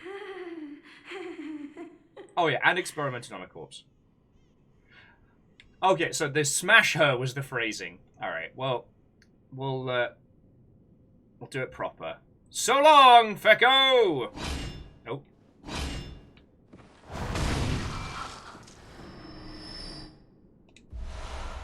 One-third of an umbilical cord. That's what you get for experimenting on people. That makes you bad.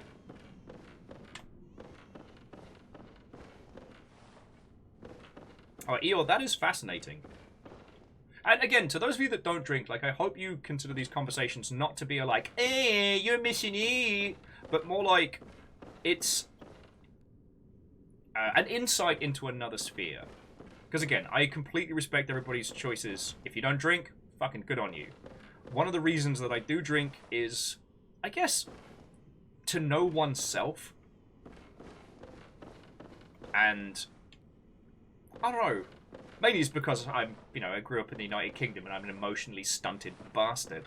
But, through drinking I have come to understand myself and what's important to me a lot more.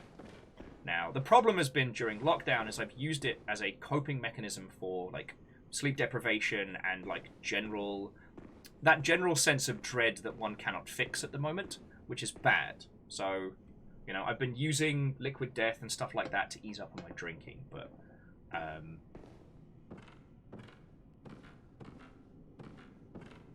alcohol has simultaneously been a part of my personal understanding of myself, but has also been a large part of how I have done, how I have been successful in the games industry. And it's not the only path, by the way.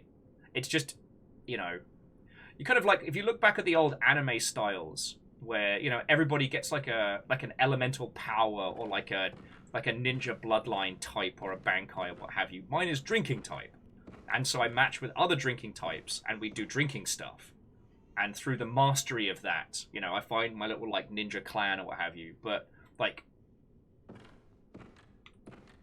and again, I can only comment in the games industry, but it is entirely possible to network, progress, find and form your own clans through any number of things. Oh, I can kill this thing, right?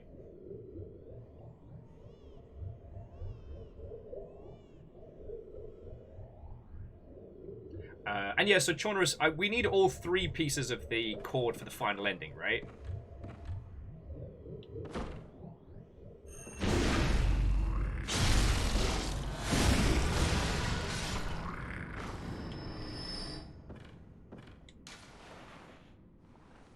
Unable to acquire Lofska's blood vial due to inventory storage at max. Wait, did we just kill Lofka?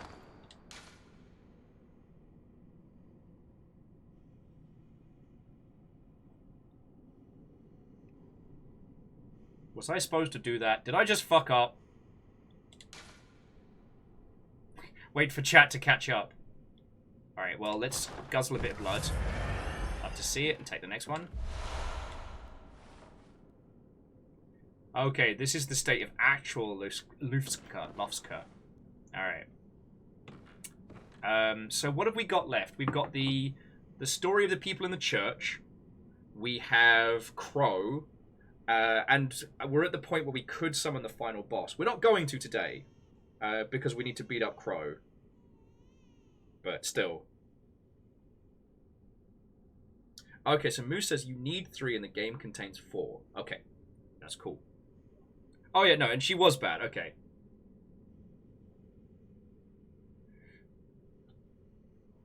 Oh no, so this was what happened to the one we talked to. The other one was experimenting on her. Okay. Eagle Lips, why are you guzzling blood, Will? That's really weird.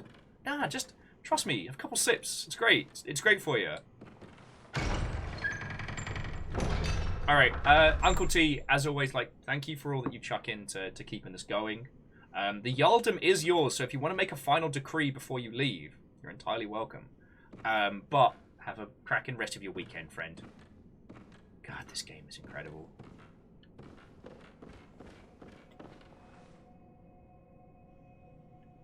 Children says, did you already get halfway through the Nightmare of Mensis yet? I don't think we've done the Nightmare of Mensis proper. I think we skimmed it.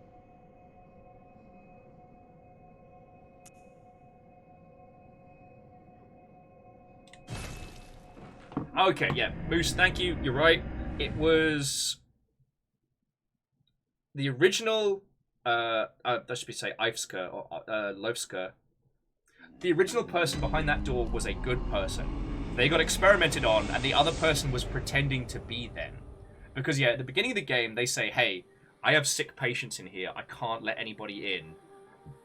And then you come back, and then not that character is like, oh, yeah, just send everybody in. It's great. It's wonderful in here. We've got a hot tub. And then they just start experimenting through. Now, we haven't had the guy in the church turn yet. Because that's the other tragic part we've got to work our way through. But I will say, friendos, I am desperate for the loot. So before we continue on... Chaunerus, I don't think we've done the Nightmare of Mensis. So let me give you some deets on where we've been. So Awakened Above Ground, Hemwick, which is Abode, Forbidden Woods, Forbidden Grave, Bergenworth, Moonlight. Forsaken Kanos Castle, Unseen Village, Abandoned Old Workshop. And up here... Yeah, so we've been to the lecture building of Nightmare Frontier, but we haven't been to the Nightmare of Mensis proper. We've only done those few, like... I think it's like 2 areas where there's an upstairs we haven't been to.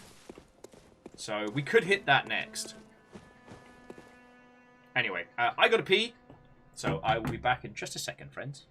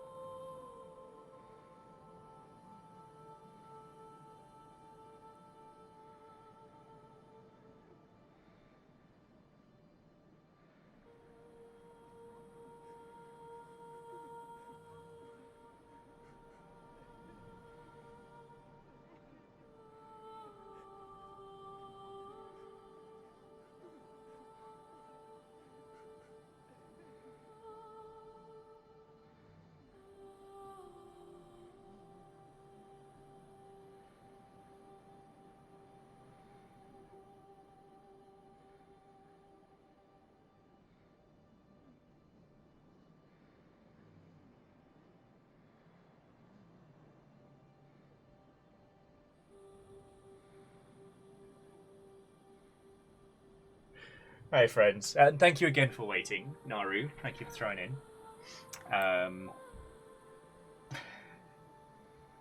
I didn't see Uncle T's decree, which is, and this is not my statement, it's Uncle T saying, I decree that my throne must be taken ASAP. Please do not feel that you are obliged to. But I was chortling because Fiona was asking me if I'm having a good day. And I'm like, yeah, I am, you know. We've got loads of people in here. We've made loads of new friends. Bloodborne's always a good one for meeting new peeps that are really down for talking about, like, arty video games. And I believe my exact words were, and plus we're playing Bloodborne. It might be, what was it? It might be weird and sticky, but it's fun. Bloodborne. It's weird and sticky. Okay, so let's fight Crow. Which I believe would be Grand Cathedral. Grand Cathedral's not functioning at this time? Oh, because Crow's bloody there.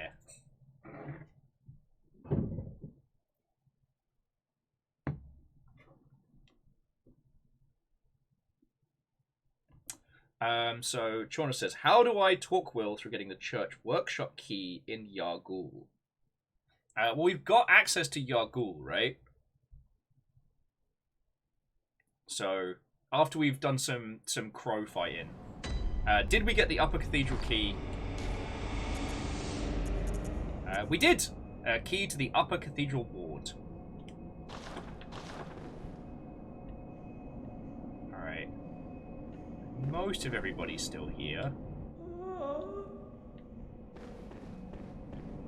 Ah, sorry, the old lady's gone. Just a wee bit longer, my little sweet pea. By my understanding, the old lady is now super dead, right? But I see through. I learned it all. Alright, you're all going loopy bananas. Oh, Scotty was saying they've been told that mermaid gin is delightful. Ooh, I'll have to keep an eye out. Alright, the Blood Twins are doing stuff. Oh, kind hunter. The old girl you sent over. She's dead. Killed. Stone dead. Why? Must have been a beast, right? Or do you think someone out there could have... I just don't... Oh, jeez, Rick. Well, I do know. It's my fault. Oh my...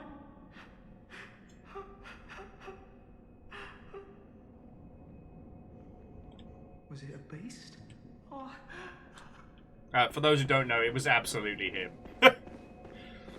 Although it does... I always get the feeling with that particular character is that before we broke the moon, before Rom, he genuinely did mean what he said.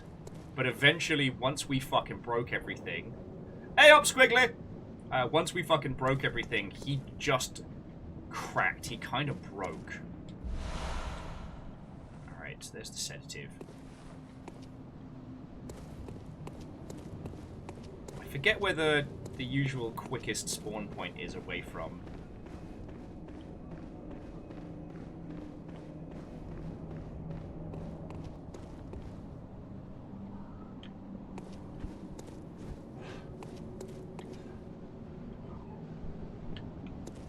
Oh yeah, no, Lance, you're entirely correct. It's just a sedative. That person is just sleeping. Piss off, Clue. Glowing blade! It's super cool!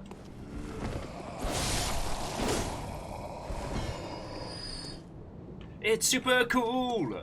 It's a glowing blade of Hadoukens.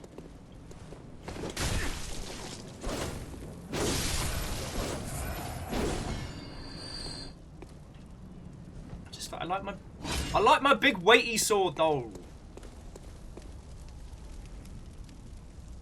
Yeah, we're doing the same run as the Vicar Amelia fight, right? Again, I'll give it a shot solo, see if I've learnt enough to be able to fight Crow, especially after all the, you know, battles with Maria and stuff like that. I'll piss off. You are very optimistic there, I will not lie.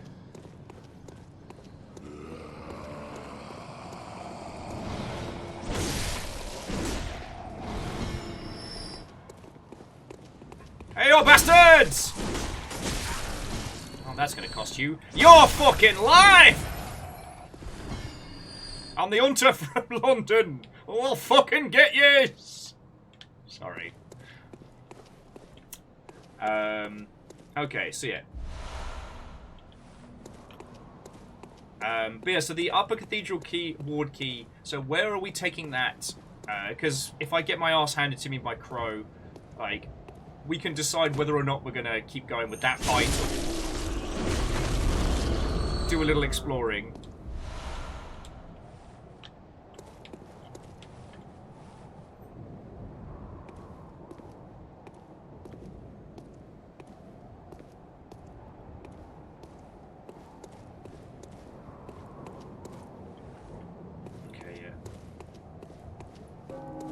And yeah, worst case, we can call in the squad.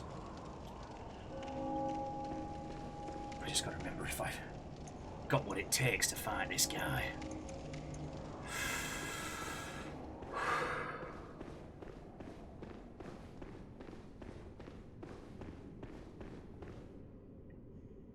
There he fucking is.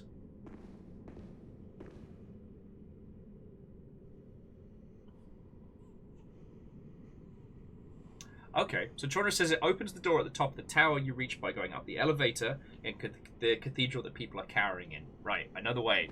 And that will lead us to the Nightmare of Mensis, which we haven't done yet. Alright, let's fucking go, mate.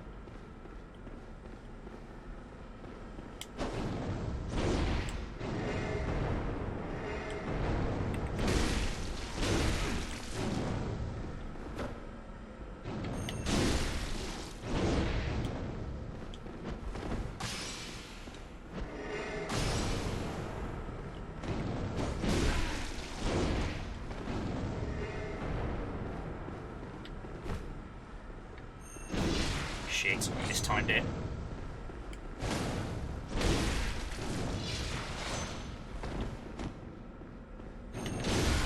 There we go! Fucking yes! First time every time. The Blood Rapture. First time every time. And now...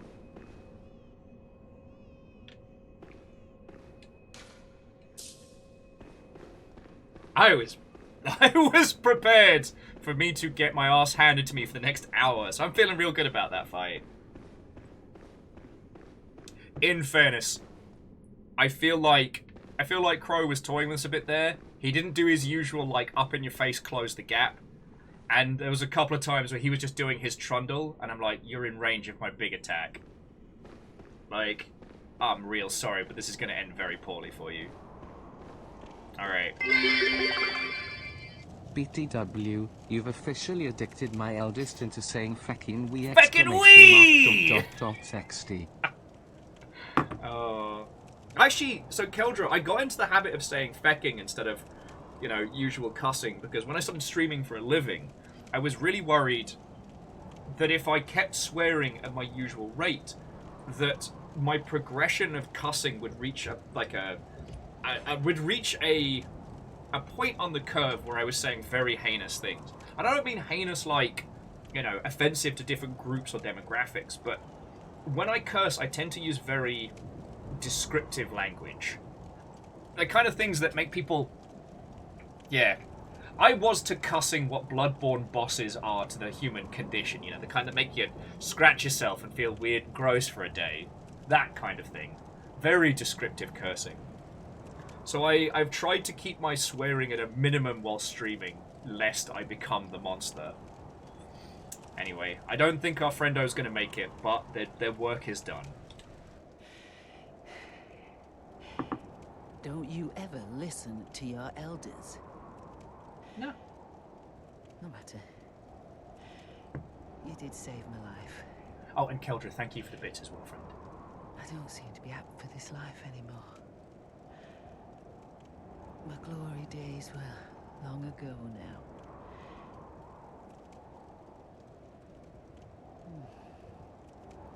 I know. Here. For you. The Crow Hunter Badge and the Hunter's Mark. This too is hunter's work, but it bears no honor. A burden you may choose to carry. The decision is yours alone. Oh. My eyes grow heavy. Let me rest a while. I'll be fine. Just wait. They're not going to be fine, are they? Yeah, you have a snooze. Your work is done. Let's see what the Crow Hunter's badge is. A badge of the Hunter of Hunters, who hunts those who become addled with blood. The badge of the Hunter of Hunters is quietly passed down from generation to generation, usually to an outsider from the hinterlands. To be entrusted with this cursed badge, one must be strong, resilient to the seduction of the blood, and gracious when taking a comrade's life. Oh, we haven't read some of these ones. Archibald was fascinated by the blue sparks that emanate from the hides of dark beasts, and dedicated his life to its artificial reproduction, in a style of inquiry that incidentally closely followed the methodology of Bergenworth. Interesting. Ah, good old Ludwig.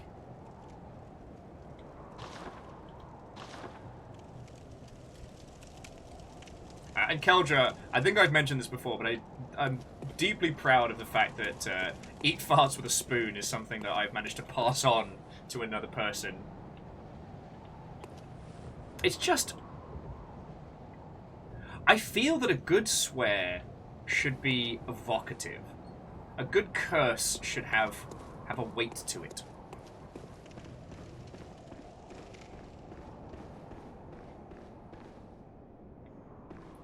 I'm going to go back to the Hunter's Dream and then back to the Cathedral, because I think that will progress things a step further. I also want to see what the Crow Hunter's badge has unlocked for us. Because I do believe that our dear Crow's not going to make it. But their story is thoroughly fascinating. Blackrook says, a good insult is one that leaves someone wondering if they've been insulted. That is good weaponized passive aggressiveness. You know, the backhanded compliment. It's the gravel in a cupcake. The bit that find themselves chewing on for days to come. Now, I like good insults that imply truly heinous things. Truly. Sorry, I do apologise again, because those of you that long ship hear this story like probably once a month, but years back when I started working in community management, I tried to take all of the standard gender norms out of my swearing, because there's a lot of things that, you know, we grow up saying as curses, which we don't really think about the implications or the intent or to who it actually affects. And I don't just mean like how for anybody that grew up through the 90s, gay was just thrown around as a derogatory term. So if something was gay, that just meant it was bad. It's a horrible time. I'm glad we're past it. But there was also a lot of other things that, you know, we grew up saying that had connotations beyond. As my friend used to like to say, they don't like saying something sucks, because that isn't an insult for a lot of people, and for some that's a very good weekend. And that got me kind of thinking about stuff. And I also realized, like, if I was going to be doing front of house stuff and doing stuff on camera, like, I needed to be careful with my language. And if you try to not swear, that's not going to happen. Like, I mean, Keldra, you're a parent, and I'm sure that you had the intention of saying, you know, sugar and Gordon Bennett and all of those good vegan replacement swears. But then eventually the big uns do slip out. So what I did is I reconstructed my swearing. So, like, you know, get stuffed in a bin bag. That's a good little insult. And if you stop and think about it, you're like, oh, that's mean. That's mean and bad.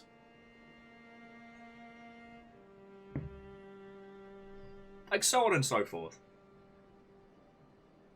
Now, Naruhoda, yeah, the mean girl's route.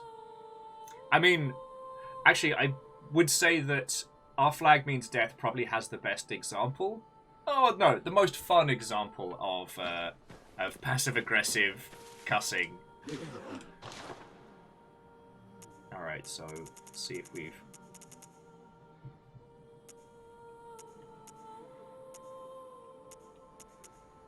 Laborious wheel, stake driver.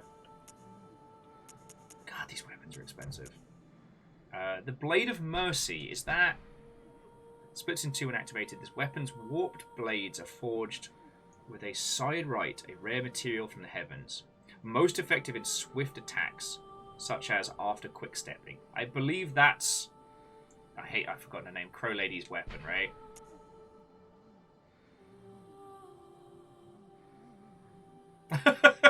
I mean, Blackrock, calling someone a flatfoot is it's got the potential to it's got the potential to come back and sting a person. Oh, okay. Chorda's saying Blade of Mercy as Aline's weapon. Okay.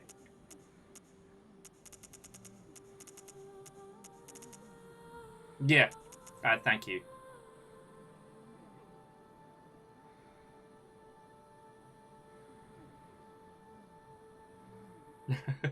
Oh, an air dragon. I mean, like, I am not against a household of peeps that share and swear alike.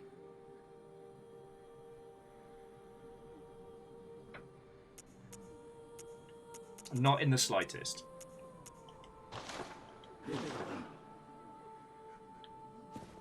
It was something that I realized I needed to change as I took up streaming as a profession. So there's lots of feckins. Ooh. Stamina recovery speed. I do like that. Yeah, Hindle. Yeah, Hindle is from the north of England, where swearing is required. And also, like, the other thing is, I'm very lucky that I have so many of you hanging out here from different swaths of the world. Something that I might say to Hindle as a friendly greeting or gesture might be very offensive or upsetting to those of you from different parts of the world. So I try and take that into consideration, you know?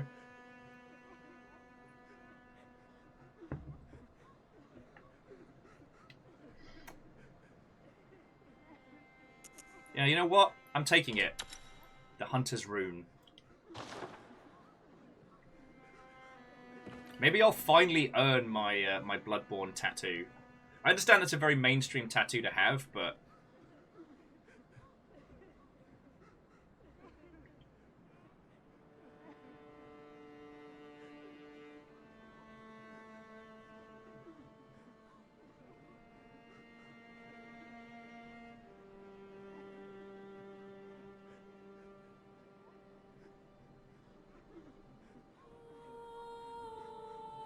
Oh, Dustin, are we talking about the old see you next Tuesday? Yes. And also how, especially in, like, Australia and the Oceanics, it's like, the difference between a good see you next Tuesday and a right see you next Tuesday is like night and day. That was one I have worked very hard to try and keep out of my vocab as much as I can. But both Fiona and I have no qualms in saying it, so...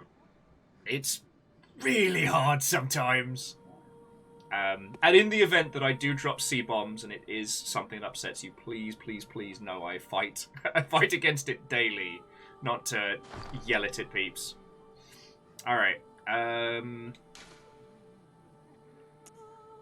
Oh, yes. So now we need to head to... Cathedral Ward. And then we head up from there. Now, it's likely that one of the other people in the round will be dead now. Now that Matey Boy's got a taste for blood. Bacon language, it's wacky. It is, it is. God. I think the conversation I had with Lawrence about the etymology of swearing is still one of the best, like, drunken conversations I've had at a GDC. We're at a tiki bar. Not Smuggler's Cove, but the one with the fake volcano in San Francisco. And I know Lawrence's partner from games industry stuff, and Stephanie is like the fucking coolest person. But that's another story. But we just got into like a long, drawn-out, drunken conversation about how like swearing is framed and how a lot of the times when people use like offensive terminology and swearing, it isn't actually from their personal beliefs, but it's from them not stopping to question where language comes from, or that it's a bias that we will probably have inherited from our local environment.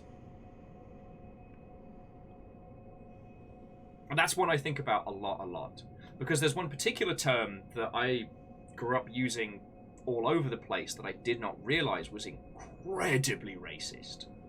Because, one, no one ever explains it to you. Two, as you're growing up as a Wean, you don't hear the full... If it's something that is like two words smashed together, you just learn it as one word. I'm trying to think of another example that isn't super offensive. Oh, knackered. I always thought knackered was an interesting one because that gets thrown around a lot in the UK. But its actual direct etymology is to be exhausted from sex. And I still remember this one kid getting detention for like 3 days because he argued it. And the case was put forward that, you know, it is not the other person's problem if you say something offensive to them without knowing it. Yes, there was no intent, but you still said it. And I find that fascinating. Yeah.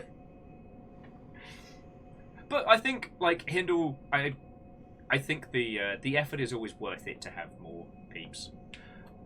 Sorry, friends, I didn't mean to take this whole conversation... I know it was you. I didn't mean to take this conversation in a strange direction. Alright, the full squad is here. So they haven't gotten themselves all killed yet. There's still time! I nearly walked off to my death!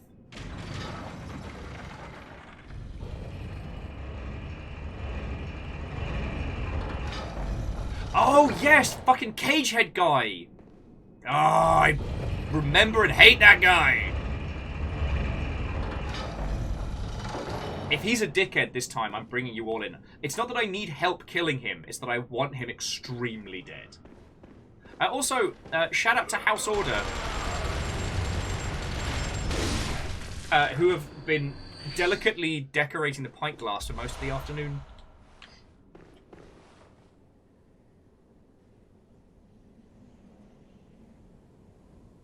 Yes, Scotty, that's a very, very good way of putting it. And, yeah, no, like, self-reflection is not bad, especially on our vocabulary. And sometimes it leads to some lovely surprises. It's also worth mentioning that, like, as we live in the digital age, the evolution of language is happening at the fastest breakneck pace it ever has, so...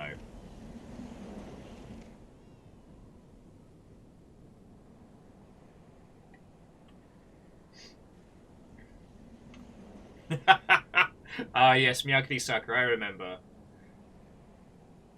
I mean, and if we happen to massacre him hardcore, it'll make the dance feel better. But I'm aware I'm not going to fall for his bullshit this time.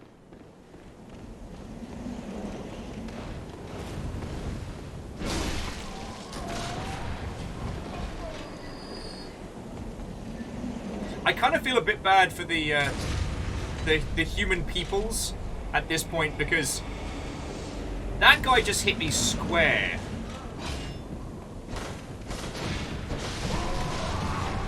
That guy just hit me square in the face with a bullet, and I just fucking shrugged it off.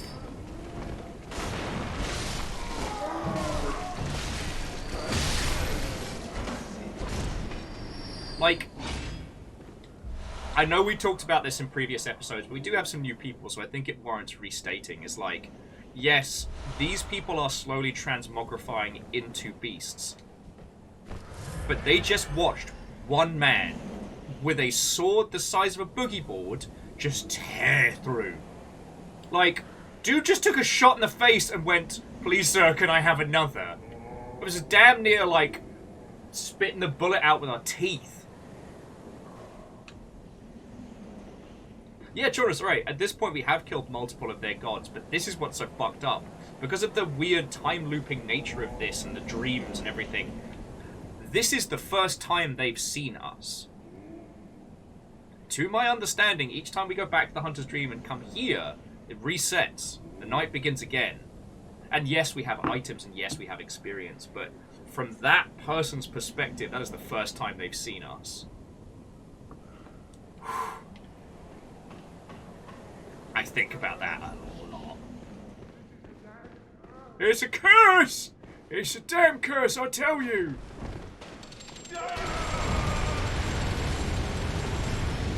Thank you, Grandad. Although, I've got to stop being so cocky now. Because this is how I'll get my dumbass killed. Alright. Bricks here.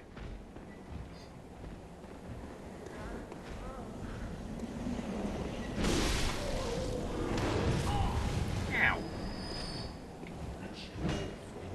It's your fault. And again, from their perspective, we literally are the ones that fucked this up. We broke the world. Piss off, Granddad.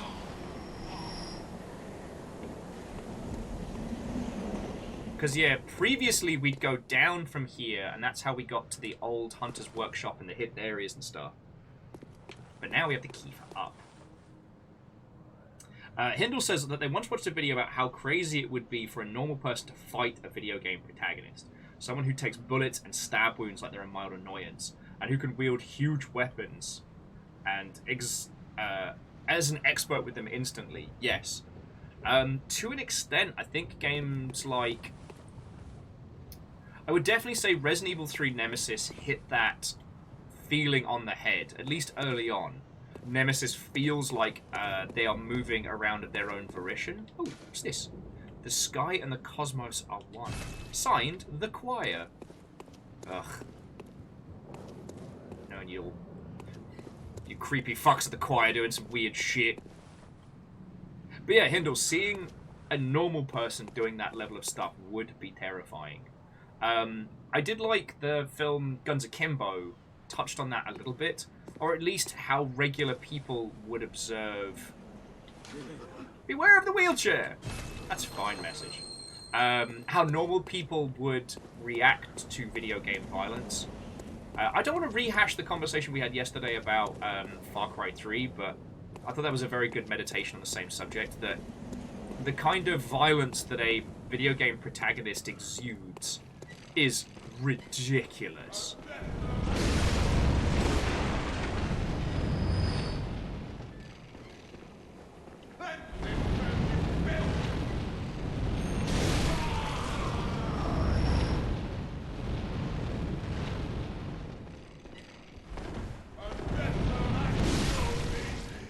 We are not the heroes of this little story, let me tell you. Churning through old people in wheelchairs.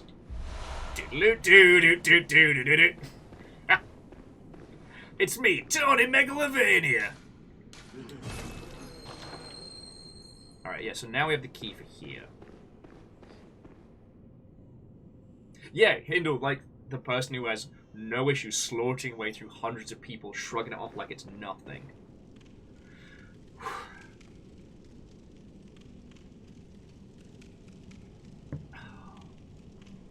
I mean, there's been a lot of media that have done similar things with the idea of heroes in fantasy stories.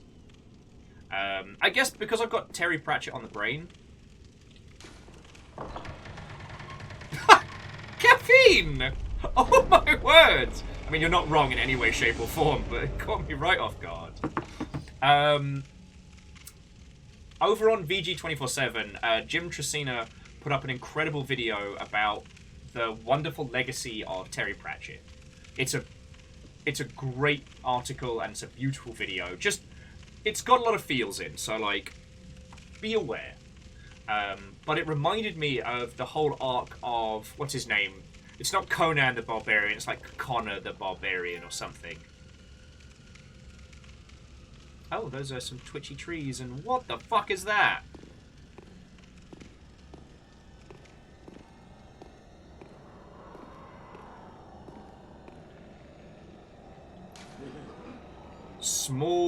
Treat small gent with care.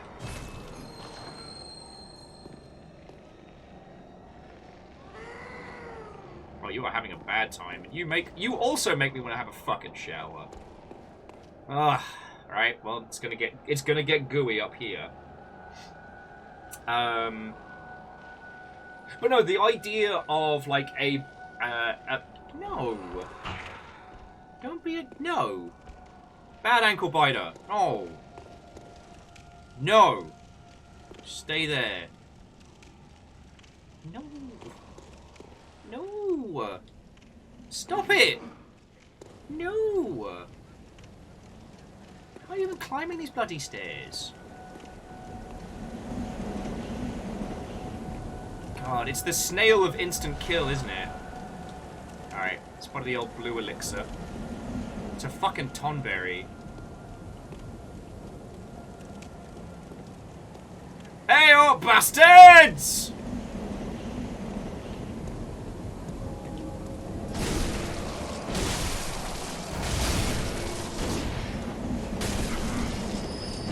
You gonna pay for that one. This turn's finished! Well, that's frankly just rude.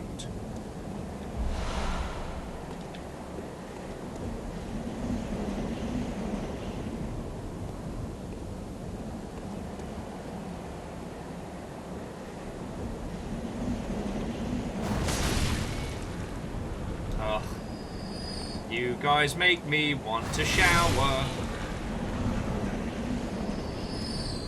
Creepy shit, it's in the tower. So, this is the home of the choir, right? Because, one, that's this fucking view. Like, if you think about it, they are higher up than the main cathedral. Towering over. Oh shit! And there's one of the clock towers. Maybe not the clock tower from the Nightmare, but possibly.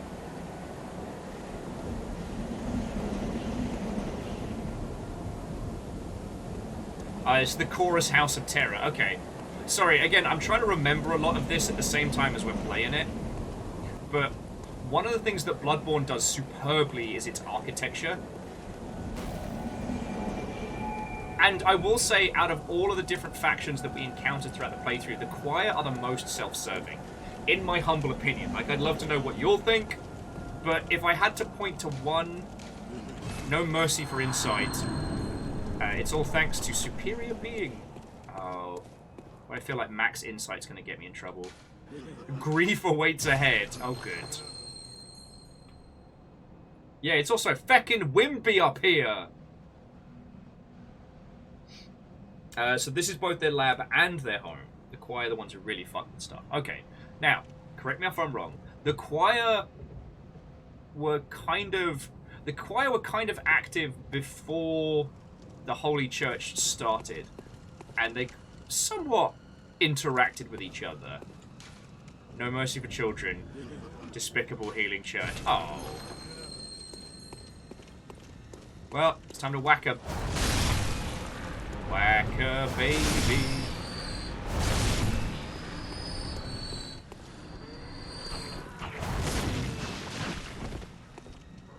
Oh.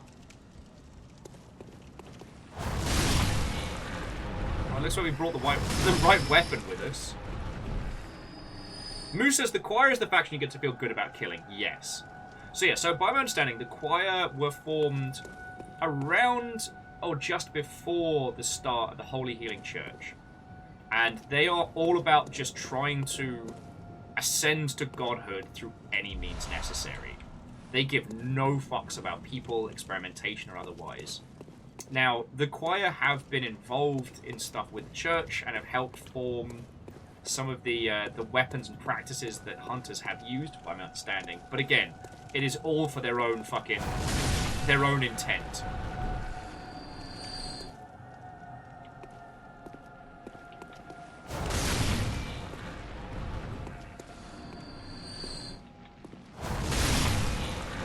Like, I don't even want to know what these poor things are. They're probably, you know, once people.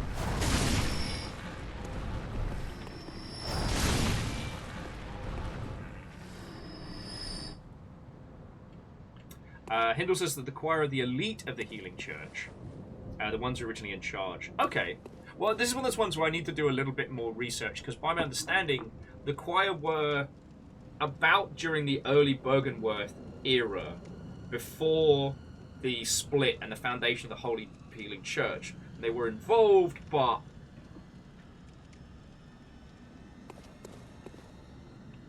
yeah. As Moose said, given the size of them, if they used to be people, then bad shit happened.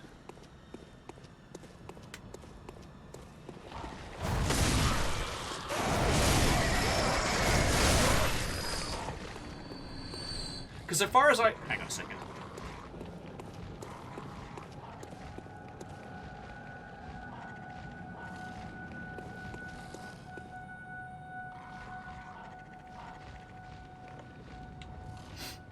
Okay, okay. The crows are basically carrion birds who, unfortunately, either ate remains of people or blood tainted. So, the crows are just, yeah, unfortunate scavengers. But whoever these poor little wibbly monsters are, like, fucking feel for them. But yeah, the choir have the least amount of morals and are ready to do the most amount of bad for their goals. That much I am aware of.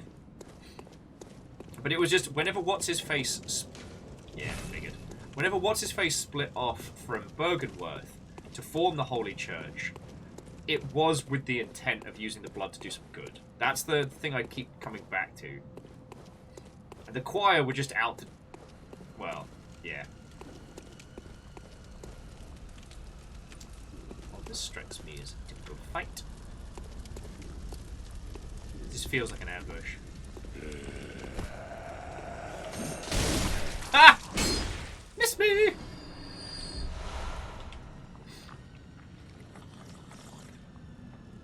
No, Bacon, I am feeling that something fierce. It feels like we're going to get jumped by one of those. Alright, now we've got to find Square Headman.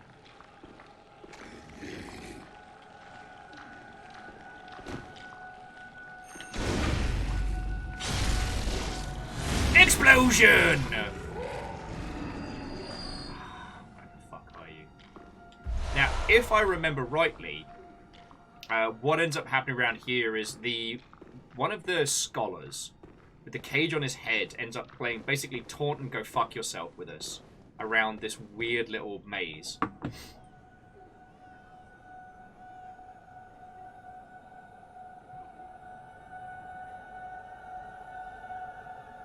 Okay, yeah, so Hindle, that was roughly what I had the idea of.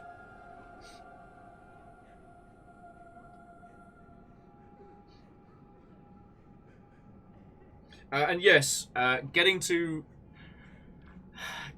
the Mentis Nightmare is going to be a fucking hellscape with all the insight we've got, but we'll just make it work. Alright? We'll make it work somehow. But yeah, so as Hindle was saying, so there were 3 main groups in Byrgenwerth. So you have Big Dude in the chair and the main bulk of the Byrgenwerth scholars. Then you had the choir and Lawrence. Lawrence, who would go on to form the Holy Healing Church.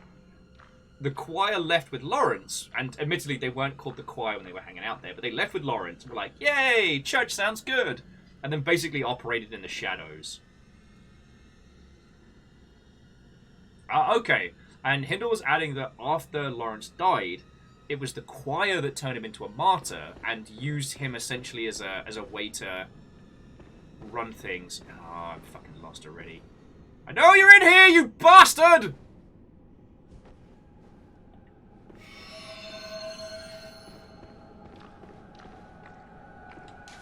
Beware of ambush. Thank you. It's very very damp over there, and I don't like it.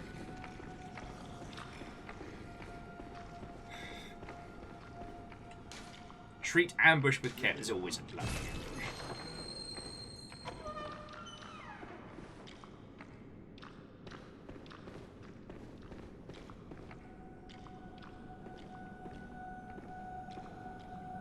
Glowing sword, I hope, might let me see a little bit better in this murky darkness.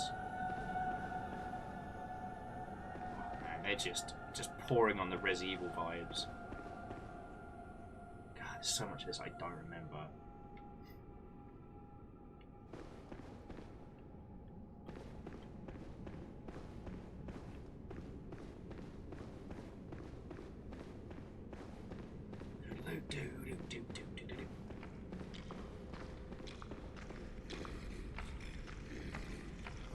Yeah. I mean, Hindle, spot on. Instead of fearing the old blood, they embraced it. Which is why we always say, fear the old blood. All these noises are making me want to... Oh, look! More insight.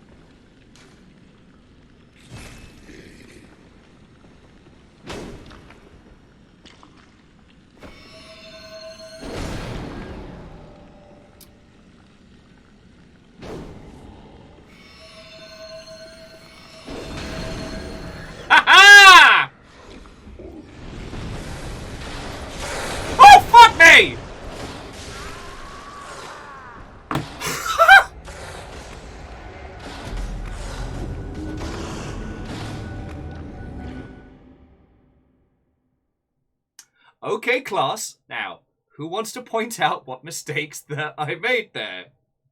Maybe, just maybe, using the big green Hadouken through the wall was an ill-advised maneuver. Maybe I did a stupid.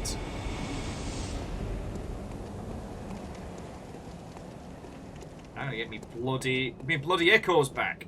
It's always so hard not to say souls.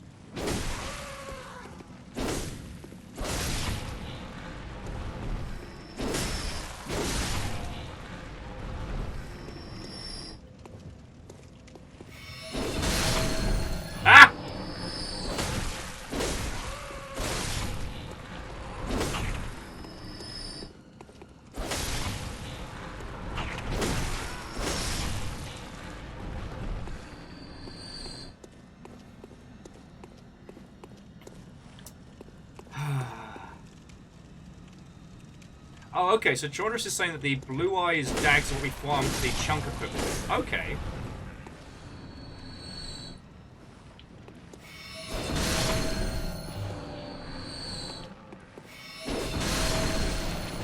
God, I love this sword.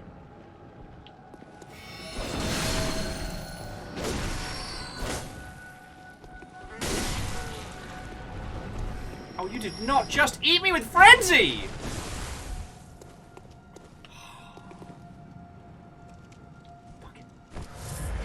I do not feel bad for those little ankle biters anymore. Fucking bastards.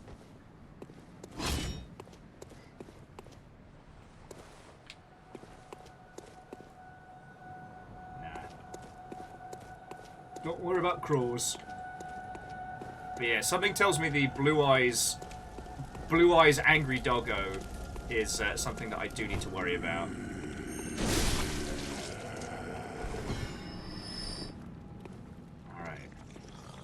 I thought I was so clever using the Moonlit Greatsword's Hadouken move through the wall to hit these bad words.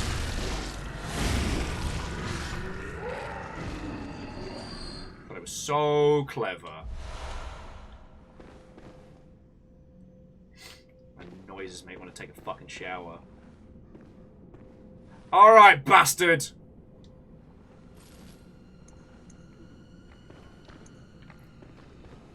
Let's fucking go!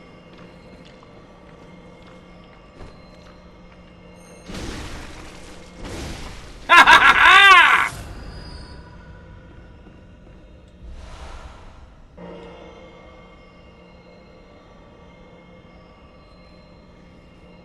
Oh, okay, so that's interesting because Hindle's saying the choir are the real villains of the Bloodborne story, but you never actually face them, aside from one person, and you don't really know what happened to them. I think we can... It's one of those, I think we can extrapolate a lot of what happened to him, you know?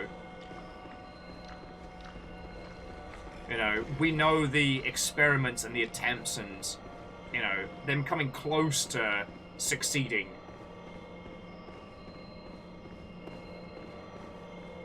But I think it is safe to say that the very things they were attempting to do is what consumed and destroyed them. Like, by the time we get this far in, I think it's pretty safe for us to be able to say what happened. Beware of ambush. Alright, let's see what they're doing. Puppy.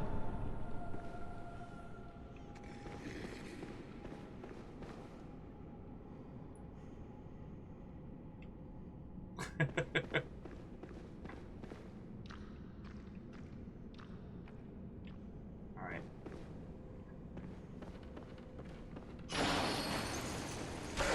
What the fuck? Aw, piss.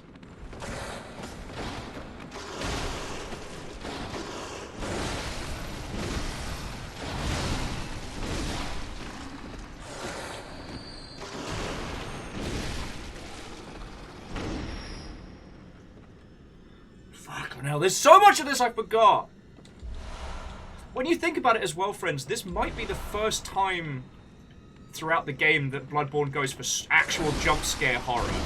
Like, not just bloody body horror.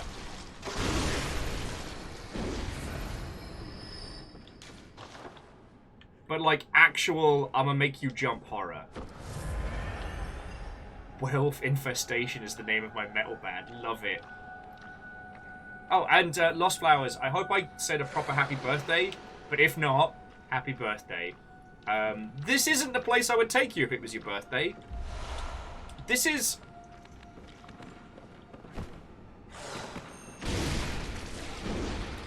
This is like the darkest Chuck E. Cheese experience to date.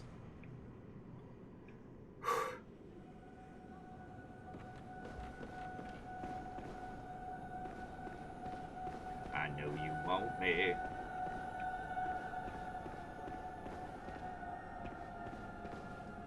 Yeah, like, this shit feels scary.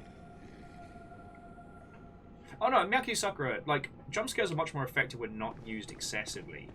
What is fascinating about this, though, is that rather than... When we get introduced to a lot of these monsters, it's in clear, visible environments. Like, Bloodborne is seeped with that kind of gritty, grimy, eldritch vibe, but you can see the monsters plain as day. You're a hunter, you're not afraid of them. Oh, fuck you!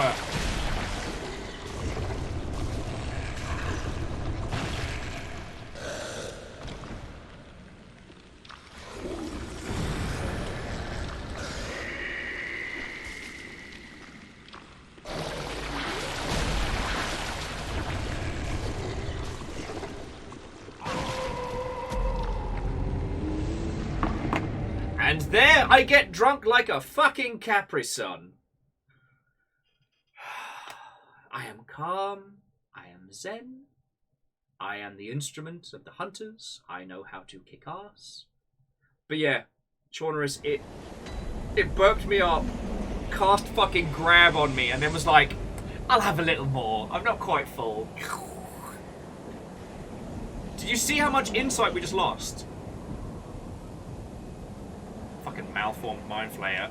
About to get my malformed sword up its malformed pee hole!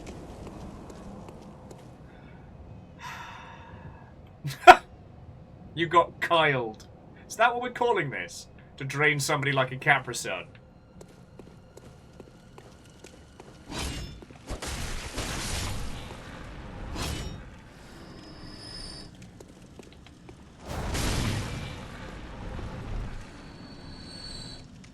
Hinder was saying that's where those creatures come from. Yes. Although we do see them around Bergenworth, which does make sense. Oh, okay. Chaunerus is saying that we can actually break grab by just wailing on all of the shoulder buttons as much as possible. Yeah. But what's so fucked up about it is that, and I guess this is quintessential of the choir. Like, when you encounter the Boggenworth scholars, it feels like hunger and desperation initially. Like, you know, Boggenworth was all about the pursuit of knowledge, the pursuit of insight beyond all else. And so the idea that the people left there were turned into these husks that just consumed the insight of it all made a weird sense. But with these, it feels different. And I know they're essentially the same enemy types, but this is just how the table read feels to me, you know?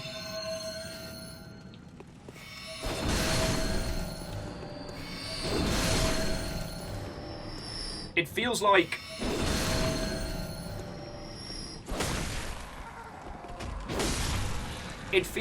they seek to take insight rather than obtain it. Does that make a weird sense? Like, the idea, like, their philosophy isn't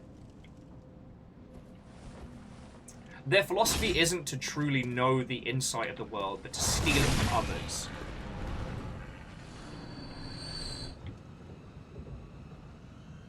Oh, and Angel, welcome back. As a heads up, we're in a spoopy part, and it's less skin crawly than earlier, but it is spoopy. I mean, yeah, Dustin, why seek when you can harvest?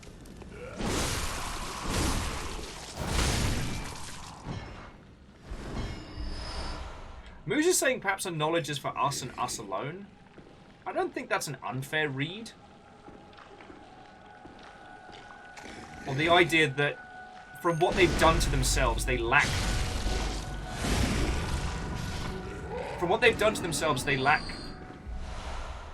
insight into... They lack the ability to obtain more insight. They are now unable to see things as they are. So the only choice they have is to steal it from others.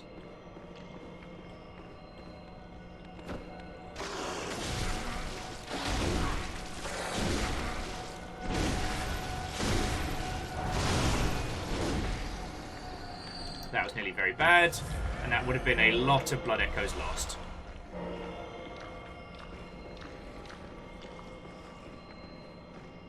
And again, one of the reasons why I love playing Bloodborne and I love sharing it with you all is because your interpretations of this are all entirely valid.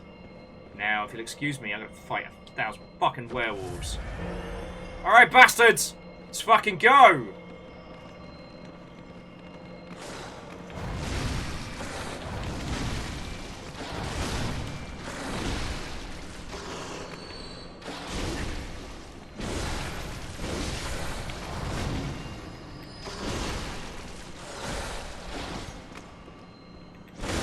This is the worst place for a fight! Oh, fuck me running. But no, why are you sitting down? It's fucking nap time. Jesus. Sorry. But no, what I wanted to say before I got fucked up by that guy is that this feels like the first time we're seeing true horror. And that is to say, like, it is dark, it is fearful. These things are... They are not just monsters we hunt. They have become horrific. And I think that's really accenting all the points that, like, Hindle and Chaunerus and everyone was making about the choir. They are the true villains. And I guess I'd forgotten about them. Oh, and Scotty, yeah. The wind-up on this sword is painful, but... once it reaches past a certain point, enemies can't interrupt it, and the sheer dump truck of damage that we pour onto their front yard basically counterbalances any hits that they've put on us, if it works.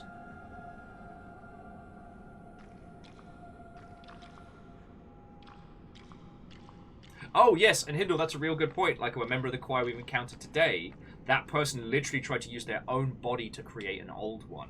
Like, to become, like, the surrogate parent for one. Which, as I'm sure we know, has no downsides. And is never, ever bad.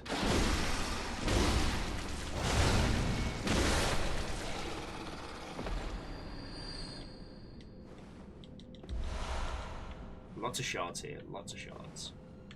Dump truck of damage. Will's new nickname. It's the only junk I've got in this trunk. It's damage.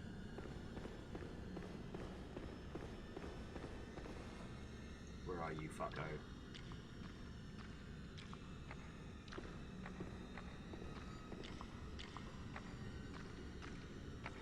The squidgy feet, the noise, the lack of visibility. This is a fucking horror game right now.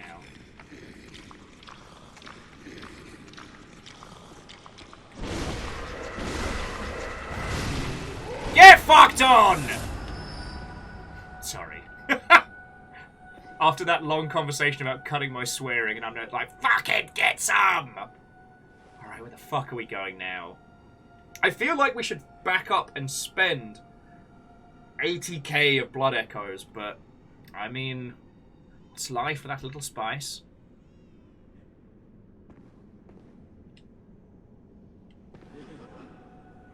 Oh yes, there's another person that got drunk. And I don't mean that they got lagered, I mean that they got drunk like a Capri Sun. And not in a fun way, as I now have to state, thanks Kyle.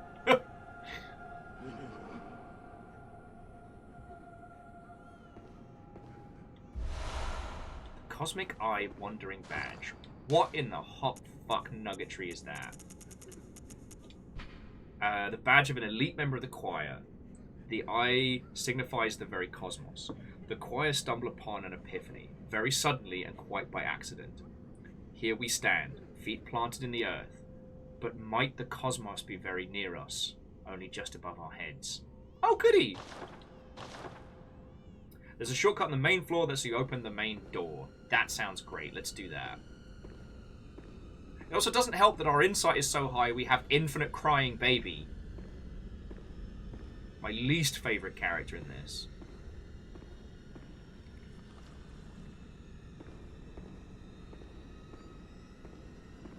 Oh, I know you're a fucking trap. I can hear it. Fucking around.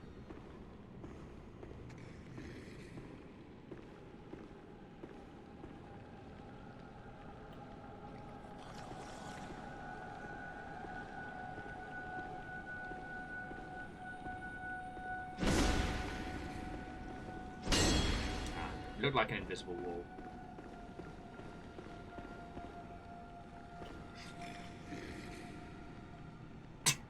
Agonanarchy, Watto, and welcome.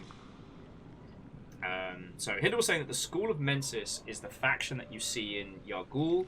Unlike the choir, who are obsessed with the old ones and communicating with them, Mensis uses human sacrifice and rituals to become more gods, creating the old one reborn as a twisted vessel. For the mind of an old one. Ah, okay, thank you. We kind of weed all over the Mensis plans.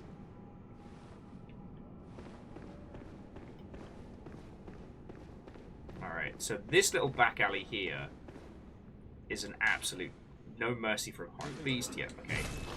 Like, this is absolutely a fucking ambush, because there's one of the goody monsters, but...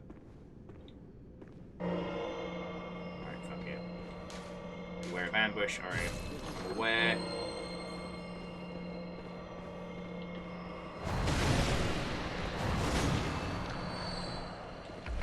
Bloodstone chunk, there we go! I know you won't, mate.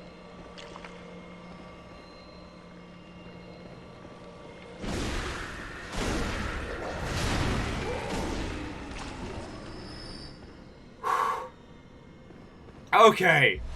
Anyone else feeling a little more awake than usual? I fucking am. Woo.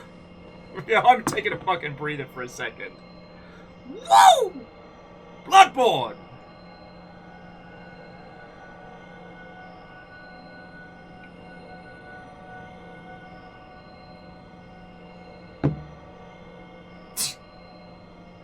Scotty was just saying the sheer number of unique items in this game, the depths of things going together is still amazing. Yeah, this is a great example of incredible world building. And by incredible world building, maybe they did, maybe they didn't, but it feels like the team created a very, very intricate world and only chose to show us snippets of that world. rather than everything being kind of just, you know, as we... kind of being an as we find it or an as we make it.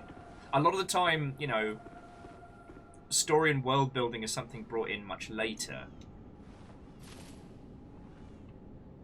And I understand that. It is entirely fine to have purely mechanics-driven video games, but still.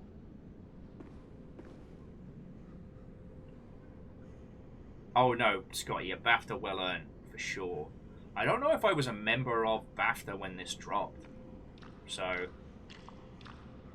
no credit that I can take.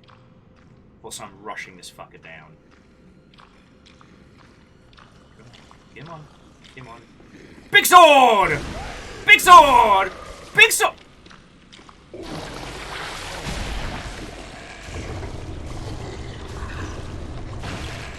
Alright. Run away, run away.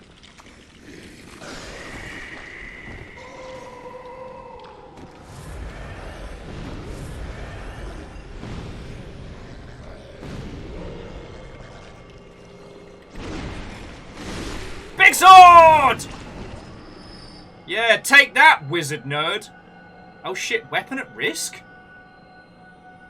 Can I lose this? Or does it just stop working? Do I need to go? Alright. Well, let's swap to our other weapon. Blue elixir. I'm sure it has no side effects. The blindfold cap. That's not good. Madman's knowledge, considering how much of mine they've fucking stolen.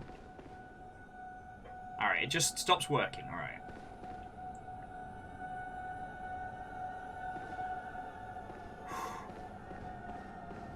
Friends, I don't think I've unclenched my jaw. Oh, what's a pearl slug? Oh, pearl slug is a ritual material.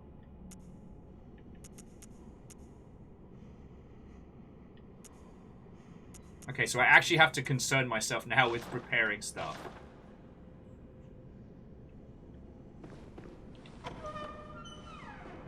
Alright. Well, we've got Ludwig's sword, so we're not unarmed. And you all were saying there's a way to open the door around this way. Plus, with 80k on the line, I'd quite like to...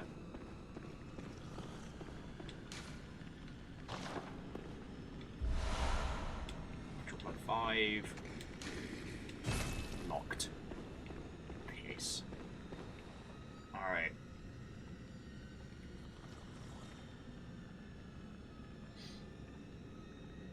But yeah, I know I'm saying really obvious shit about Bloodborne right now, about how good the world building is and stuff like that, but I also... Ah, lost flowers! You know what time it is, Will. You are loved. You are wanted. You are valid. You may be a mess, but you're our mess. You can't say that while I'm in the fucking choir halls, because it sounds like a twisted threat. You are loved, Will. You are wanted. Join us. Not while I'm listening to, like, creepy guttural throat music. Sorry, but Lost Flowers, thank you for 2 fucking years of subs. That's very cool of you. Hopefully I've remained entertaining for a couple years. It's been lovely to have you with us. Agonanarchy says someday there'll be a FromSoft game where you can pick locks. It's when it says does not open from this side and you're like, this is a rickety piece of shit door. Look at my sword. Look at my sword. Tell me I couldn't smash the door in. Alright, Childress, where do I go from here? Where do we go now? Because I want to open this door and go spend our goodies. And repair our sword. Because, I mean, it's worth it for just the brutal damage we can now vomit onto people. But it doesn't make it any less scary.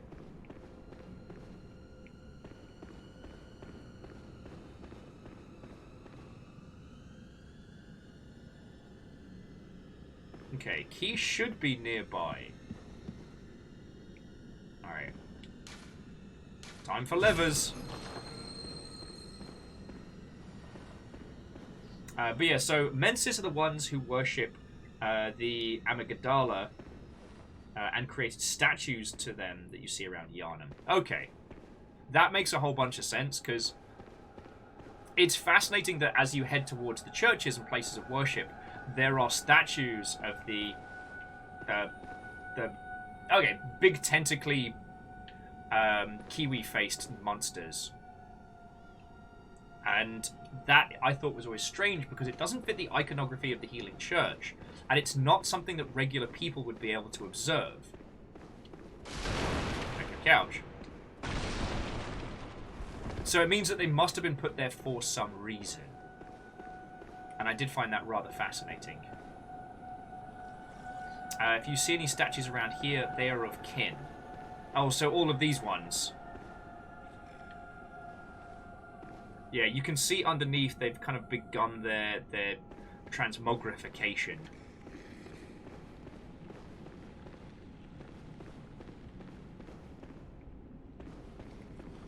Alright, so we cleared through that area. We cleared through the side, so I guess we're going to head up and explore some more. Might have been another way to head. But we may have to not admit defeat, but go and spend wild goodies before I get myself too lost in trouble. Alright. Yeah, so this is the door we just opened.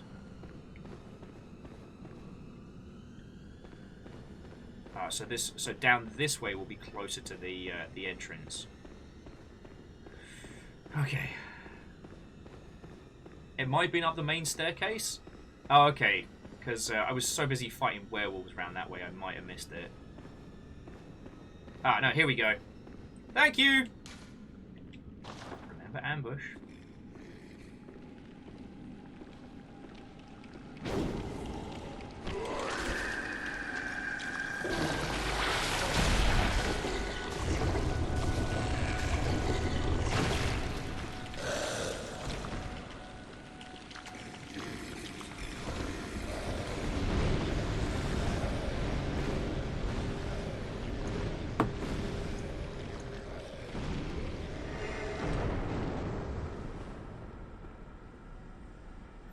Assholes.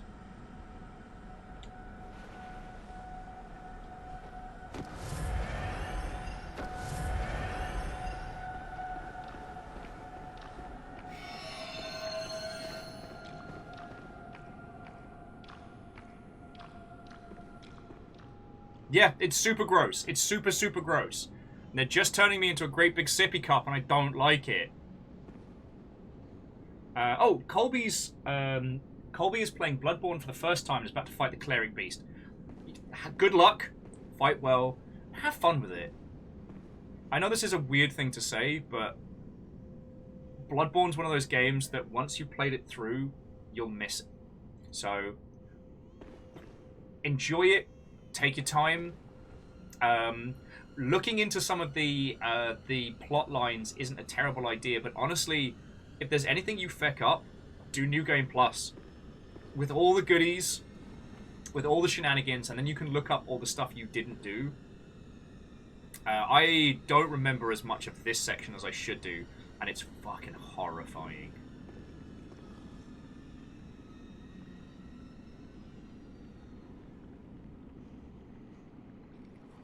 But Colby, it's lovely to make your acquaintance.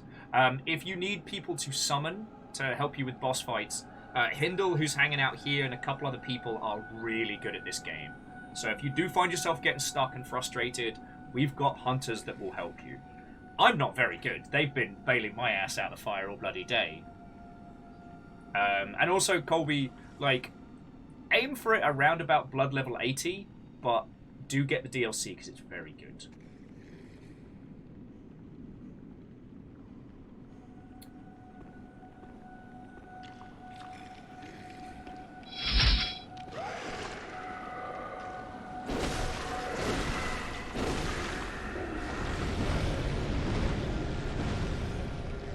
Both being bellends.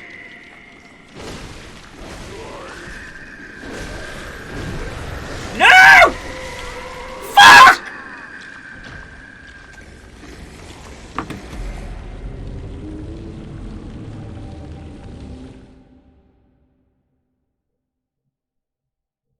I'm very good at video games. Very good. I am the best to video game who has ever videoed a game. Yeah, Naru, they shared a toast, but the toast was me! I'm gonna go repair my sword, and I'm gonna go use it to break their face. Okay, so Colby, whilst I'm patching up my wounds and repairing my damaged pride, Will, it's lovely to make your acquaintance. I worked in video games for like a decade, and now I do this for a living. If you've got any questions, thoughts, or feels on this or other video games, hello at what I do. I love it.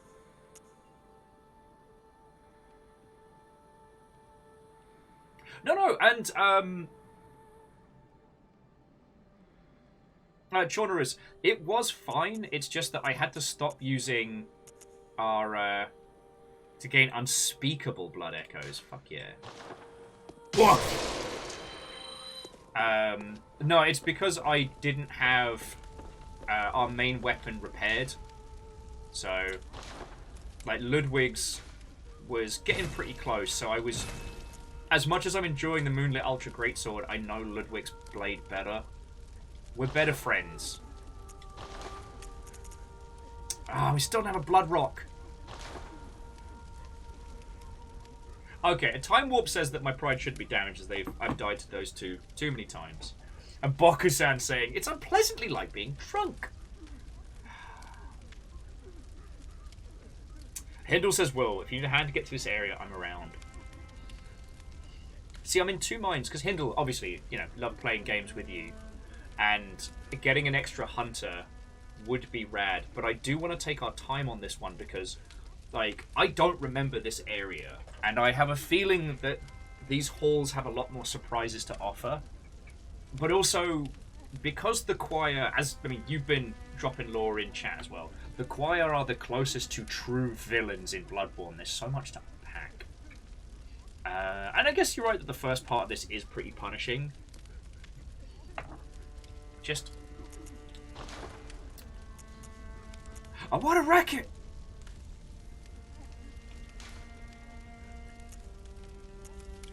Alright, so first things first. Let's just check to make sure there aren't any traditional, like, punch harder gems I've missed out on.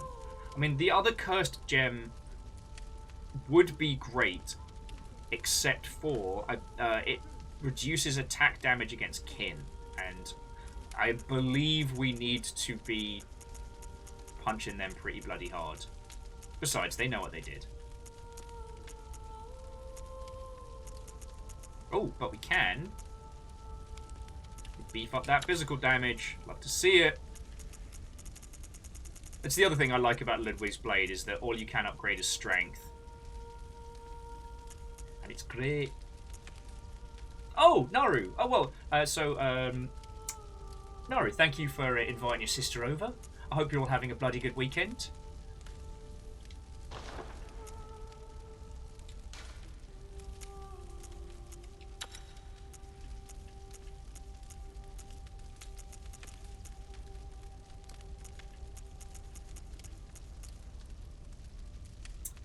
See, the damp blood gem does beef this up, but the attack versus kin. Naru, a chill weekend sounds bloody marvellous. I don't know what I'm going to do with the rest of my weekend, to be perfectly honest, friends. I haven't really thought it through. I've been having problems with my hands again. Fiona has the saddest picture of me in existence, where I was trying to put some... I was trying to take a bowl of mac and cheese out of the microwave, and my hands just decided they weren't working anymore, so I biffed it all over the floor.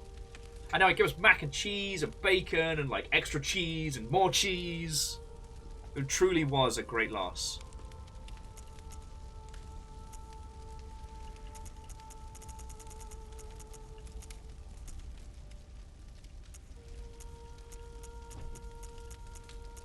Okay, well, we can beefcake it up pretty good. But like I said, I don't want to use the cursed gem because of... so what it means is that, like, after today's stream and stuff, I'm going to try and rest my hand and things like that. But the grand problem about being a nerd is the sheer amount of pastimes that I have that involve using me hands. Makes it a tad difficult. So yeah, press F to pay respects for that mac and cheese.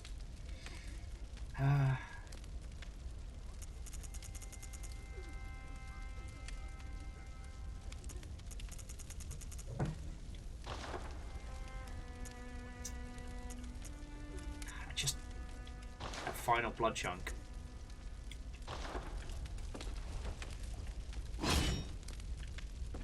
Yeah, and I mean, Naru, like Fiona and I were talking about it, and honestly, if you consider like my profession is pretty much all involving my hands, and all my hobbies involve my hands, like it's not a surprise. I mean, the good news is they're not in pain like they used to be. I've been doing exercises and stretches before streams, but it's just been grip strength and dexterity that's been a bit off. And I think that's more from overuse than anything else, because I did the Gandams, and then I do this, and I've also been playing shooty gun bang games in my downtime, and plus, Amos is very strong. So to walk Amos, I do have to use both hands. I've got to grip the lead, because if he goes, he can take me with him. So I have to be focused. Oh shit! Actually, we did get some more.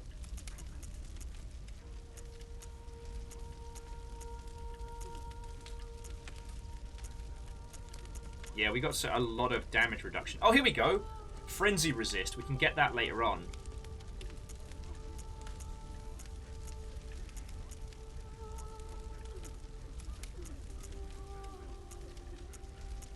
Yeah, so that should help us later on against the everything. Yes, Naru. Amos is very strong despite being a baby. He's got like beefcake shoulders. Air Dragon was saying that they mentioned their games and stuff outside their physical ability because of broken hands.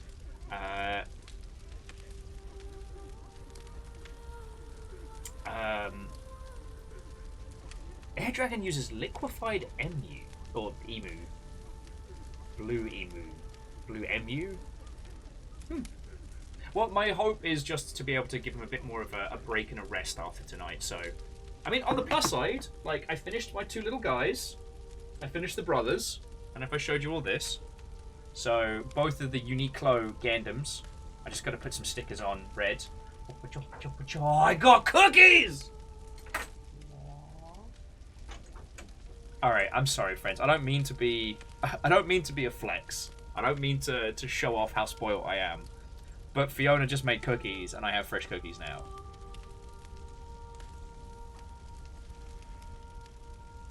Oh, it smells so good.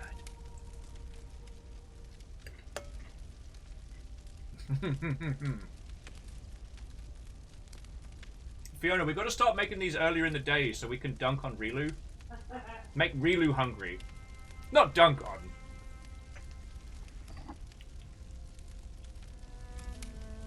Okay. Hindle has fig rolls and Lost Flowers has chocolate cake, so it's all good.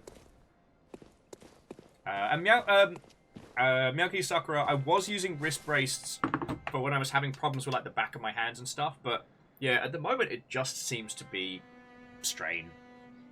Though we are gonna try and get me like a sit down with a doctor. You know, I'm bloody paying for medical insurance. I might as well bloody use it. Oh shit! And we got the we got the choir's badge. So what did that give us?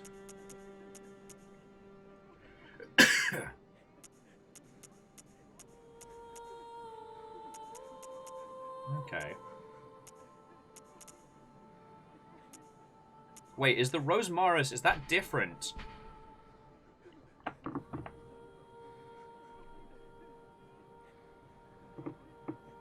Oh, okay. So the Rosemarinius there is a special variant of the flamethrower used by the Holy Healing Church. It's only 60k.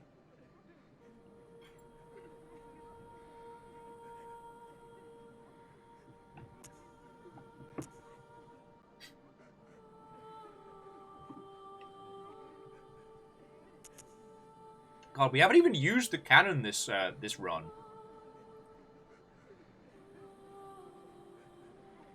Oh, it's a different element as well. Thank you, Moose. Oh, actually, Time Warp, we've not looked at the choir armor yet. Tomb Prospector. Oh, we also didn't look at the crow feathers either. The Hunter of Hunters dresses as a crow to suggest sky burial. The first Hunter of Hunters came from foreign lands and gave the dead a virtuous native funeral ritual rather than impose a blasphemous yarn and burial service upon them, with the hope that the former compatriots might return to the skies and find rest in the hunter's dream.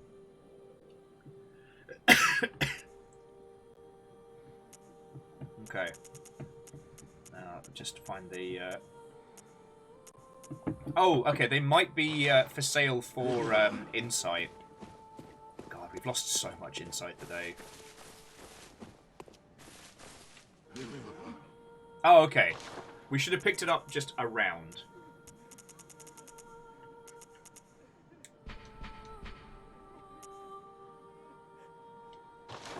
Okay, let's have a look. Sullied bandage, crown student, grave bloodied. The constable and Brandor we already read. I think we did. Oh. Old hunter, white church. Excuse me. Black hooded helm. Iron Yarlagoon? An iron helm worn by the hunters of the unseen village. Removing the hood reveals something reminiscent of warriors of a previous age. It was made of metal, a rarity for hunters' garb, and has high defense but only against physical attacks.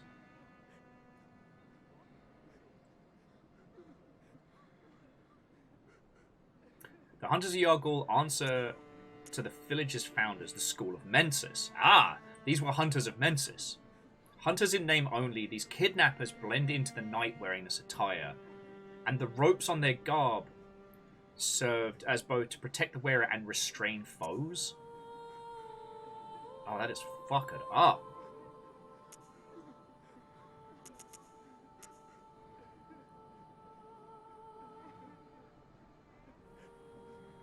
These kidnappers wear their black hoods low to shadow their eyes. Fuck. That's the Lagaris Executioner's set. The blindfolded cap. The attire of the choir, high-ranking members of the Healing Church. Members of the choir are both the highest-ranking clerics of the Healing Church and scholars who continue the work that began at Bergenworth. The eye covering indicates their debt to the teachings of Master Willem, even though their paths diverged. Ooh.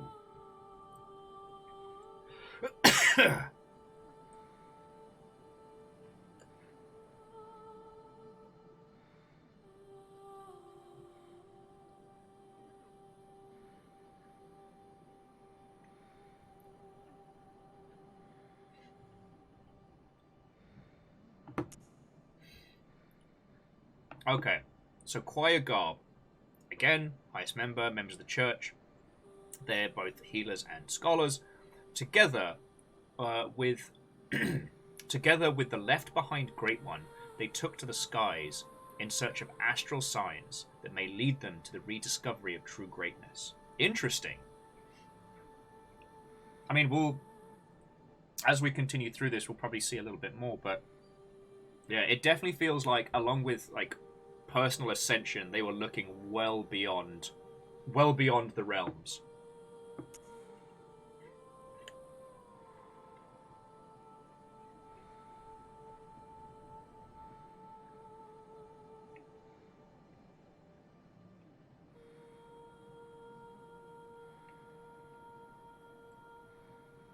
Yeah, so the choir took to the cosmos while Mensis took below. Okay.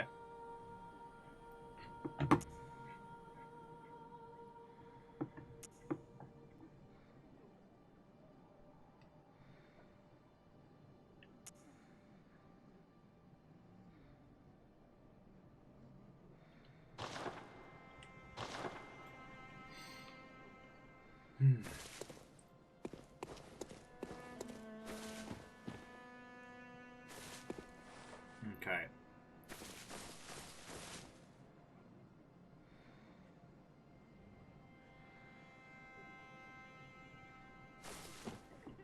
So Time Warp says they find it interesting how what essentially boils down to the Illuminati of the Church in this game is the closest philosophically to Byrgenwerth. Well, I choose to read it in that the choir...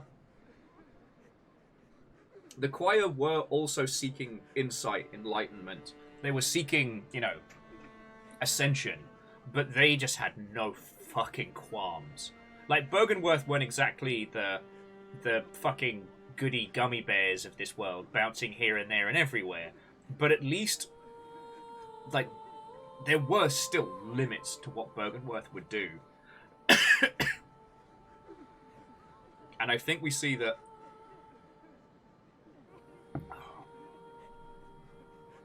Yeah, what Byrgenwerth did to the fishing village was heinous. But it wasn't heinous... I'm not obviously justifying the fictitious acts of the Byrgenwerth scholars, but I can see why they would. Do you know what I mean? They treated it like an infection or an incursion. What they did to those people was truly awful. But you can see it coming from a place of fear bought a partial knowledge. You know, there's nothing more dangerous than a person who knows a little. The Byrgenwerth scholars knew just enough about powers beyond their control to know this was a serious fucking threat. And so they threw everything at it. And it was, yeah, you know, the hunter's first sin. The choir don't care. The choir would do that again and then some, just to make it happen. Graveyard of the Dark Beast. Oh, I remember that. So what do we want? We want... abandoned wilds. It's this way? Darn it. What's the name of the place we were just hanging out in front of?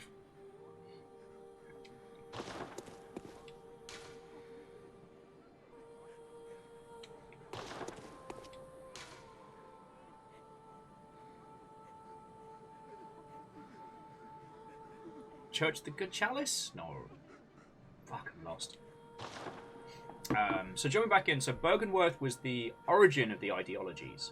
They found the Numerian ruins and took inspiration, trying to learn what they could from the Great Ones. We know that much. It's just, it felt like, especially when you see, what's his name, Willem in the chair, you know, and Rom, who they either made or contacted, I forget, helping to keep things under wraps. Like, Byrgenwerth tried to do good.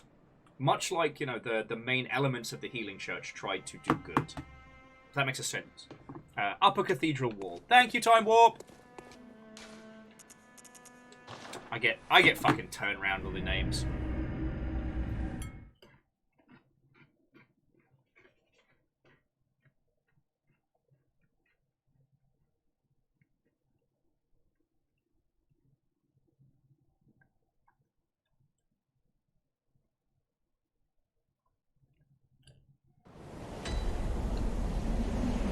Right.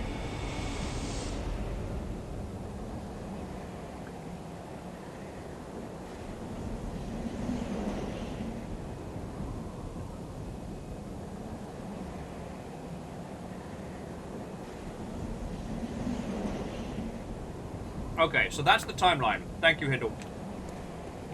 Hindle was just saying that they found out Old Blood bad, so they get German to create the Hunters. Then they hear about the events of the fishing village and send the Hunters to cleanse it and claim the body of Kos for themselves.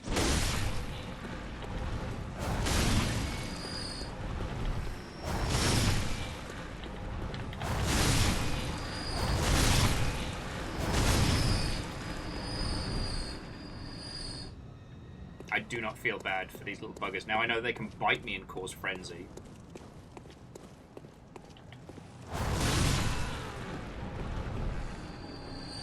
Oh, you know what? We might as well have some fun with it.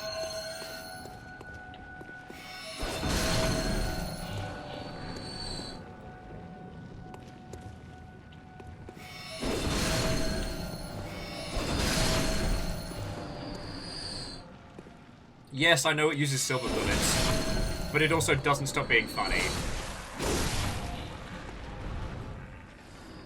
Also, I really don't feel like wearing our whimsy, silly little outfit anymore. I feel like we've actually got to give it a serious go.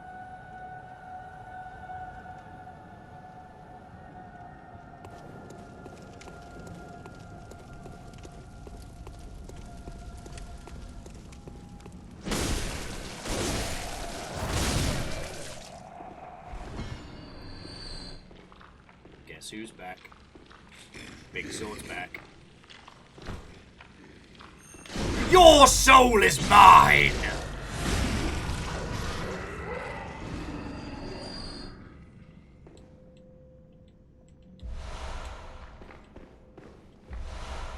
And on the plus side, we don't need to go down into the werewolf pit to go get revenge.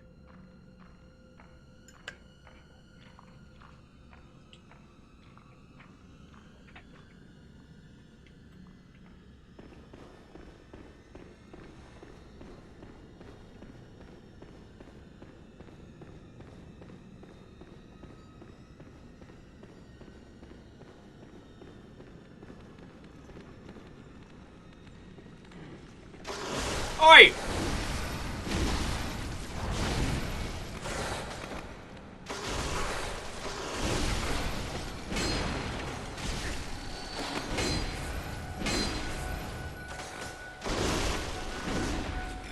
Fucking werewolves, man!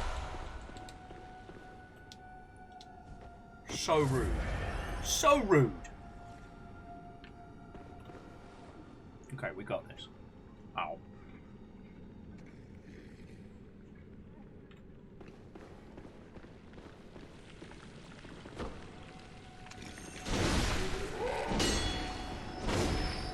How did that guy not see me?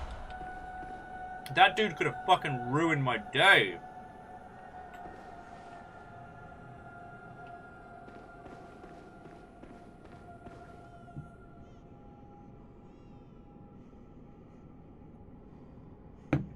Okay.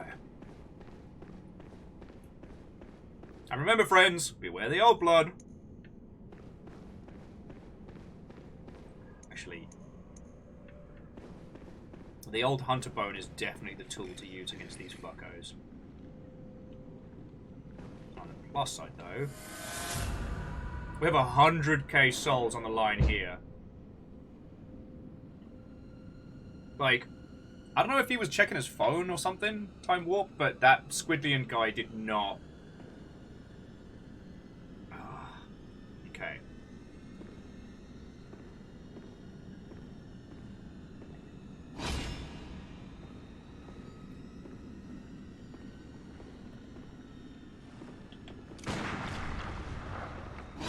I do like that the only thing I really use my my sword for is just personal insults now. Nah, fuck off, mate. No!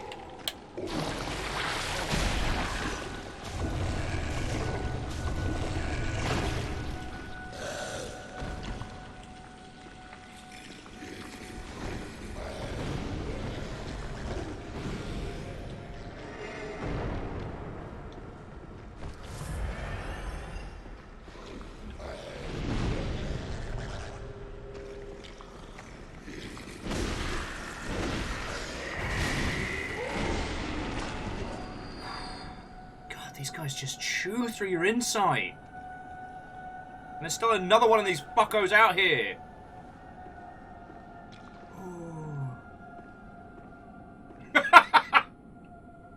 Bacon said this is like watching karma go down in Rainworld. But somehow Rainworld feels more fair.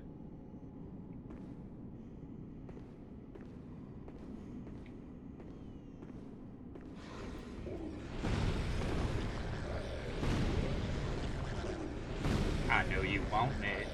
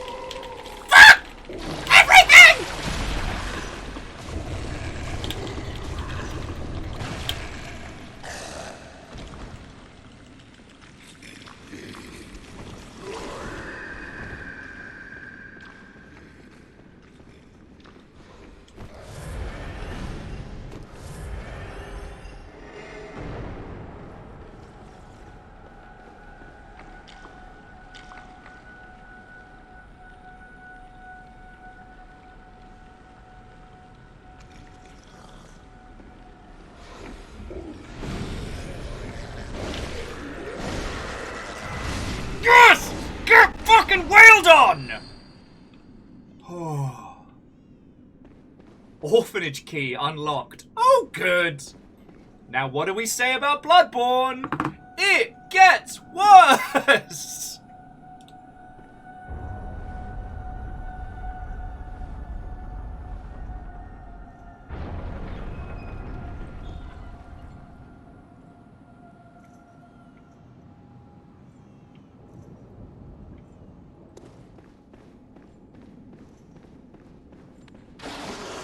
Yeah, I know you're there, mate. Come on. Come on! Excuse me.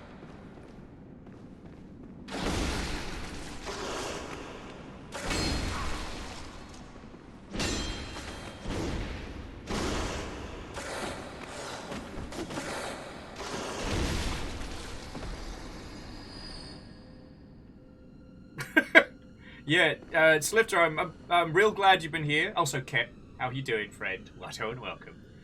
Yeah, we're cosplaying as a fucking Capri Sun at this part in the game. We're delicious. Alright. Wondrous friend. Wait, do I know how to do the Hunter's...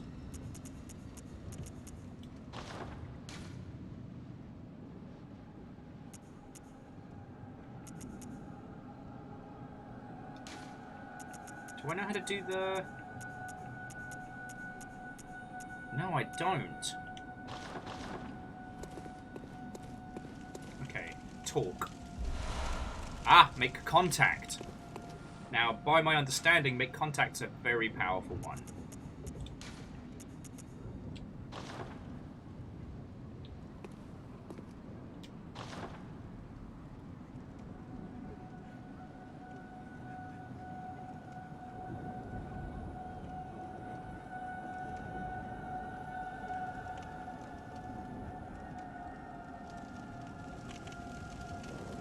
I believe if you hold it for long enough, your hunter swaps arms, right?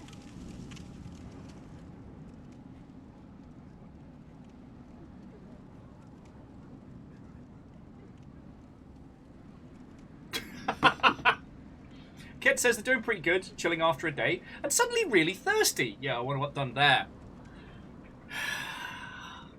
We had maximum insight when we started this. We have lost... too much. Too much. Alright. So that's useful later on. Okay.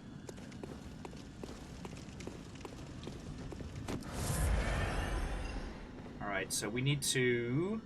Now we have the key to the main door. Honestly, it's probably going to be more beneficial for us to just walk down the main stairs and deal with the werewolves. Because I do not want to deal with those Capri Sun drinkers. Oh, God. Fiona just banged a pot in the kitchen and it made me jump. This is so tense. We have so much riding.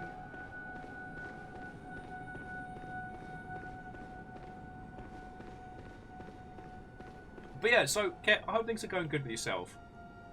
Aside from this, things have been good over here. Built a couple more Gandams. Painted one real good. Had some thoughts and ponders on your projects and your stuff and things.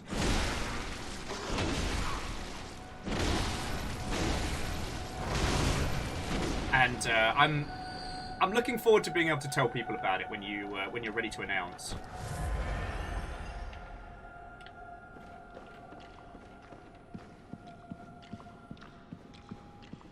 Oh, it's just so damp.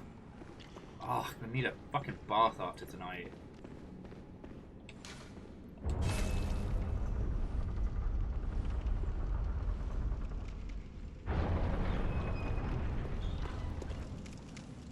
Oh, God. You know how you all just tried to tell me everything? And you were like, wow, if they are people, they sure are small. We just used the orphanage key, right? And what door did we just unlock? The main fucking door into this place.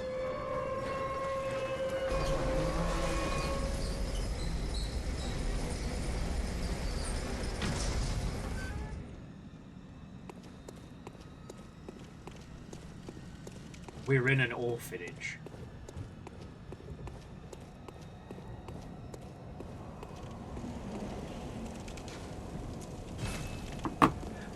Once again, Bloodborne! It gets worse!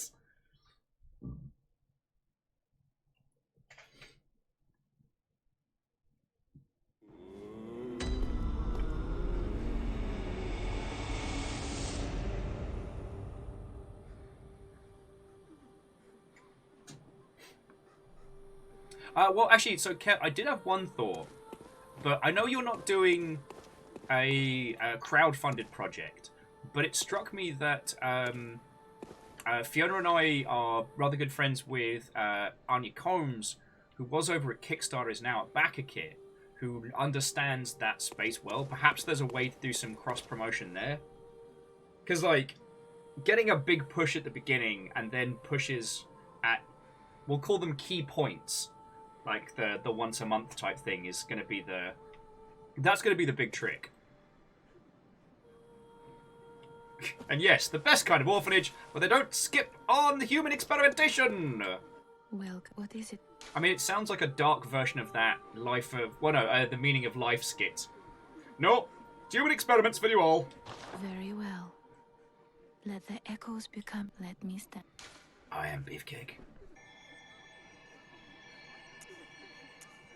Boosh. Okay. Do we need more than 40 strength? That is the great question. And I'll always take more stamina. Well.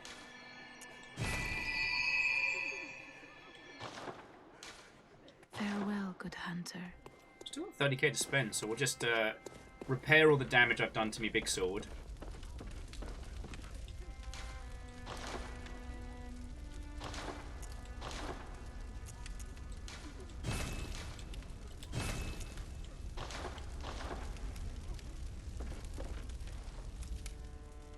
Time Up says, wait.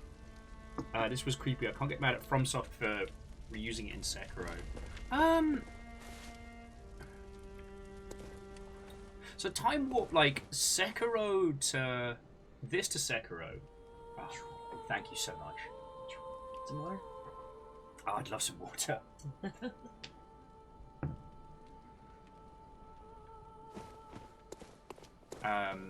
Sorry, Time Warp, I didn't mean to jump on that comment specifically, but, like... I think one of the grand differences between Bloodborne and Sekiro is Bloodborne is our journey, but it is their story. Thank you. Liquid Death, sponsor me. I need it. Yeah, if anybody knows anyone over at Liquid Death. Cheers all. Sorry, jumping back. Sekiro is a personal story. Bloodborne is essentially us walking through the history of others, while the final choice of how Bloodborne resolves is up to us. Everything else that happens is, you know, the old one's design. Whereas Sekiro is the story. I forget the lead character's. The lead character, I believe, is referred to just as Wolf, right? And it's their story. Whoa, so Time Warp, you're right that you're talking about the choir and how they have like experimentation groups, but they hit to different beats. Like at this point, we're just seeing the complete callous, no fucks given of the choir. Is there anything I want to buy before I biff it all on bullets? Because I might have been a little blasé, just a little. Man, beefing up the cannon is always hilarious. Being able to one-shot people early on and just being like, boof, does not stop being funny. But I guess that just hasn't been my vibe this time.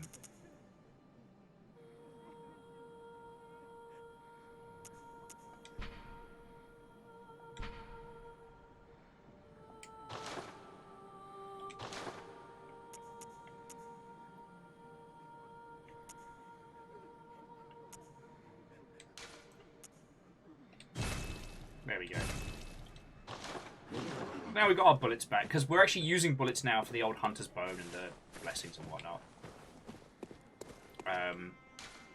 But no, I just wanted to highlight that time warp because the different experimentations and terrible things that are committed in both by, you know, Sekiro's villain or villains or however you want to look at it, and then you look at this, there's...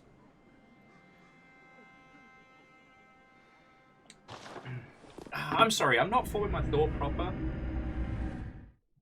Interestingly, I haven't felt the same desire to return to Sekiro as I've felt to go back to Bloodborne and the Soulsian games. And that's a whole nother thing to unpack.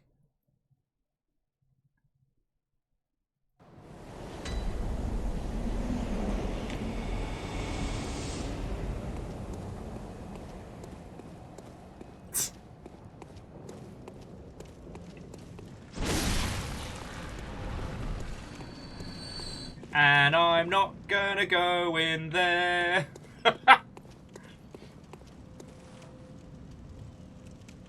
Hindle says, oddly, I didn't feel compelled to play Sekiro. I mean... Oh, sorry. I completely understand that, Hindle. I was just trying to unpack because... Like, I'm glad that we played Sekiro, and I think it was a really good, like... game to watch on stream for like the challenge and the visual. Piss off, kid. Little frenzy bastard. Oh, they're so hideous. Oh, I'm gonna need a shower off today. I think it's because Sekiro wasn't our story, it was Wolf's story. And I think that it was going for a very, very different vibe. Which, like, Dark Souls is probably the most freeform of all of them, right? You can be whatever the fuck you want to be. And that may be true also in Elden Ring as well. In Bloodborne, it's your character, but you're always a hunter. And then in Sekiro, you're always playing as Wolf. Wolf's story. And Wolf's story is one of, like, relearning their craft. It's one of, like, mastery. Bloodborne... Oh, sorry, but jumping back. With Sekiro, you're presented as being this ninja, but very quickly the stealth elements of the game are kind of dispersed as you become more and more basically just a walking psychopath. In Bloodborne, as you progress, you become more and more like the hunter. Like, it becomes true. Whereas in Sekiro, later on, you're just shanking bad guys left, right, and center with no cur, no course. And it is only the boss battles that provide challenge, and those are all about mastery. But the thematics of being the ninja really do kind of drift away towards the mid to late parts of the game. And Dark Souls, you're always a gothic warrior. It's, you know, D&D sans the story, right? It's your character, you do it how you wanna. Bloodborne is special. It is one of the great games of our time, and that can't be understated. And so in a way, it feels mean to pick on Sekiro for not being as good as this. But understanding why, I think, is what helps us understand why this is brilliant. Also, yeah, these are the kin statues, I believe. They are gross. Very reminiscent of the people in the fishing village.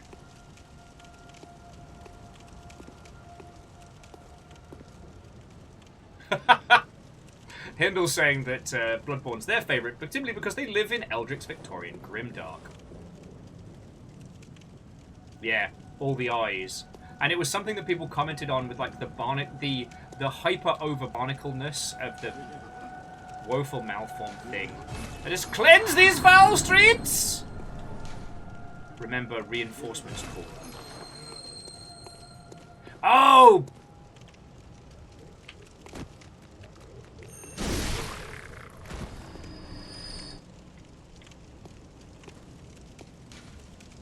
The kin of the cosmos await ahead.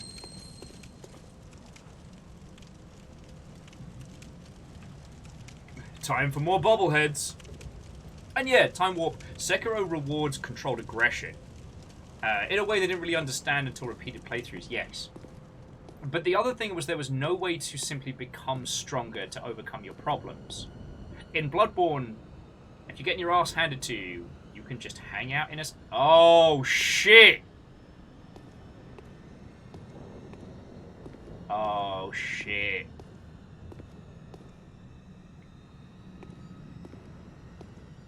I know where we are, and I wish I didn't. Fuck! Yep.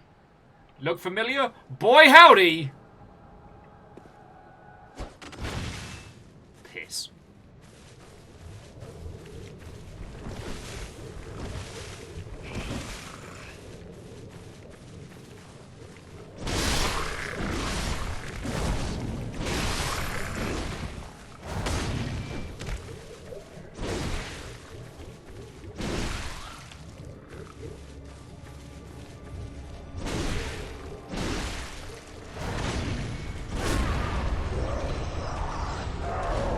Oh shit! Oh look, it's Bubbly Big Boy!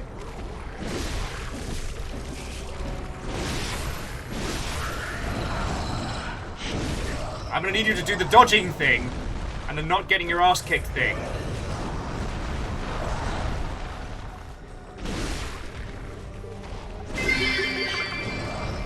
Hans, get the Flammenwerfer. The heavy Flammenwerfer. It's a hammer! It's a Flammenwaffen! It buffs the Flammen!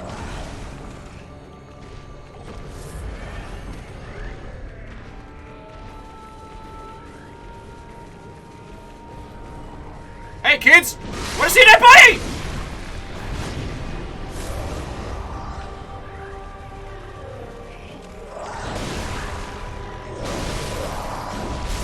Yeah! First time every time! I am good and not at all overpowered. Now I feel really guilty. Yeah, so this is the, as Hindle was saying, this is the nightmare from the lab. We saw what was happening in that place when Maria was in charge. Which is to say, like, you know, Maria, who, as we well know, became sickened with what they saw. Okay, now break the window at the top of the stairs for a secret boss. Alright, not before I bank this. Now, Chaunrus, do you mean this window here?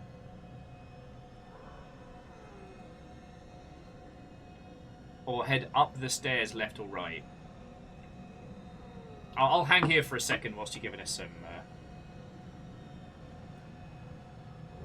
Okay, the one behind the lantern, alright.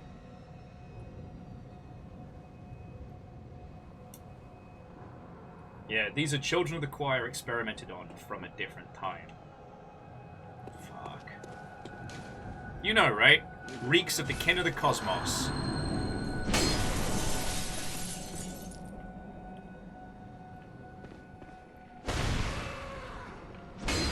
Oh, you a sturdy bastard.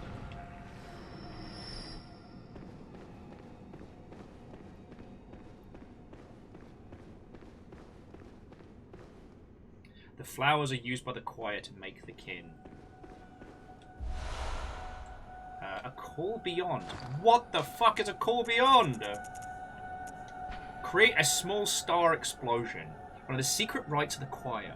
Long ago, the healing church used phantasms to to reach a lofty plane of darkness, but failed to make contact with the outer reaches of the cosmos.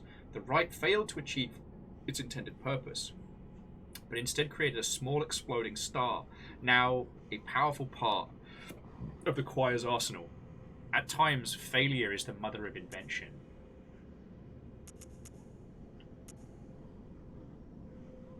Y'all are nasty.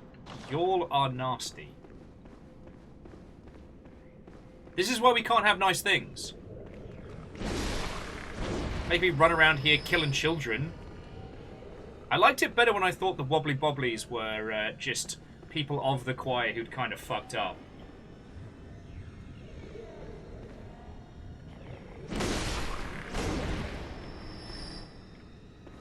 Alright, now we're going to go back through the fancy elevator that we never saw.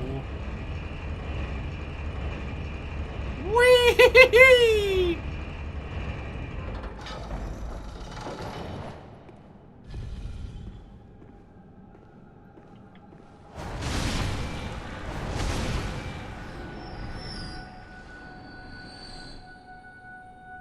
Why am I getting flashbacks from that one fucking dragon at the end of Dark Souls 3? Why does he look like that?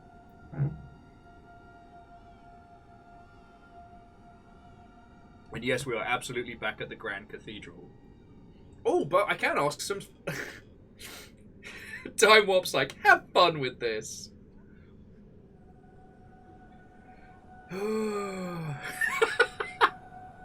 Shauna's like, this is one whole boss. Alright, give me your Yelp reviews for this boss.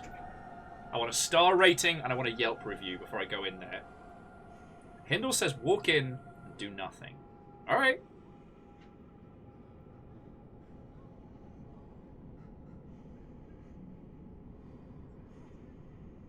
I still want your Yelp reviews, though.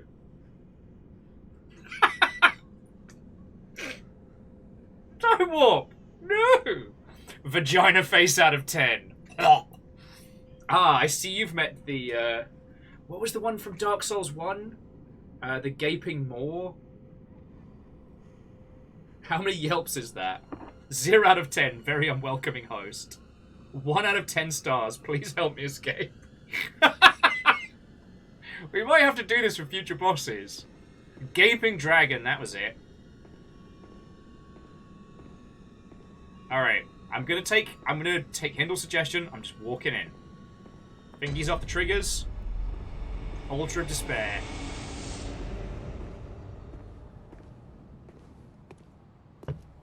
This place is fucked. So this is what would have been the research center of Tentacle Eyes Waifu, 4 out of 10. 0 out of 10 over stimulation abounds. Alright, I'm just walking forward. Just walking forward.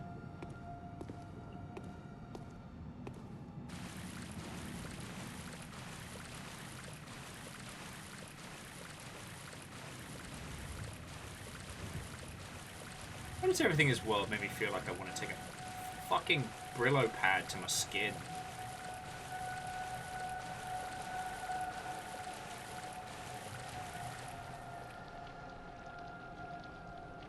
That's fucking hideous. 5 out of 10 needs more stars.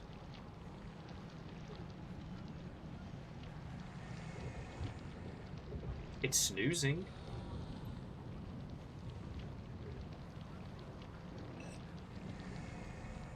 Okay, that's its back.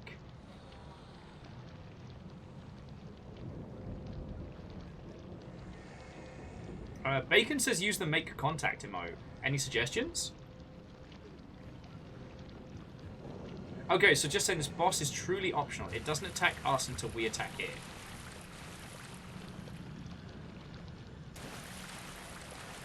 Also, it seems to be caring for something.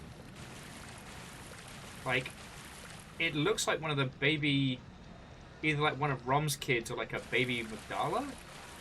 The Amygdala or whatever they're called.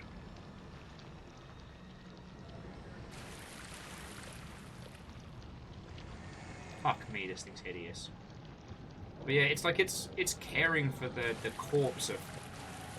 Is it a statue to Rom? It's a Rom of sorts.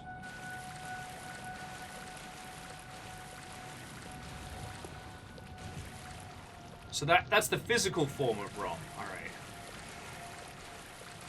You want to try a backstab?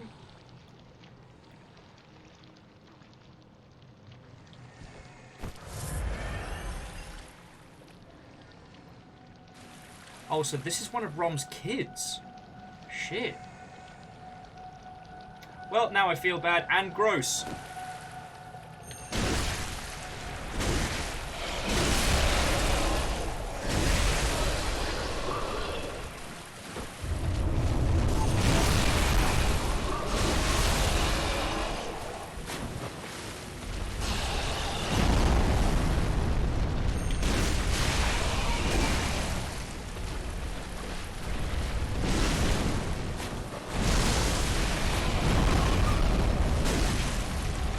This thing is the fucking grossest shit I have seen. This is Unifridge leftovers bad.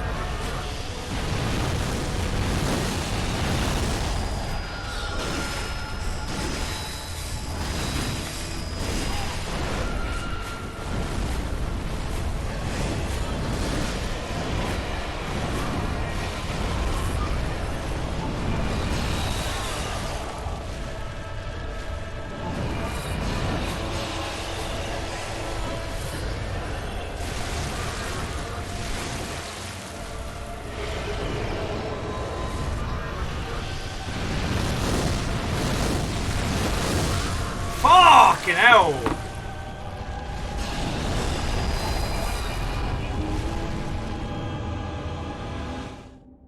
Shit. Shit.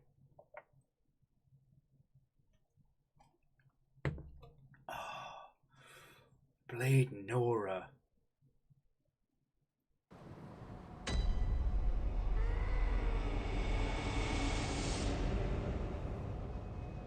Well, at least my insight's going back up. Ugh. Ugh. Alright, let's get this boss smashed. So yeah, so this is the choir's captive great one. Okay. So Bergenworth, so they created Rom, who they used to create a host for a great one, thinking that the others would use it to communicate with them. They did not. Oh, because Rom's whole thing is Rom's just not letting on what they know. But they did help keep shit in check until we kind of, you know, jobbed him.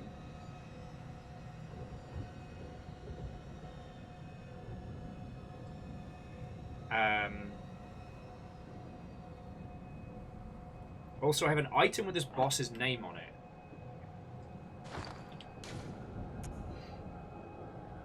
But yeah, so,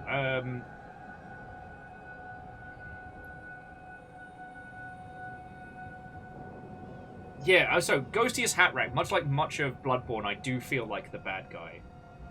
And this one is very sad at being stuck on Earth with only the choir. Oh, because Rom's bloody gone. The Arga of Equitus.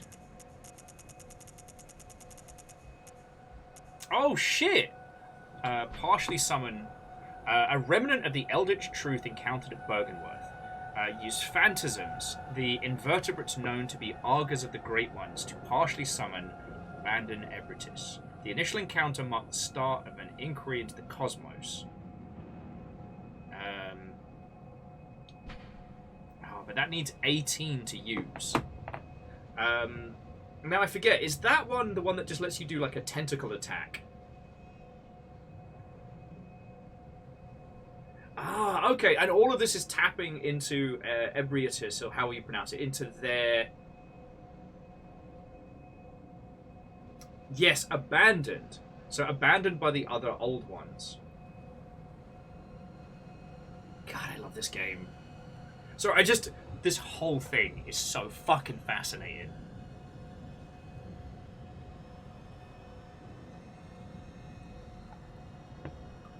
Okay. Yeah, so Hindle was saying Rom died, and as its mind had been used to shield this world from the Great One's influence. So yeah, they used this Great One along with the Lumen Flowers to create the kin. Okay. Alright, let me have one more try at this by my lonesome, and then if Hindle and Comp and peeps want to come help me kill the most hideous boss, I probably could beat this bad word by myself. I'm not too fussed about that, but it's so gross. So gross. My friends, I'm having a fucking shower after this stream. Alright, come on, bastards.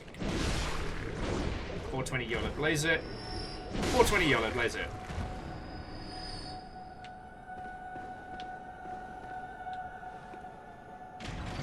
But yeah, just the fact that it's just there being sad over either Rom's corpse or a statue to Rom or something along those lines. It makes me feel bad.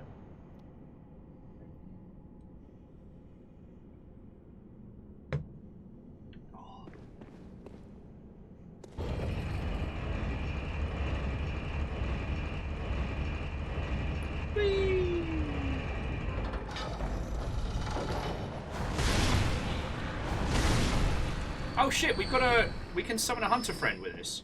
So who's this? Damien of Mensis. Well, I guess Mensis would have beef. Alright, Damien, let's fucking go, baby! Alright, also, we can't backstab an old one. I've learnt this.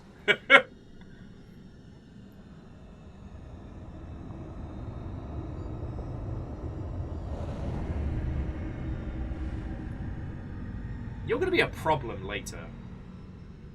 You are going to be a problem later. Oh, man. Yeah, my skin is just crawling.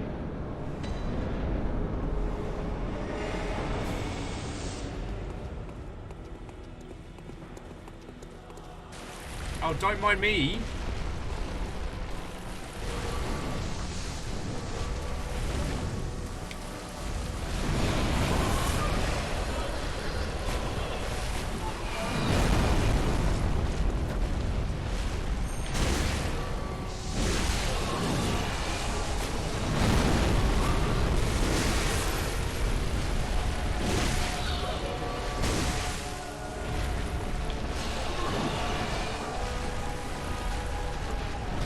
So gross.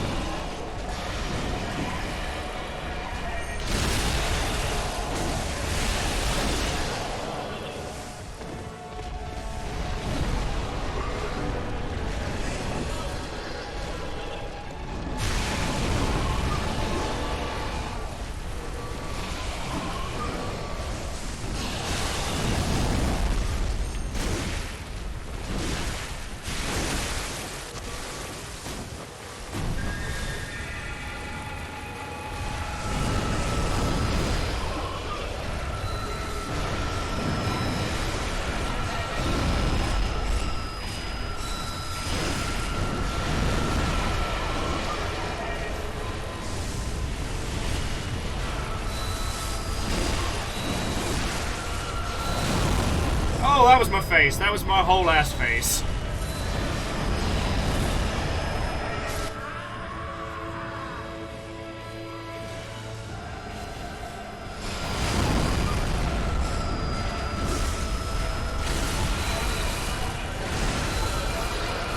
I can't get out! I can't get out!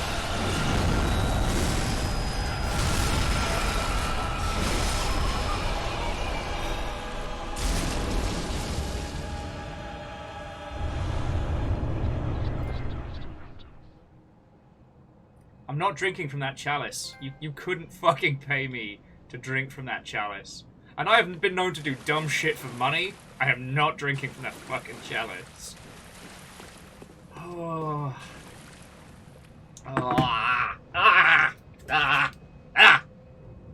Alright. We're gonna have a little explore, but I am going for a fucking shower in a little bit. Scour my skin. I did not feel good about that, though. Like, we aren't the hero here. Did we help free somebody? Possibly. Did we stop the choir from doing bad shit? Yup. But I just feel bad. I just feel real fucking bad, you know? Offer flesh to the altar. Oh yeah, this is how we bring Vampire Lady back. Time flows in reverse for this scrap of flesh.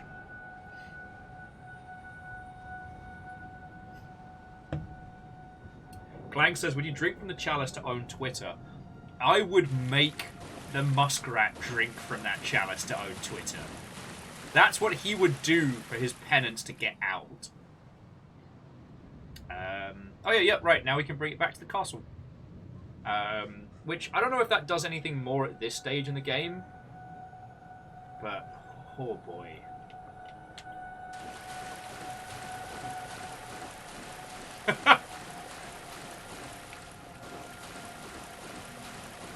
Hey, time warp. I haven't put it back yet. It's fine. I do like the fact that you can propose to the Queen of Canehurst repeatedly, and she'll just shoot you down.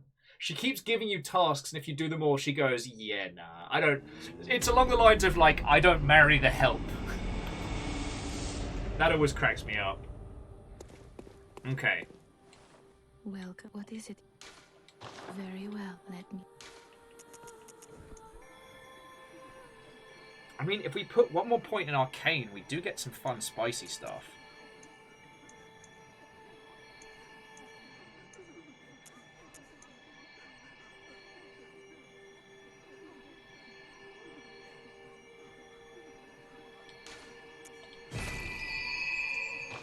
Yeah, feck it. Let's...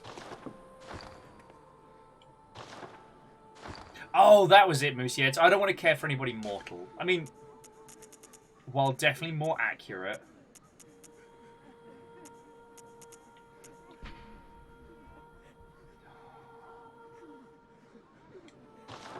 Oh.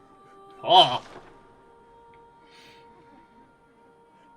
Oh, Hindle says scroll up a bit more for lore. Oh, what would you like me to look at, Hindle? Sorry.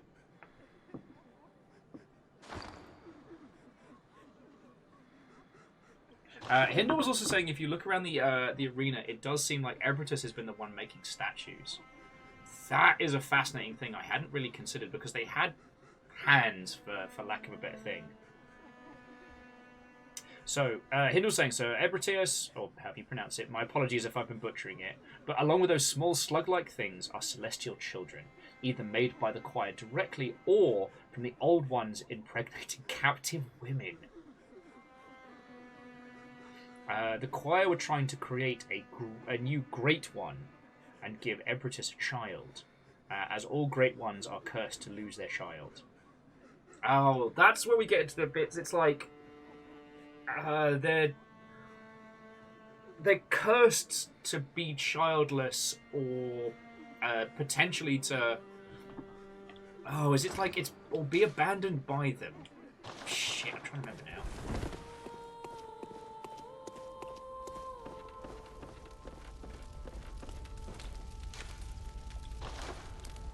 Sorry, repair.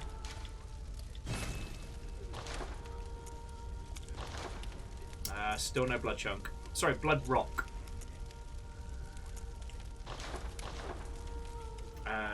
Rom didn't manage to live long enough to see hers. Aww.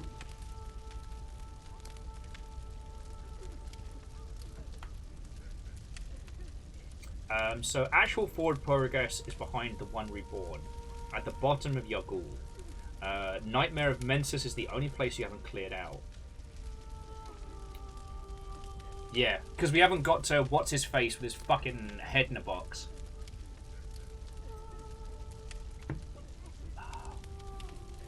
Okay, you know what? I think. Oh yes, Hindle. Yeah, the curse of the Great Ones is that either the parent or the child dies. There is no pair that survives. Although it's kind of implied that the old one that runs the Hunter's Dream is kind of working out of lockstep with the rest, but... Okay, and there's only one blood rock per game cycle. Thank you. You know what, Chaunerus? You told me that, and I forgot. I think this is a good place to bring our adventure to a close, dear friends, because we beat the gross thing, and I really need a fucking shower right now. Like, ugh. Ugh.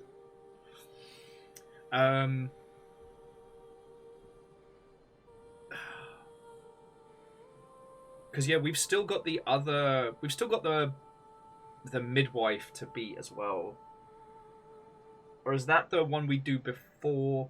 Is it the midwife is the last one before German? Shit. Oh, Hindle says there is a blood rock in the DLC. Oh, is there? Because I'll get it. I'll steal it. Oh, and Naru, thank you kindly. Oh, yeah, sorry, the wet nurse is the last boss before German. Hey, Scotty, it's always a fucking pleasure. And while I'm sure my late streams in the US time zone probably don't help with sleep patterns, you know, hopefully my incoherent screamings and banter can be a spot of company. Midwife is the one that sets off the endgame. Also, the wet nurse. Yeah, thank you, Miyakini Sakura.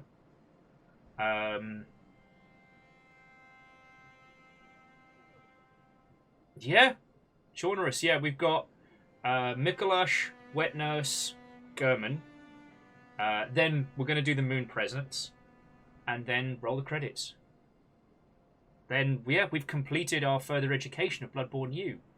At which point we'll need to look at a work placement in Elden Ring. Clank, have a good rest of your weekend. Sleep well. Scotty was just saying that their circadian rhythm is more like a jazz quartet. Mine's more of a like circadian gentle suggestion. God, I'm getting to that point in my life where I'm so fucking done with falling asleep at 5 o'clock in the morning that someone's recommended me melatonin, which means I'm going to turn into one of those assholes. Not that melatonin turns you into an asshole, but people who start taking it talk about it constantly. I don't know why.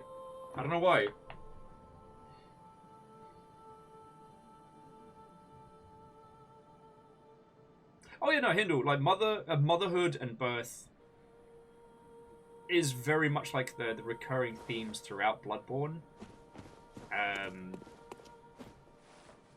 And it's done in a very powerful way. Not that you need me to tell you that, but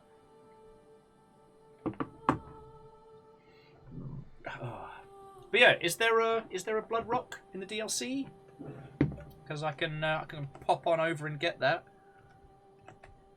Because we can do kind of closing thoughts and banters while I get some goodies. Okay, Bloodborne, Blood Rock.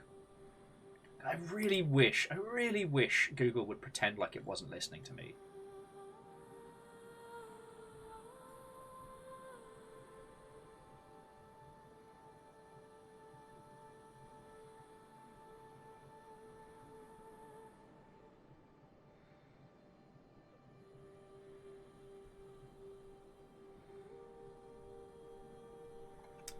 The way to the Blood Rock from the lighthouse lamp is shown.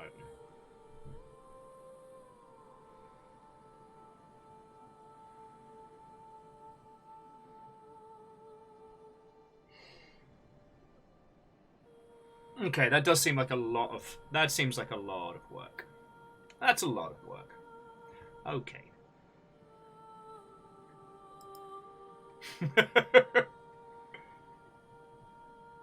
Fishing hamlet, down the elevator leads to the boss. Large room, opposed to... Guarded by 2 winter lanterns. We did that! You can just run past everything. Yeah. Alright, well let me just biff the last of our echoes.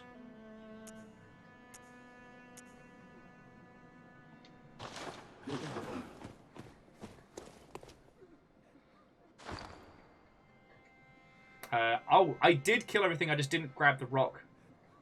I was talking about something, wasn't I? Stupid Will! Alright, we're not calling a break just yet. I'm getting that rock.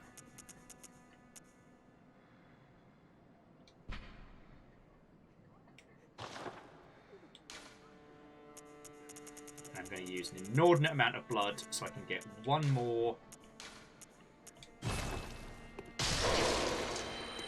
So I can get one more level. Welcome. What is it? Blood Very echoes. well. Let me. See, Vitality's good, but Arcane is fun. And now we have the possibility of casting some cool shit.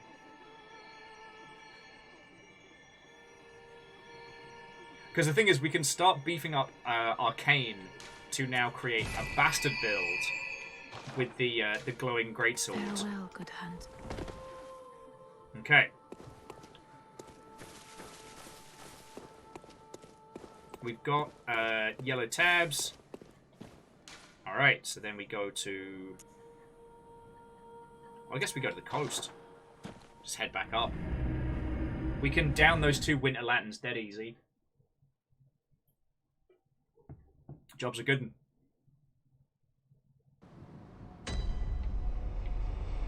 Meanwhile, at the fishing hamlet, everything was bad. Yeah, finishing up on a rock quest. I just can't believe how close I was to picking one up, and then I missed it.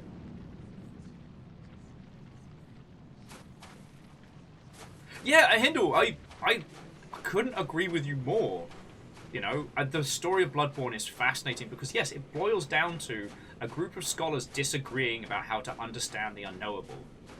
Disagreeing on, you know, what path one should take to better mankind. You know?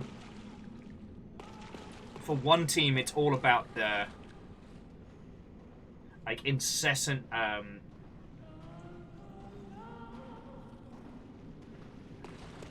the incessant focus of knowledge. Oh, I should have done that frenzy resist.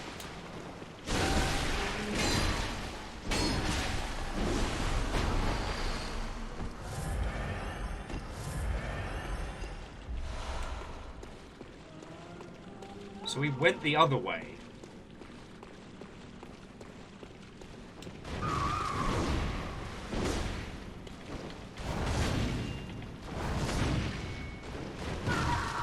Lady, I'm gonna need you to stop. Just stop. Sorry.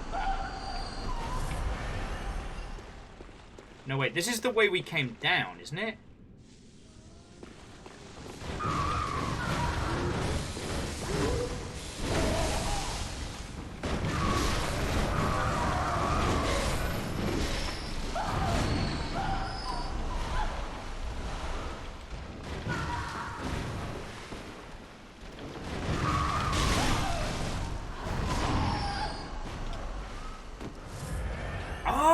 Okay.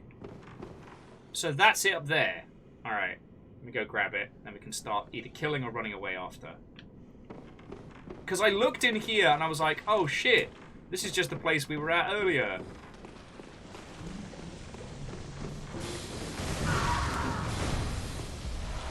Blood Rockster! Alright, this guy's got to go because he's an arse.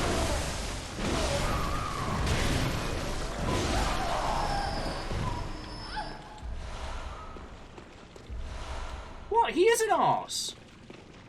Plants. Eggs, pearls, eyes? Don't worry about it.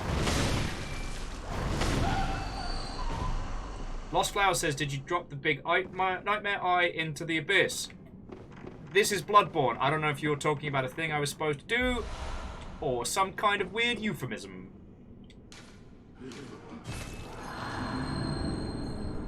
There is another item, but I don't remember what it is. There seem to be a couple of gems for just like beefing up our weapons. But I'll have a little look-see. I mean, the thing is, we've got this sword swinging so hard, it's not even funny.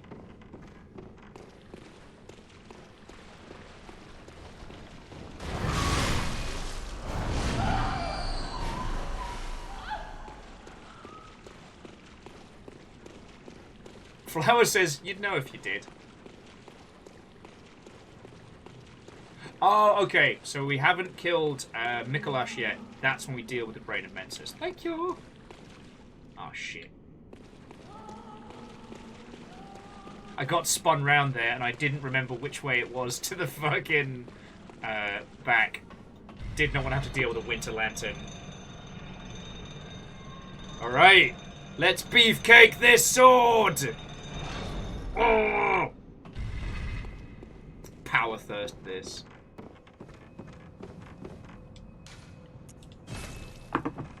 Yep.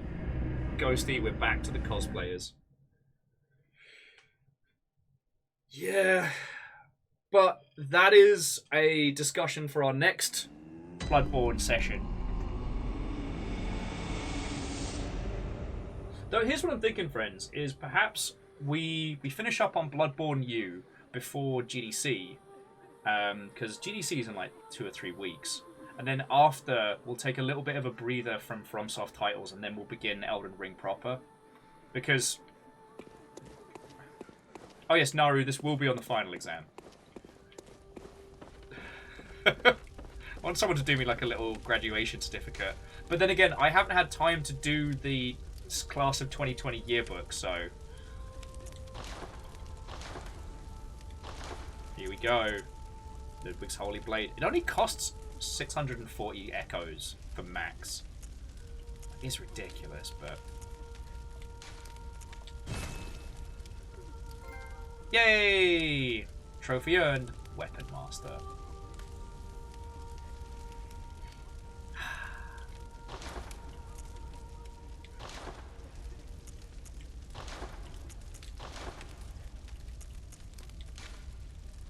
Just quickly see if we got anything better.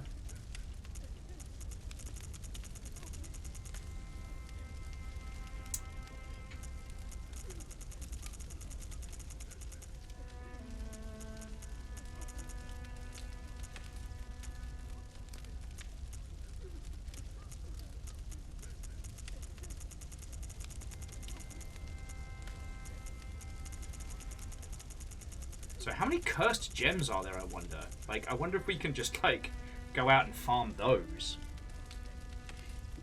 So Caffeine says, so with the approaching 6-hour mark, what on this lecture, what are your thoughts? Everything is gross and bad, and I feel like I need to go scrub my skin until I don't have skin anymore. No, I think that every discussion and deconstruction of Bloodborne is incredibly important. I feel that despite this being a story told in a very specific way, there's still so much left both to discover and to interpret. I think there's a reason why this is a game that people come back to, and it is one of the important games of our time. Essentially, yes, Hindle, that does make you the history professor.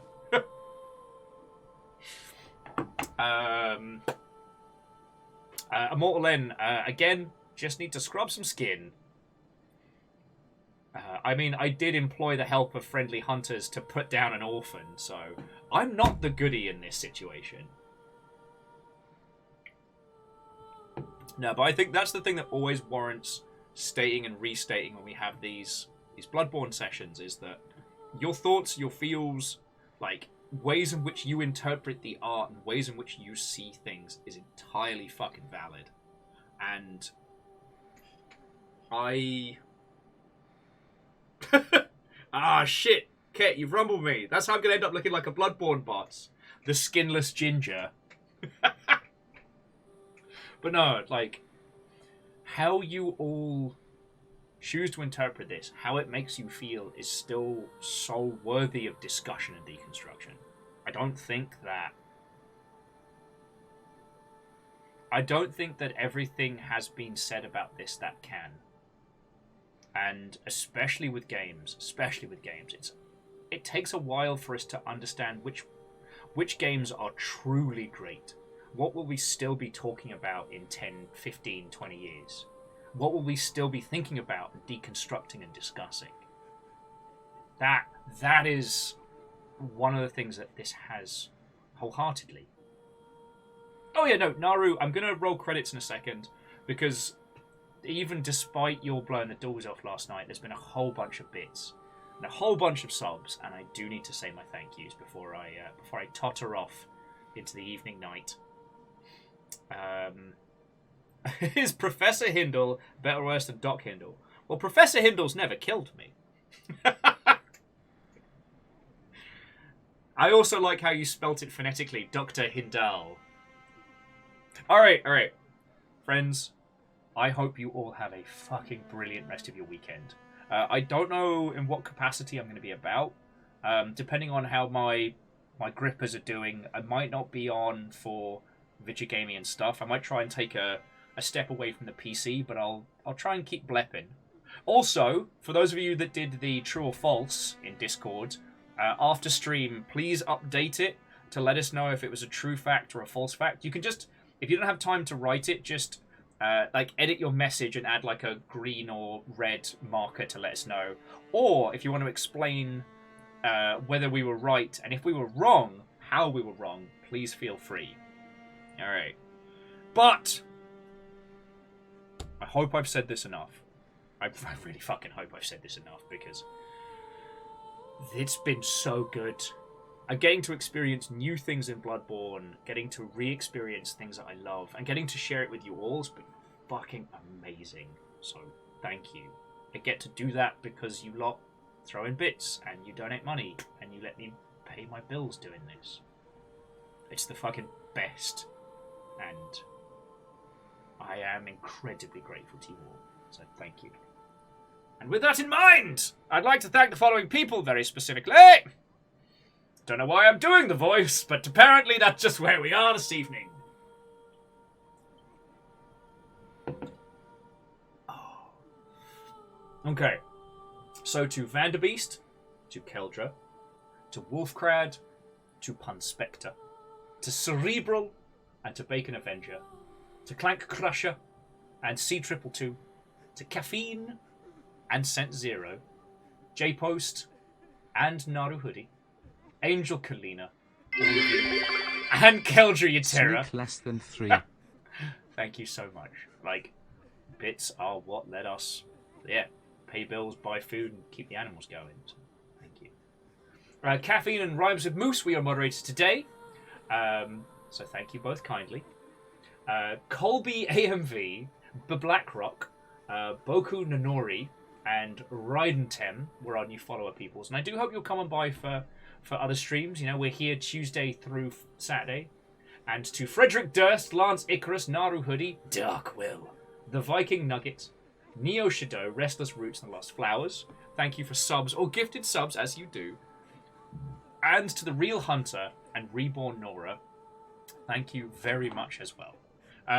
You all threw in raids, which Mr. Twitch seems to love. He's all about that. So, seriously, thank you. Right. You don't have to go home, but you can't stay here.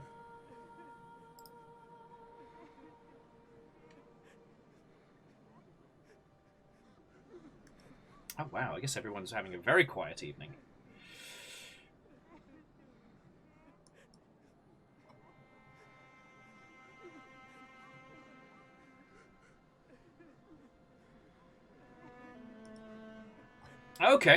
Okay, let me just quickly make sure these lovely Mother Hubbards are still live.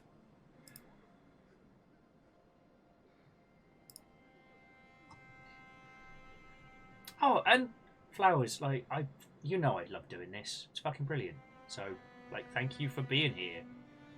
You know, I've said this a lot. I'll probably be saying this for as long as you lot will keep me around, but I only get to do this because you lot come and you hang out. Be it just lurking and chilling and illing, or throwing in cash or what have you. That's why this gets to keep being a thing. So thank you. Alright. Okay. So I have 3 individuals, and I have 3 possible places we can go. So I can offer you a spot of Lego crafting. I can offer you Hunter, Call of the Wild, or I can offer you Midnight Suns, Marvel Midnight Suns, the XCOM but with X-Men kind of game. Shit, that's good. Although I actually don't think the X-Men are in it because of licensing reasons, but that's another story. So that list again: Marvel Midnight Suns, Hunter, Call of the Wild, or Lego. Just physically building some Lego.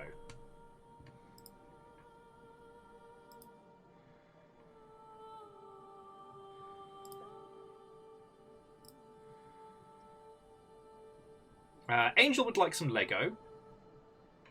Alright, we can do that. I mean, it's a games industry friendo of mine who is an absolute legend. They do Lego building streams on the weekends, but they are like one of the Jedi masters of especially community management and stuff like that. So they are absolutely worth talking to about work stuff. So yeah, go over to good old Sapience and go from there.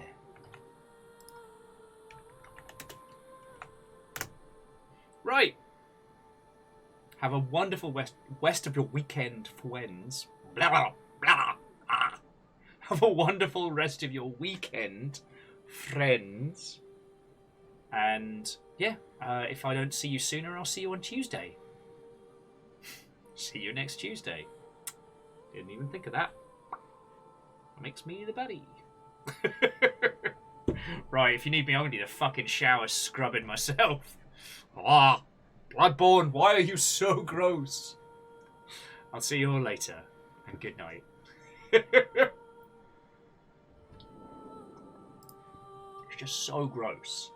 It's just so gross.